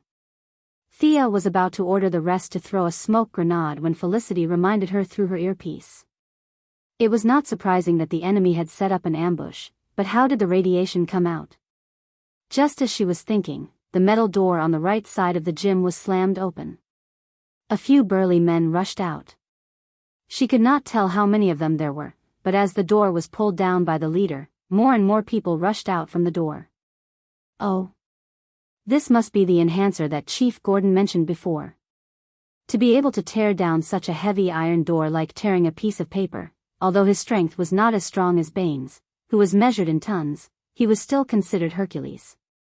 Most of the people who rushed out were wearing the clothes of ordinary citizens, but their faces were anything but ordinary. Some of them had blood flowing from the corners of their eyes, some had veins on their faces and necks that were throbbing, and some even had horns or other unknown objects on their foreheads. These people had all kinds of strange appearances. No matter how she looked at them, they did not look like they were born naturally. There could only be one conclusion. Was this Arkham's unique bio-human experiment? She did not expect the mastermind to be so fast. They had already created so many successful products in just 3 days. To verify her guess, Thea took out an arrow and aimed it at the 2-meter-tall burly man with horns on his head that looked like a rhinoceros. Puff! The arrow went straight into the enemy's chest, but the blood that flowed out was not the usual red of an ordinary person. Instead, it had a strange purple color. The burly man was pushed back 2 steps by the kinetic energy of the arrow. With a roar, he pulled out the arrow and continued to charge towards Thea. Amazing! Thea could tell that her opponent was definitely injured. As long as he was still bleeding, it meant that he could still be killed. She continued to draw her bow. It was as if Savannah's had been reborn. She gracefully stood on the ground and shot 5 arrows at the rhino man that was charging at her. Roar! The rhinoceros man, who was running at high speed, was shot in the left eye by the 4th arrow. The 5th arrow pierced through his throat. He clutched his wound and fell to the ground, unable to get up again. Thea pursed her lips. These guys looked intimidating, but their real abilities were just some enhancements to their strength, speed, and endurance. They were the same as the Death Angel from before. They all needed to strengthen one thing, and that was their brains. He doesn't even know how to dodge an arrow. This guy might not even be as good as the Angel of Death, however, the fact that she could easily deal with them did not mean that they were weak. Even though the police officers tried their best to hold the line and used their skillful coordination to focus fire on 3 of them, more and more enemies were coming out from the side door. Chief Gordon, give the order to retreat. I'll buy you some time. Thea took out a winding arrow from her special quiver and aimed it at the metal door. She shot it at lightning speed. After observing the effect of the arrow, she did not know how strong these people were. She did not want to risk it, so she shot another arrow. Dense spiderwebs instantly covered the entire side of the wall. Since the reinforcements lacked an important organ like their brains, they could not figure out what the white spiderwebs were. They jostled and pushed each other as they tried their best to get out. However, they underestimated the resilience of the spiderwebs. The few people in front were instantly stuck to the spiderwebs. The people behind them used them as support to push the spiderwebs outwards. From an outsider's point of view, it looked like the spiderwebs were being pushed up by the reinforcements from time to time. Then, the spiderwebs would fall silent and bulge out again. Thea was not very confident about her double-winding arrow. In theory, it was used to deal with normal people. Who knew if it could deal with the reinforcements? She called out to everyone. Let's retreat. The Firefly, Miss Bridget Parker, also came to Thea's side. However, her eyes were fixed on the spiderwebs not far away. She seemed to be thinking about the effects of the spiderwebs. She seemed to be eager to try it out. You take the rear. I'll cover you. Thea whispered to Miss Firefly. At the same time, she ordered her friends through the earpiece to throw smoke grenades at the enemy. According to her experiments, the Batman brand smoke grenade would produce some kind of chemical combustion when it came into contact with fire. Today was the perfect time to test out the effects. Miss Firefly did not wait for her orders. Seeing that most of the people had retreated, she opened up the nozzle of the flamethrower and fired at the Arkham Union Army. Her flame was different from the flames of everyday life. It was more like a mixture of some chemical substance and kerosene. It was fully ignited in the air, and then through the pressure nozzles in the combustion canister, it was shot at the heads of the gang members.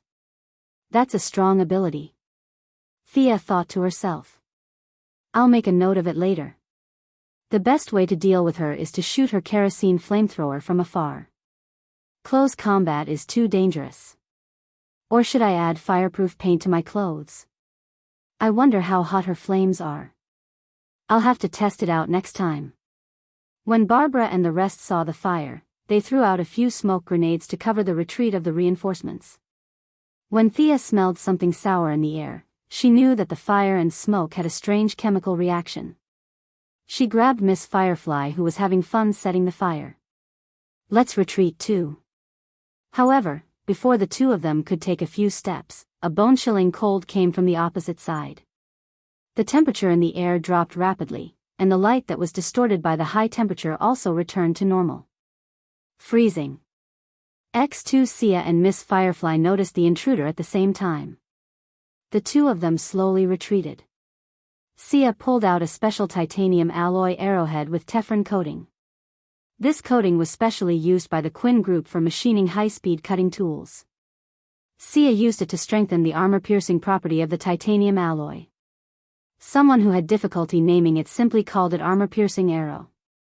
Miss Firefly was also focused on the opposite side, and from time to time, she would spit out some kerosene to stop the enemy's advance.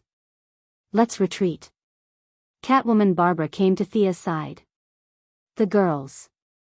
It was really a group of girls this time. 1, 2, 3, 4, a total of 4 girls. The only male, Robin, was already offline. The 4 of them relied on Miss Firefly's continuous spitting of kerosene and slowly retreated from the asylum. Chapter 98. In the distance, Mr. Freeze, who was wearing a very flashy and unique armor, smirked when he saw that they were about to retreat. He raised his frost gun and pulled the trigger. A large amount of frost mist rushed towards the girls. Not to be outdone, Ms. Firefly also raised her flamethrower and shot a string of fireballs at him. The two of them did not say a word during the battle, but anyone with eyes could see that the two of them were not on good terms. It was as if there was only one of them left. The frozen mist kept colliding with the kerosene in the air. A large amount of mist turned into water in the air, and then quickly evaporated into gas. The kerosene was also constantly being consumed by the frozen air. Neither of them could do anything to the other, and the situation entered a stalemate. Can we go up and help? Barbara was quite loyal. Even though she had never spoken to Miss Firefly, she still automatically categorized her as a member of her camp. The person she asked was Thea, who was experienced in technological weapons. Thea was still very curious about this guy who used frost gas. She heard that his gun used the principle of low-temperature ammonia to cool, which was somewhat similar to her frost arrow. She used liquid nitrogen. In fact, the cooling effect of the two of them was similar. It was hard to say who was more advanced. Her nitrogen temperature was lower, so the cooling effect was stronger. However, the loss of energy in the air was greater. His ammonia could be shot after a certain reaction in the gun, so the loss of energy was relatively lower. However, he could continuously extract ammonia from the canister behind him and shoot it. Her arrows were one less arrow after another. In comparison, she was still a little inferior. However, if she was asked to carry a chemical canister to fight monsters, she would never do it. It was too dangerous. The way to deal with this guy and Ms. Firefly was very simple. As long as she found their canister, she could happily go up and loot their corpses from afar. In the face of Barbara's question, Thea answered with certainty. Of course, watch me kill him. Her tone was full of confidence because she had already seen the protrusion behind the Frostman. This guy had some brains and knew to use armor to protect the gas tank. This was much better than the careless Miss Firefly beside her who had no protection at all. Aiming at such a large target was not difficult. Thea was only worried that her arrows would not be able to penetrate the sci-fi looking armor. The constant exchange of fire between the other two also caused some interference to her vision. Thea left the team and found a high platform with a better view. She aimed at Mr. Freeze, who was shooting at the fireflies. With a smug smile on his face, he loosened the bowstring. The Teflon-coated arrowhead barely completed its task. The 10-centimeter arrowhead only managed to pierce halfway into the armor. Thea waited for 2 seconds in worry. She only felt relieved when she saw cold air coming out from the gaps in his armor. Let's go. God knows if this guy's canister was pressurized, how much pressure was added, and if it would explode from the inside. She flew back to the girls and called out to Catwoman Barbara. Under Miss Firefly's puzzled gaze, the two of them ran out. Mr. Freeze was a little stunned when he saw the girls running away. He did not know why the girls who were on par with him wanted to run away. However, he did not think too much about it. He thought that her canister was out of gas, so he pulled the trigger and was ready to kill them. 2 muffled sounds were heard. The fog that should have appeared theoretically did not appear. While he was still wondering what was wrong with his gun, a violent impact knocked him out. Thea and the girls saw that the entrance of the asylum was replaced by a huge block of ice in an instant. The ice was spreading rapidly in all directions. The 4 girls wished that they had more legs. They ran as fast as they could. Thea and Catwoman, who were faster, each carried Firefly with one arm. The girl's speed was slower than a normal person's, and she was carrying a canister that weighed more than 5 kilograms. If the 2 girls did not stop her, she would have been frozen into the ice wall. Barbara also gave her a push from the back. In the end, they managed to run out of the door with much difficulty. Thea, next time you make such a big noise, you should tell us in advance. Barbara, who was running so hard that her gallbladder almost popped out of her mouth, complained. Isn't this great? Mr. Freeze is finally out of the way. Thea felt that this guy's lethality was not in vain. Barbara and Catwoman looked at each other. Barbara, who was kind, said, Mr. Freeze's body temperature is below 0 all year round because of the experiment accident. He's immune to ice. Theoretically, ice can't kill him. Immune? The 2 shiny words shocked Thea. Why does this guy have such an unscientific passive? Why didn't you tell me? She then turned to look at Firefly. According to the settings of some worlds, is this girl immune to fire? No wonder she's so brave to carry the canister around. There must be a reason behind it. Although she had made a mistake, Sia's character was to never admit her mistakes. She was like this in version 1.0, and she was still the same in version 2.0. Thinking about the various chemical and physical knowledge that he knew, Zhang Heng decided to give it a try. Of course I know. We can't kill him this time, but he needs a lot of time to defrost. Plus, we have to recompress the gas. This will take precious time. Don't worry. Everything is under control. Thea patted her chest, which was almost sea-size, and promised the girls. Catwoman was illiterate, so she couldn't tell whether she was telling the truth or not. Barbara had a Ph.D. in library management, so it was obvious that she wasn't interested in physics or chemistry. She couldn't tell whether she was telling the truth or not. Miss Firefly had never dealt with her before. Seeing how resolute she was, Miss Firefly decided to believe her for the time being. Realizing that her acting had successfully fooled the 3 girls, Thea let out a long breath. She began to think about how to deal with Mr. Freeze. Since shooting the canister didn't work, what else could she do? Mr. Freeze was really powerful. Even if she used a rocket launcher to attack him, the rocket launcher would be extinguished or even completely frozen. Moreover, even if he wasn't frozen, his armor's defense was top-notch. He was almost immune to ordinary firearms. No matter how hard she thought about it, she still couldn't come up with a good idea. This guy was so hard to deal with. Sia started to worry about the current grim situation. Owl Court, Mr. Freeze, and a large number of enhanced humans created by biochemical experiments. The problems came one after another. Thea couldn't help but furrow her beautiful eyebrows. If there was no other way, he could only use the Hellfire missile. However, this was a difficult decision to make.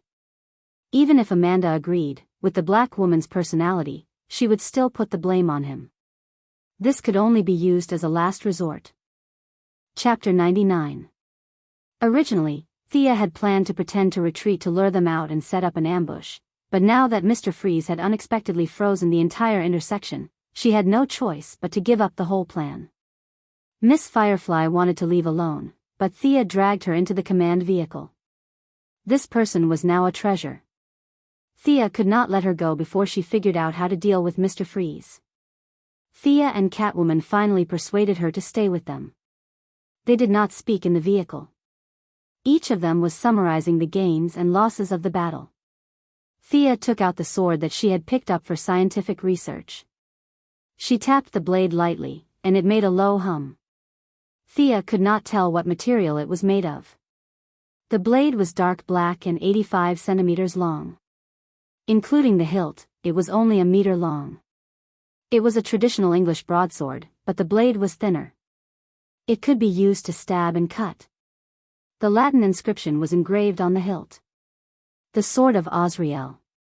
That lunatic got his name because of this sword, right? If he was still alive, he could have changed his name. Thea held the sword in her hand and waved it gently. It was a good sword. It was neither light nor heavy. With her height and strength, it was just right for her. This was the will of God. Everyone in the car couldn't help but glance at her as she wielded her sword. Firefly and Lara, who weren't interested in cold weapons, quickly shifted their gazes. Batman's group of friends and family looked at her for a while. Is this the sword of the Angel of Death? Robin seemed to have a deep impression of this sword. However, he was too far away when he was beaten up by the two claws, so he did not see Thea's battle. He was a little confused when he saw the sword. Thea glanced at him and ignored him. He really doesn't know how to talk. What do you mean the sword of the Angel of Death?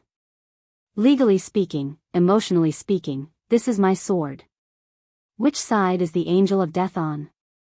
I don't know her at all. Just as she was about to put the sword back into the scabbard, Catwoman, who had sharp eyes, saw the gorgeous scabbard. Did you get this too? Facing Catwoman's passionate eyes, Thea subconsciously took a small step back. What's wrong? Is there something wrong with the scabbard? Catwoman only felt that the gems on the scabbard were shiny and dazzling. As someone who had been in the jewelry business for more than 10 years, she immediately judged that the gems on the scabbard were real. She wanted to turn her head away, but she couldn't control her eyes. She thought to herself, I just want to take one look, one more look, one last look. Women were similar to dragons. Thea's ostentatious display of wealth had attracted the attention of the usually indifferent Miss Firefly, not to mention the other girls. Lara glanced at him from the corner of her eyes and forced herself to calm down. Barbara was from a well-to-do family, so she was more immune to jewelry. After a bout of envy and jealousy, she turned to Robin and confided in each other. However, the other two girls, who grew up in poor families, did not have such strong willpower in the face of the temptation of these colorful stones. As the most beautiful girl in Green Arrow's movie, Felicity was a woman who changed her clothes 3 times a day and wore 1 earring a day. Relying on the fact that she was on Thea's side, she grabbed the sleeves of her battle suit and stared at her with sparkling eyes. She almost shouted, "This thing is fated to be mine." Catwoman was also a little attracted to it. She kept calculating how much money she could get if she sold the scabbard. She secretly hated the Death Angel for being so useless and not being skilled in martial arts. Such a treasure from Gotham had fallen into the hands of the people of Star City, and it was openly seized. There was no reason for her to keep it. Thea naturally wouldn't say something like, "Everyone who saw it gets a share." Come, everyone take a gem." She was so poor that she didn't even have enough to eat. Whether the scabbard was for her own use or to be sold, it had nothing to do with the people of Gotham. She wouldn't give up a piece of meat that was already in her hands. In order to divert their attention, Thea wanted to ask them about their opinions on the battle today.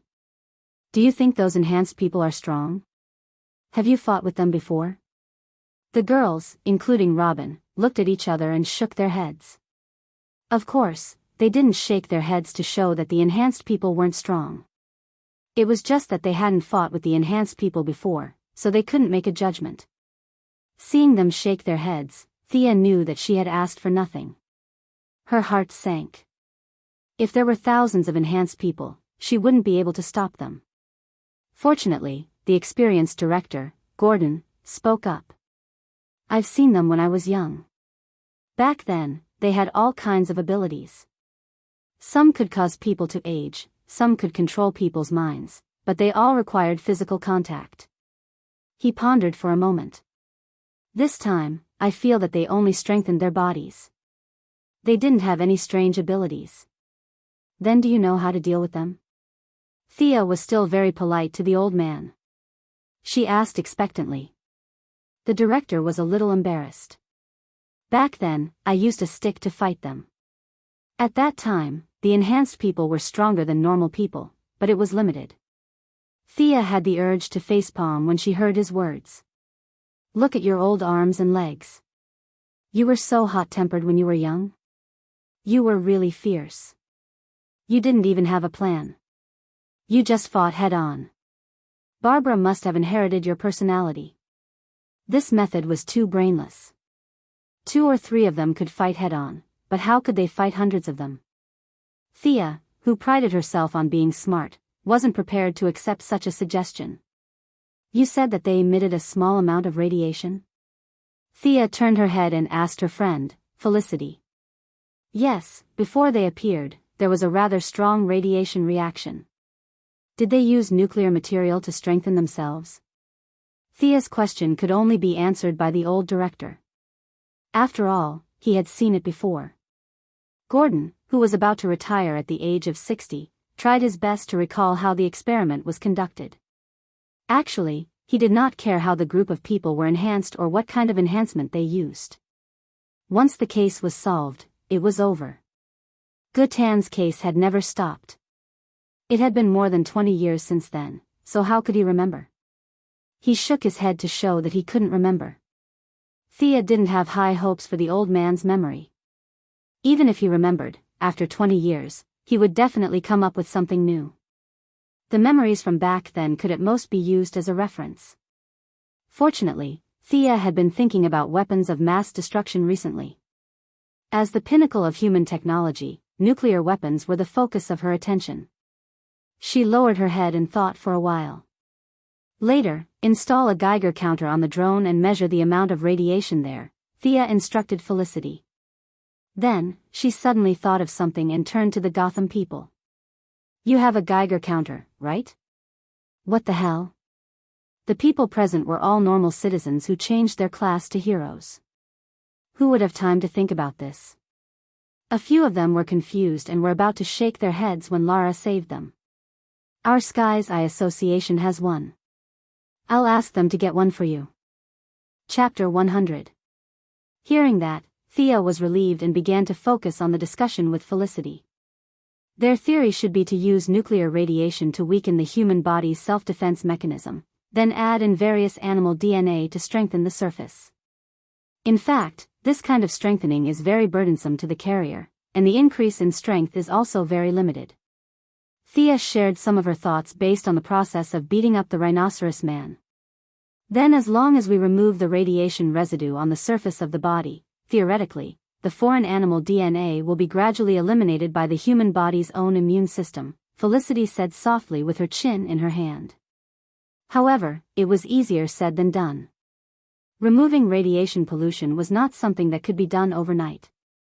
The 1986 Chernobyl was still standing, and 1,650 square kilometers of land was contaminated, and no one dared to go near it. The asylum did not have a pollution problem, but removing the trace elements was a big problem. She did not know if they had a ready-made reactor or if they used nuclear waste.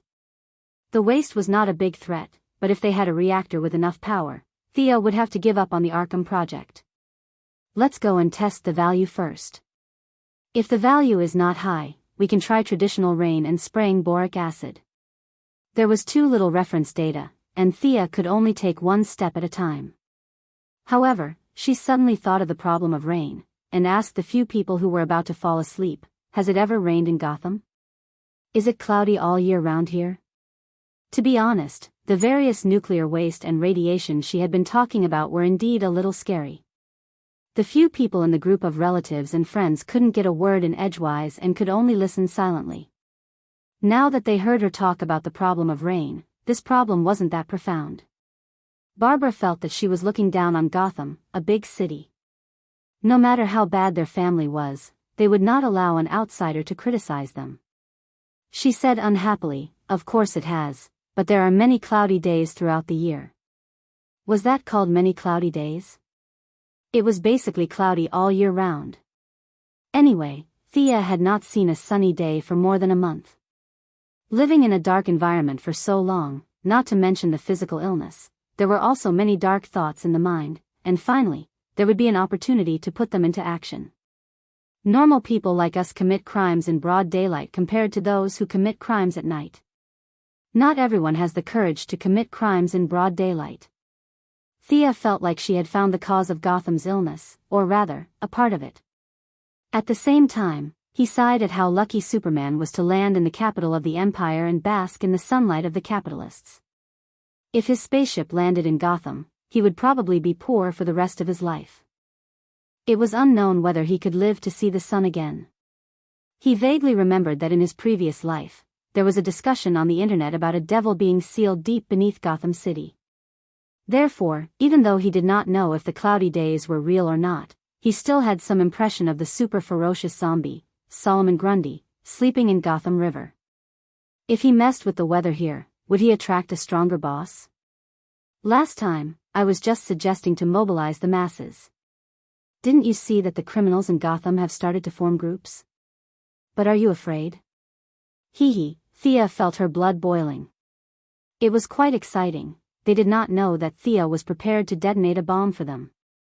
Seeing that she did not say anything after asking, the group of friends and relatives did not take it to heart. They buried their heads and tidied up their equipment. They did not encounter any ambushes on the way back and returned to the campsite peacefully. The girls had to change their clothes, especially Thea, who had fought with the Angel of Death. Her body was splattered with a lot of blood. As a clean freak, she endured it for a long time. The few of them washed up and went to the meeting room. After they sat down for more than 10 minutes, Chief Gordon finally arrived. The old man did not have the time to change his clothes and wash his face. He did not rest for a moment after returning to the campsite. After calculating the casualties, he finally went to the meeting room to ask Thea for advice. 14 police officers were killed and 41 injured. 3 veterans were killed and 5 injured. Chief Gordon's heart ached. He had sacrificed many of his men. Most of them were killed in the line of duty when the reinforcements rushed out. On the other hand, the veterans were all experienced. They knew that the situation was not good and hid themselves well. The few injured were only slightly injured. Sia rubbed her eyebrows. In this battle, they had lost 1/10 of their combat strength. Although the battle results weren't great, they had at least figured out the enemy's true strength. It could be said that they had accomplished their goal. However, the reinforcements could be endlessly produced. Sooner or later, their side would be destroyed. Just as she was thinking of how to tactfully ask Chief Gordon to continue with the recruitment, the door of the meeting room was pushed open from the outside. A tall and handsome middle-aged man walked in slowly with a walking stick. Bruce. Catgirl was so excited when she saw the man that she didn't even care that she was on the other side of the table. She jumped over the long table with her arms on the table and rushed to the middle-aged man's side. She touched his face and tears flowed down uncontrollably. "Are you really Bruce?" Catwoman looked at her lover in front of her. She almost thought that she was hallucinating. Bruce Wayne's voice was as polite as usual. He hugged his lover's slender waist and said, "Yes, I'm back." Just as the two of them were about to do something like hugging and kissing after a long separation, a spoiler interrupted their reunion. "Kitten, I've brought him back for you. Where's the money we agreed on?" A graceful woman with long hair walked out from behind Bruce. Thea wanted to cover her face when she saw this scene. This person who ruined the atmosphere and ruined the background music of the couple's reunion was Thea's teacher or training partner, Big Sister Shiva. Big Sister ignored the surprised looks of the people around her. She even stretched out a hand in front of Catwoman, indicating that she should pay up quickly. She was busy. Shiva, we've told you many times along the way. I'll pay, and you'll let Selena go. Bruce was still very respectful to his savior. No, she has to pay for her request. Besides, your company is almost gone. How can you get the money? I don't want your old house. Shiva ignored his gaze and focused on getting the money from Catwoman. Catwoman was very embarrassed. She had gone to Star City to look for Shiva with the intention of making a last-ditch effort. To be honest, she had thought that Master Bruce would not come back. He was seriously injured and had been kidnapped. So, she had promised an astronomical reward. Now that he had been rescued and had not lost an arm or a leg, it would be too embarrassing if she did not pay. Chapter 101. Catwoman glanced at her old lover. To be honest, she was a little annoyed that he came back unscathed. She couldn't even find an excuse to talk to Shiva. She pushed Master Bruce behind her and smiled helplessly as she walked to the other side with Shiva to talk about credit.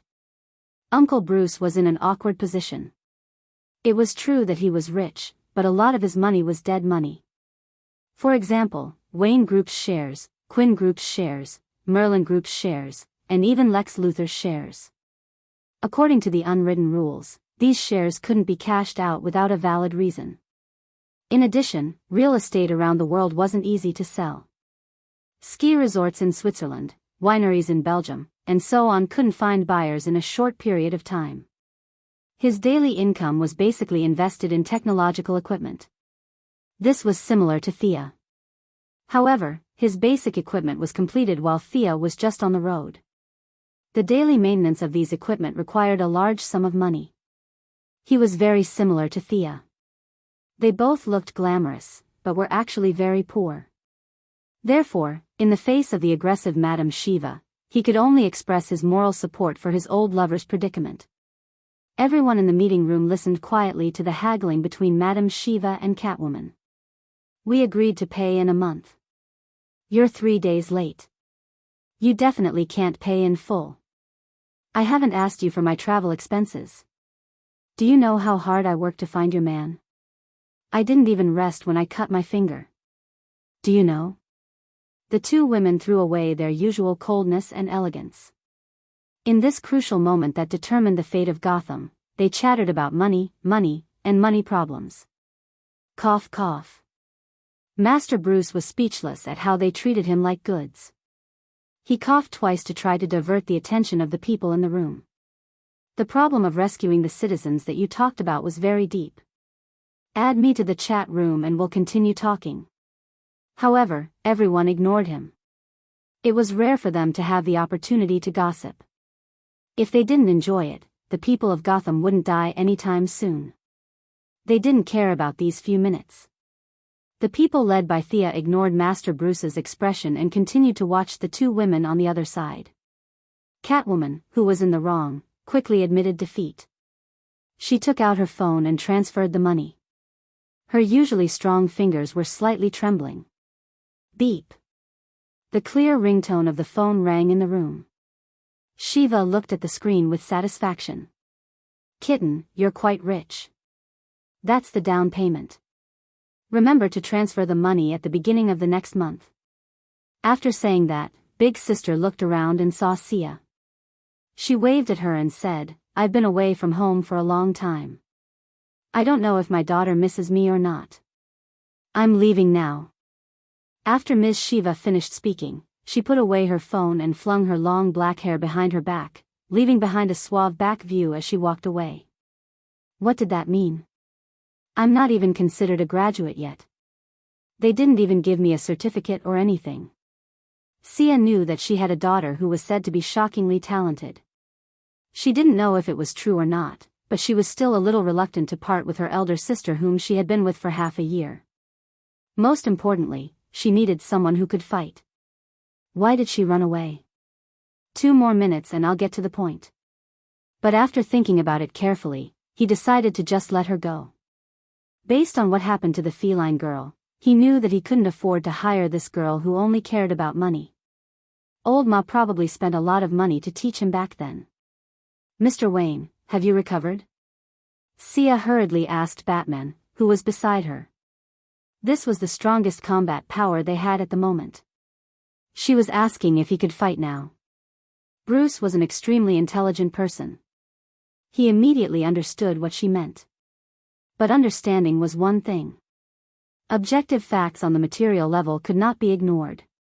He raised the walking stick in his hand. "I can walk normally now, F***ck, you're funny. You mean you're still injured? Then why did you come back? Did you come back to work?" Sia felt like the entire world's consciousness was laughing at her. It was not easy for her to get back 2 helpers, but one had run away, and the other had a debuff. After going around in circles, she was back to the starting point. Did she still have to rely on these people? She didn't know how much he had heard of the meeting. Thea explained it to him again. "Mr. Wayne, do you think the large-scale rainfall and neutralizing radiation will change the shallow evolution of the enhanced?" "Call me Bruce. I'll always remember Miss Thea's help to Gotham." Bruce stood up to express his gratitude. "As for your suggestion, we can do it this way. Back in the day, I developed a special type of wavelength trigger. This type of sound wave is harmless to normal people. As long as we test the data of the enhanced humans and adjust it to a specific wavelength, we will be able to emit infrasound waves that are specifically targeted at the enhanced humans. I don't know how effective it is, but I think it should be able to knock someone out." From this, one could see the value of Batman's boss. Most of his combat ability was reflected in his wisdom. It wasn't a joke for him to have self-taught himself more than 10 doctorates. No wonder the ninja master valued him so much. To be able to learn so much in such a short time, he was definitely a top talent. His idea sounded more advanced than Thea's idea of sprinkling dry ice and spraying boric acid. The two of them started a heated discussion. Felicity was a little embarrassed when she saw her idol, but when she saw how happy they were, she happily joined in the conversation. This made the rest of the people in the room suffer. Other than Catwoman, who was still thinking about how to make up for her loss, everyone else was confused. They wanted to leave, but they were afraid of the task assigned to them. They could only listen to the conversation in a daze. Batman was very happy. He had learned so much, but no one appreciated it. His only confidant was an old bastard who had lived for 800 years. Usually, he had no place to show off his knowledge. It was a very troublesome thing. Talking to these people who had graduated from a literacy class about the changes of the elements, wavelengths, and frequencies was like playing the lute to a cow. Today, he met the Star City duo and realized that the two ladies' thoughts were very clear and their reactions were very fast. Most importantly, they could understand his words. This was not easy. Batman was a little sad that he couldn't go into battle after his return. However, now that he realized that his wisdom could be put to good use, his original unhappiness turned into joy. While they were talking, he also had a good impression of Star City's education. Gotham's education standards were too low. Just look at Robin, who was about to fall asleep. Should he send him to Star City to study in the future? Robin had mentioned about going to university, and it seemed like he could do something about it. Actually, he didn't know that Thea and Felicity were self-taught and had nothing to do with Star City.